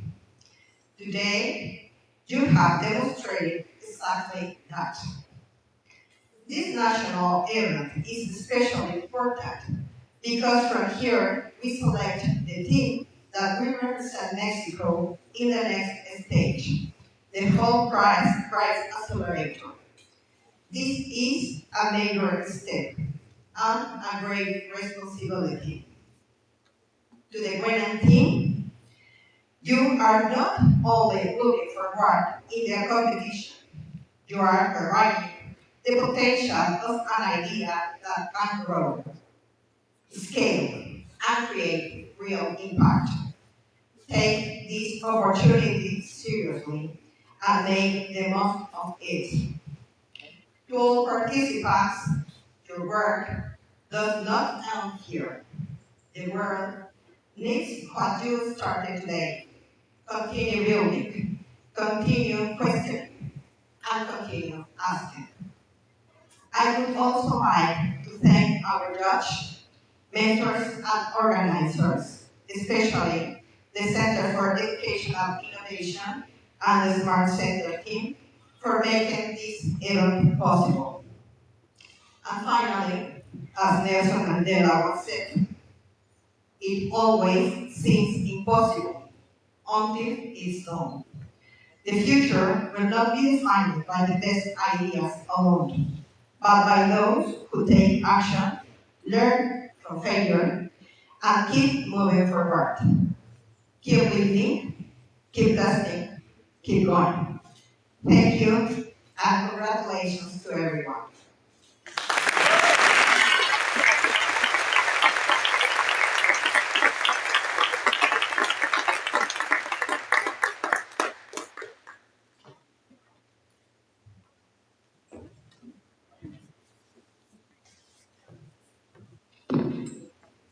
Thank you, PhD Maria Los Angeles Padilla. Please join me in extending her warm welcome to our esteemed regional manager of LATAM, Alejandra Vasquez, that has some important announcements for you.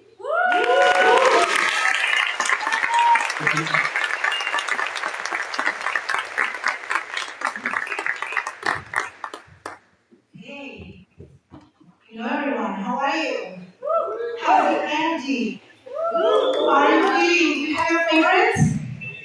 Yes? Okay, so before we announce the winner, of course, I would like to briefly take a moment of today to recognize the people who made this national event possible. First, I would like to thank Universidad Panamericana and the Hult Panamericana for hosting this event. Thank you so much for getting us here in Mexico City for the first time. You know, it has been a real challenge, but I think you excelled it. Thank you very much. Especially, I want to say, Aurora Pino, thank you, Aurora, for all your efforts.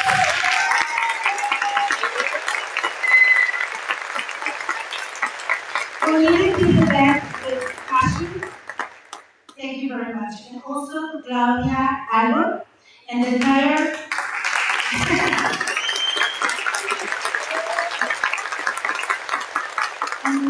team of the Science Center. Thank you very much. I know for all of you, it's been a couple of hard days, but thank you so much for getting up with so much energy and passion every day and bringing these things to this national event. Thank you very much. Also, I want to thank you for committing to creating opportunities for students and the young entrepreneurships, not only here at Universidad Panamericana, but all in all the country. I would like to also thank the judges for your time. Today's judges, thank you for all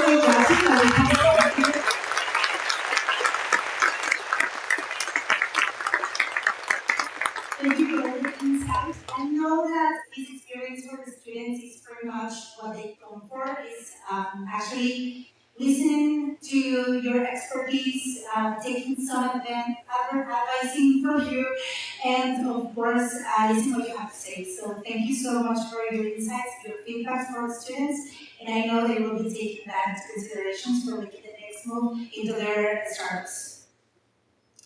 And then I would like to also thank our volunteers. Thank you guys for all your energy, your dedication, and support during these 2 days. Thank you for being here. All those people with the pink shirts or with the black. Thank you.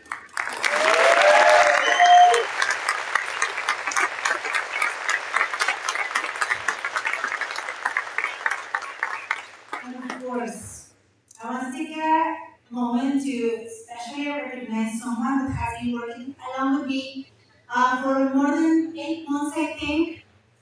This person actually truly believes in what entrepreneurs have to say, and she always fights for what is best. I want to say thank you to my national coordinator, Fatima Gaitan. Thank you so much.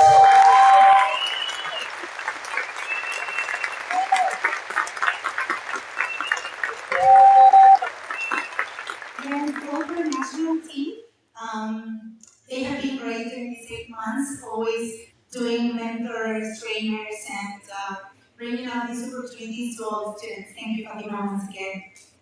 And I want to recognize as well to our campus directors who are here today. Can you stand up as well, please? Campus directors, can you stand up? Thank you.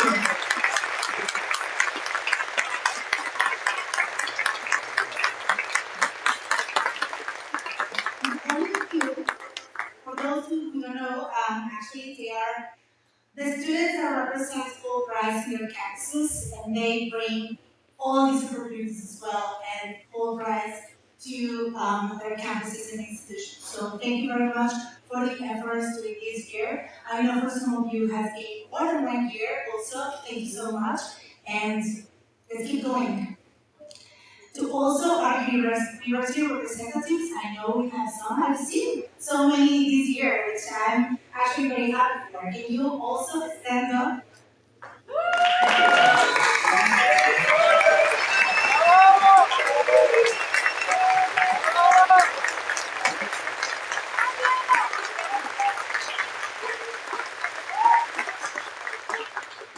Thank you for encouraging students every year participating in Whole Prize.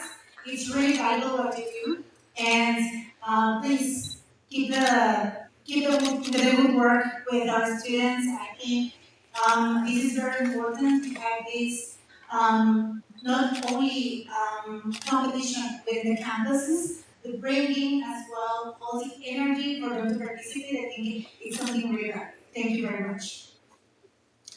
Now, to the teams. No, many of them already left. Why? I'm thinking, I'm like, why? But thank you for showing up. Thank you for believing in yourselves. Thank you for being able to pitch in front of an audience in a second language that I know it's pretty hard to be up here.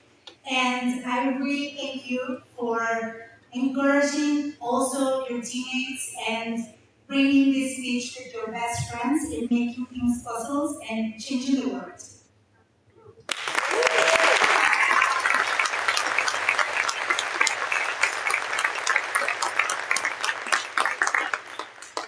Thank you to all the whole rights community. These events cannot happen without you, and we'll see you next year. So now, talking about opportunities, I think I talked a lot about what happens next and the opportunities that Fulbright brings. So remember that if you are not the winner today, don't feel discouraged. You will still have a second chance. We will evaluate all the projects that participated here today.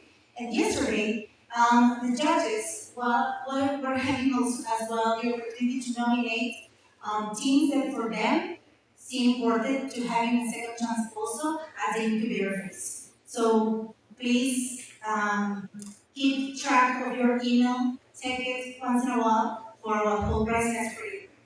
Also, I would like to encourage you to look at the Notion page that you all have access to, the students. There is some pricing opportunities that we share with you alongside the whole year that we were with the mentorships, with the webinars and seminars, etc. So please keep on looking at well at that website because we have more important news for you. And now, I would like to thank our sponsors, very important as well. We have actually a couple of sponsors that were here yesterday. If you went to their stands and filled out your password, we have very important information for you. So everyone that filled out the passports, you have some special perks. Some of them are 50% discount in some scholarships, some of them are full scholarship. So we will keep you posted as we see the information of the passports, and I will be sharing personally with you an email with the opportunities that you can choose from. And finally, I would like to recognize ChairOut for supporting entrepreneurship opportunities. You will receive everyone here in the room an opportunity to have 50% for their entrepreneurship simulator. Am I right? Yeah. So this happens in Madrid or New York, if I'm not mistaken. So if you want to know more, I think Naheem will be available in the networking event to talk a little bit more about ChairOut. We also have TikTok and InnovaFest. They are having an opportunity on a competition as well that is happening in Mexico. And this goes, I think, in 5 different cities, if I'm not mistaken, Merida, Monterrey, and some others. So if you want to know more, I will be sharing as well with the email, so don't worry, you will have a chance to know everything about these other things as well. Then we have gaming. Can you help me with this? Of course, our sponsors and EF Education First, Hult International Business School, and EF Cultural Fair. If you saw the bottles that were given to you and everything, that's where those were actually given by that, and we have also some opportunities, first and special scholarships. Actually, spoiler alert, the winner of the first place will be having 50% scholarship in our bootcamp for Hult International Business School. I think there's some people actually that went last year or maybe in the past years. I think there's like 3 or 4 people here that already went there. Fatima was one of them, and they're making, no, some people. So if you want to go ahead and talk to them, please do. I think it's a great opportunity and experience as well. And yeah, so I will be sharing as well these scholarships. And next we have Exit Pro. Who was here for the talk about Exit? And with that is all of you. So if you want to know more, you are planning or applying for this experience with Exit Pro, please scan the code and they will be giving you some more information as well.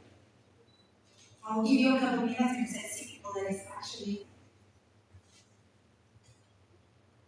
yes, all good. Okay, next one. And to finalize with the opportunities, please go ahead and select Concora.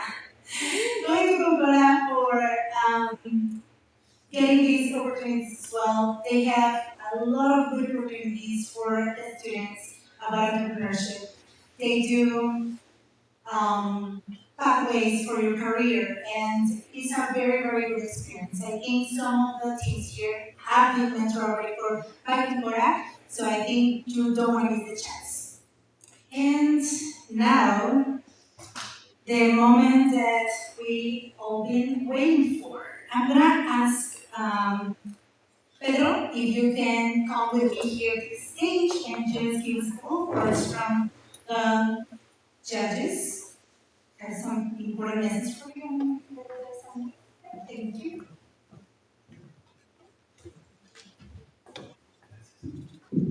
So first of all, thank you for having me. And I'm humbled to be the voice of such an important group of judges. It was a very complicated discussion, very technical. I would say probably 2 things. The first one is that we're really proud of the 45 projects you guys represent what this country has to offer. So good for you. Thank you for us, and just keep on pushing. Entrepreneurship is always difficult. You guys are on the right track, and you're in the best community that can support you for that. Specifically about the finalists, we were very impressed with the projects. Technology was impressive. Business models were promising. So congratulations on that. And about the winner, I would say that it shows, I think, the spirit of the whole prize. So I'm not going to be able to say the name, but congratulations. Actually, we're going to invite PhD Maria de los Ángeles Padilla to the stage to announce the winner with us.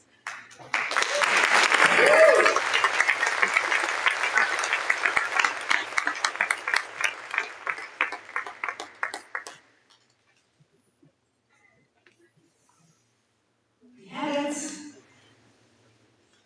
Okay, so in the count of 3, I'm going to come to the stage. Yeah. Okay.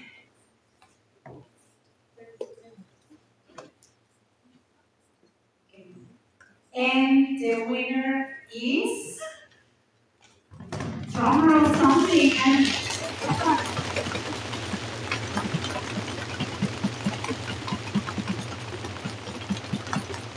one, two, three. ChairOut!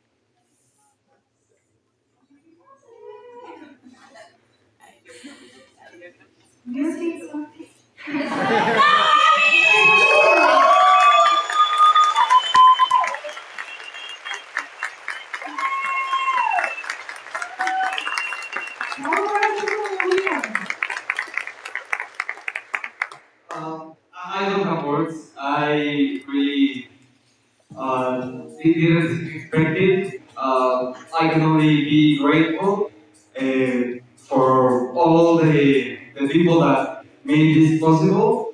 Um, uh, sorry, I really don't have words.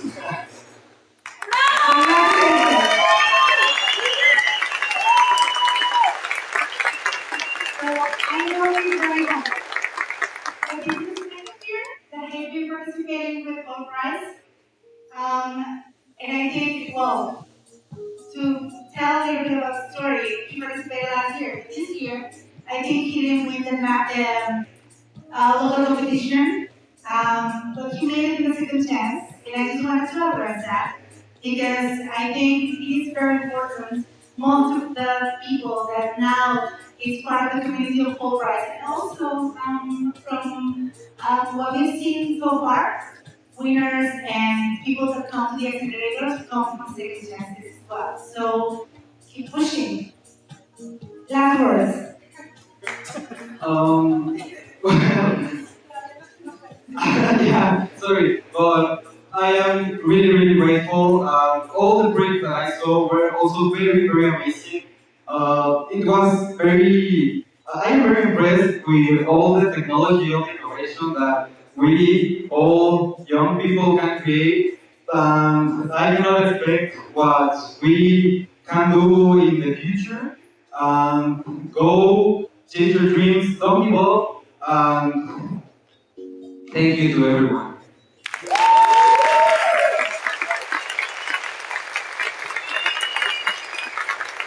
Now I want to gather picture.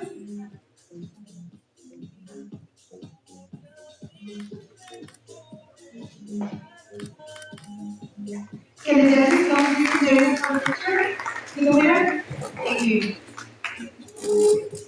Then we're gonna do one with the whole crowd, so if you can just get ready after the judges, we all come to the stage.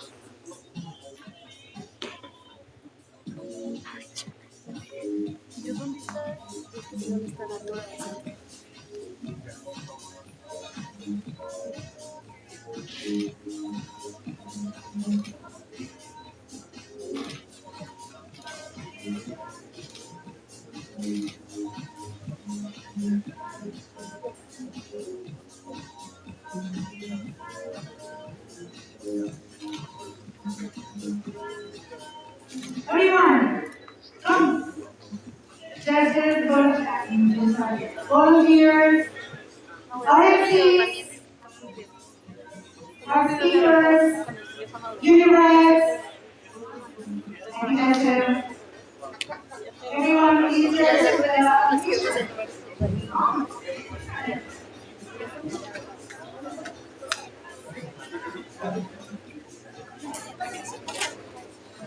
Vénganse todos a la foto, ya estamos todos. Vénganse.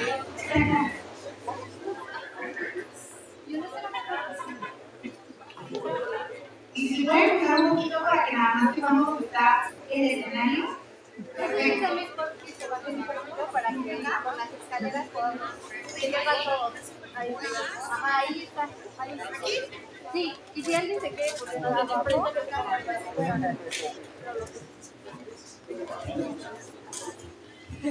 Señorita, ¿creen que podamos mover esto? es que está grabando, no sé. Ahora, No sé. aquí. ¿A dónde va? Ay, perdón. Yo. Yo 100% sería. Bueno, no, ¿sabes qué sí vamos a hacer? Porque no. ¿Sí? A ver, agarre. Yo tuve un video panorámica.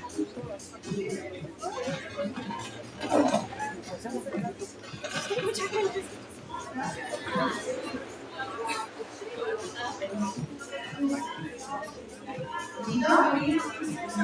A ver, una, dos, tres.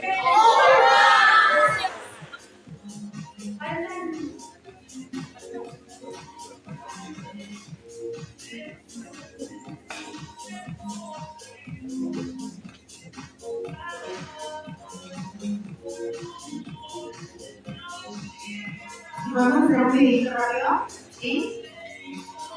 ¿Sí? ¿A dónde voy a pronunciar? Una, dos, tres.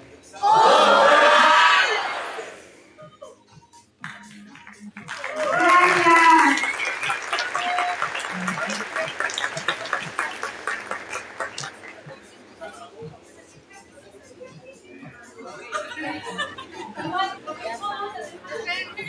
Esperen, si vamos a hacer una versión 5 o bueno, por si se puede regresar rápido. No tengo que explicar, no tengo que vamos a hacer lo mismo nada más que all right y voltear y llevar la cámara arriba, ¿verdad? Que van a hacer otra toma, casi las van a estar corriendo en el videito y ya. Una. La voy a volver a voltear y voy a correr, ¿ok? Listo.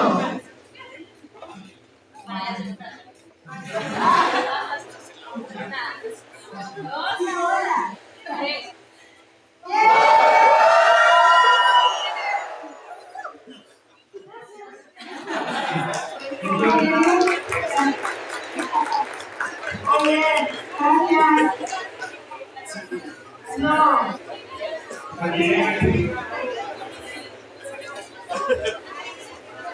Oigan, para poder celebrar que hemos terminado el evento, los esperamos en el anexo 507 con la cena de networking. En el mismo lugar tuvimos el networking de ayer, ¿vale?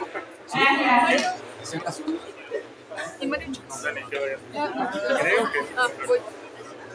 Creo que le pregunté a Raúl. Pero todavía como dice que Me gusta.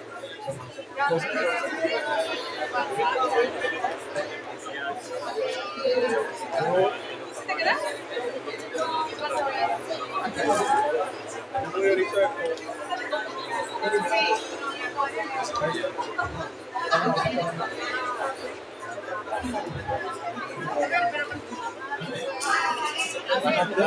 ¿Tú ya te vas? Pero puedo ir a recoger chicas más tarde. Es que voy a ir a la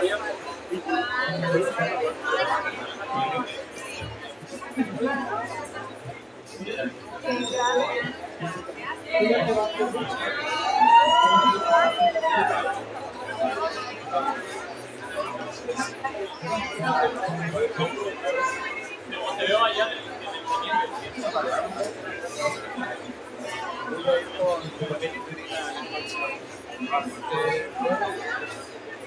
fíjate que no sé, porque yo contigo. Bueno, no, gracias a ti, ya sacaste tu casa. ¿No? ¿Sí puedo dejar ahí las cosas para su ratito? Sí, claro, claro, pues hay otro. Gracias.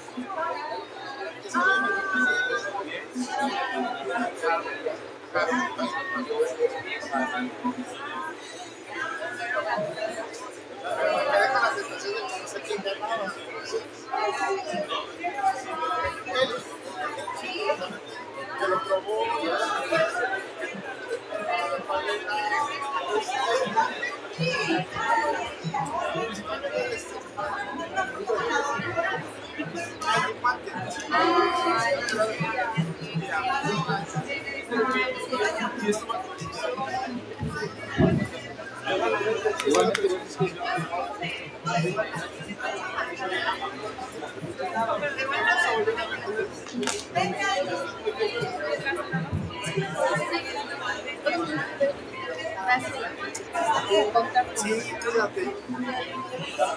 Ah, ok. Solo lo dejo hacer ahí.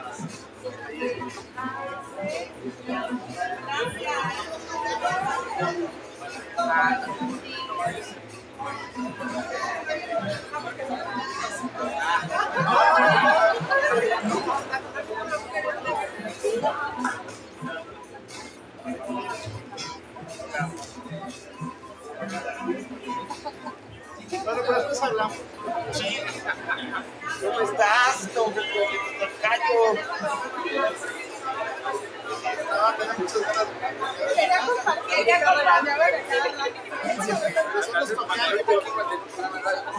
de empresarial, pero no voy a porque estaba así.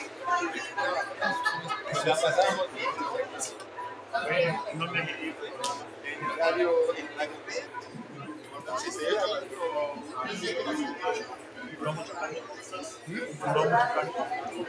El programa, sí, digamos, porque tuvo dos fases en esta estación. En total estuvo al aire como 20 años. No, yo llegué realmente al programa en los últimos 5 o 6 años.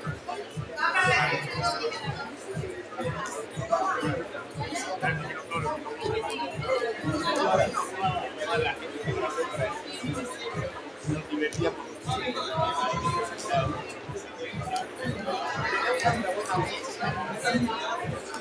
Nada más que pues ya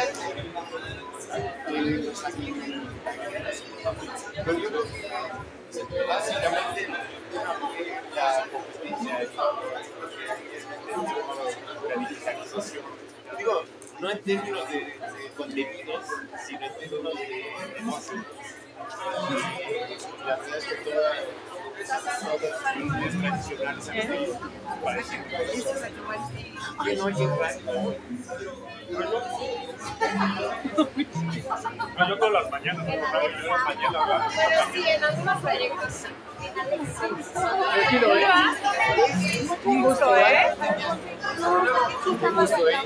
Ay, no sale. No, ya. Había muchas áreas. Aló, bonito día. Ay, discúlpame. Es que tiene ganas de... No. Y esa era una parte de nuestra audiencia. Sale a mi cabeza. La trayectoria a las que se entonces era el horario donde ya había salido de la chamba, iba caminando a su casa. Y el barrio se avanzó.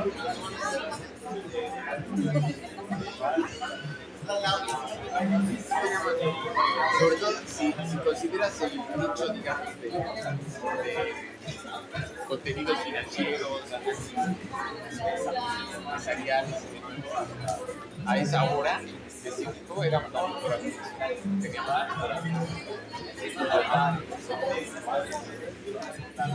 Sí, pero el chiste es el modelo de negocio. Es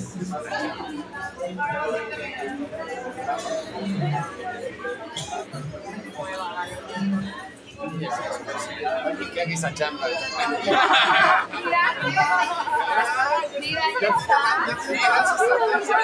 Que haga esa chamba y digo, sí. O sea, que sea Exacto, que a nosotros ya nomás nos paguen más. Era un programa hermoso y llevábamos a emprendedores puestos más verdes en términos de pero ahí en eso queda como una historia. Es lo que te contaba.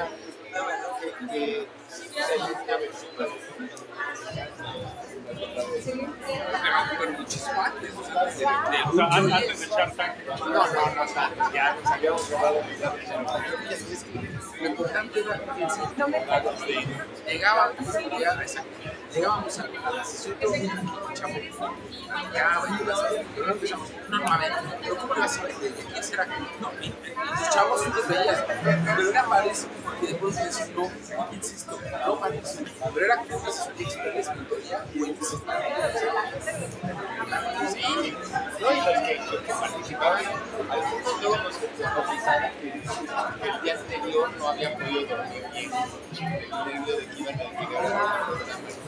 Y algunos salían de veras con el rabo en las patas después. De verdad, nuestra intención no era pegar a la gente en el fenómeno, ¿no? Y los tratábamos más o menos.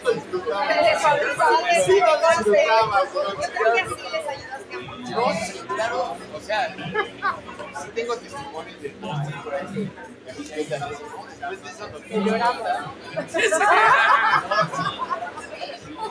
No, güey,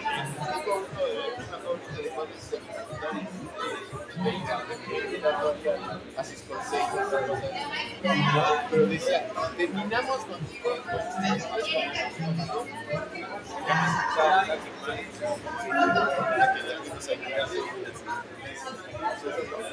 nos vimos bien tristes y pensando que no sabemos nada, o sea, esto no sirve.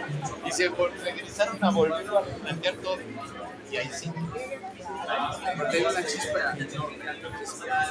O sea, tú ibas y regresabas.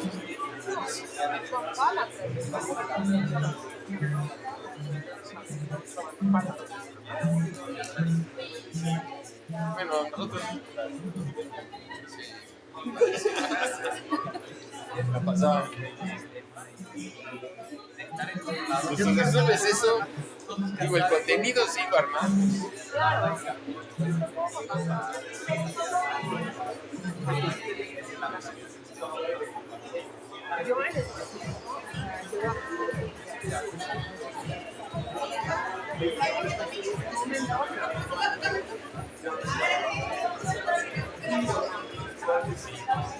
Sobre todo en la parte de conceptualización.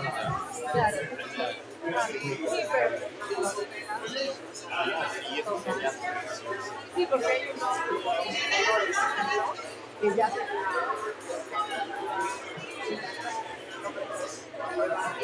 Igual ahí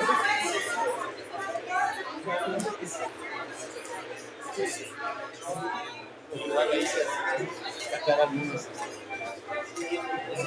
esos programas. Pero todo está acabado.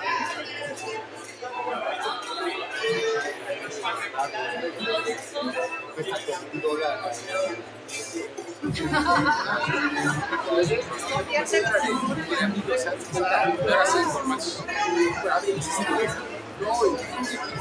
Se reía, ya oye, sí, no, a ver, yo también era por ahí.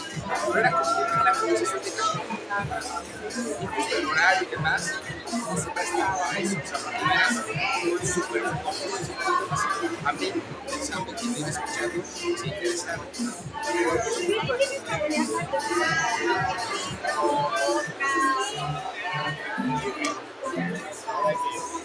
porque los puedes rescatar, o sea, puedes los programas contarlo con para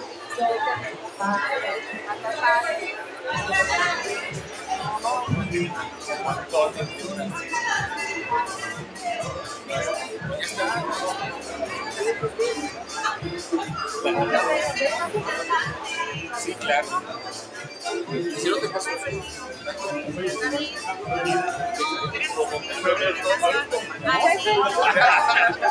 no, es que como conectar personas.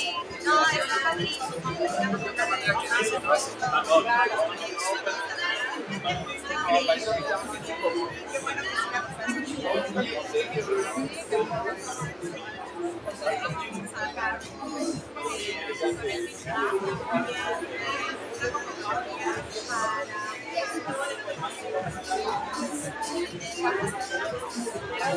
Reales, pero ya no sé dónde quedó. Ojalá.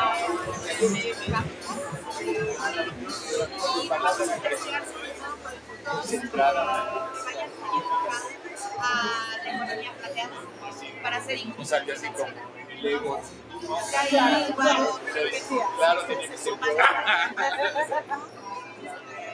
Se equivocan, pues.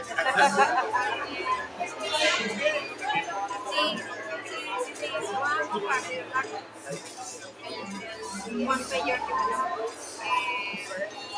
y bueno, ya cuando el título de luz verde para salir La primera vamos a hacer en unos 3-4 meses, para que lo tengas en mente ya te avisaré.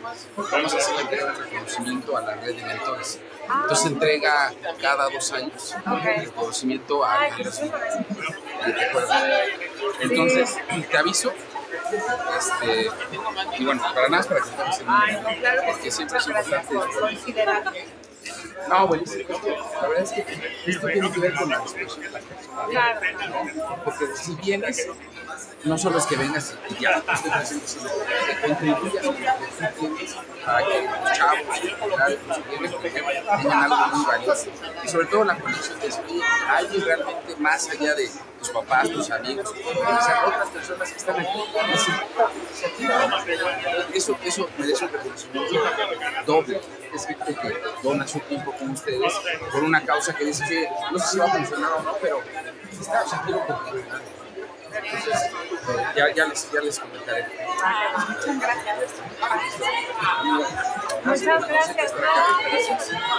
Estamos a la espera de lo que me digas, ¿eh? Sí, ya próximamente espero ya tener buenas noticias.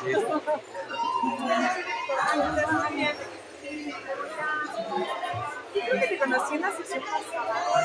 ¿Tu nombre? Ah, no. Pero te estoy confundiendo con un jurado que hubo en la ronda de colegios. No. Sí, Él es director de emprendimiento de Guadalajara. Y él también tenía, a lo mejor es que sea aquí, de la Ciudad de México. Perfecto. Bueno, voy a despedirme de él,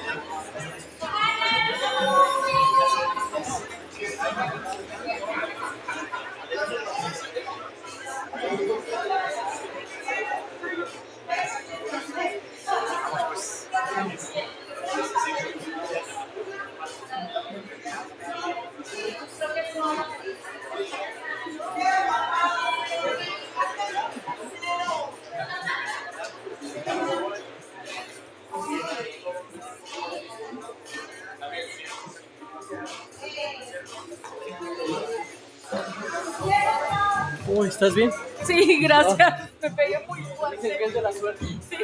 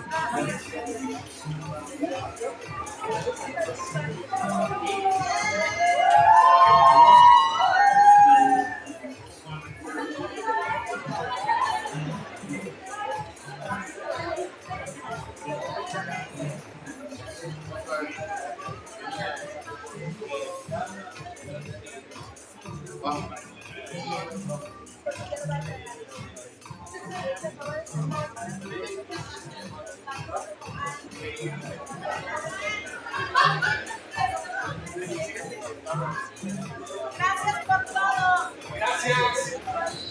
Vamos a la cotiza, vamos. La próxima baila del perrito.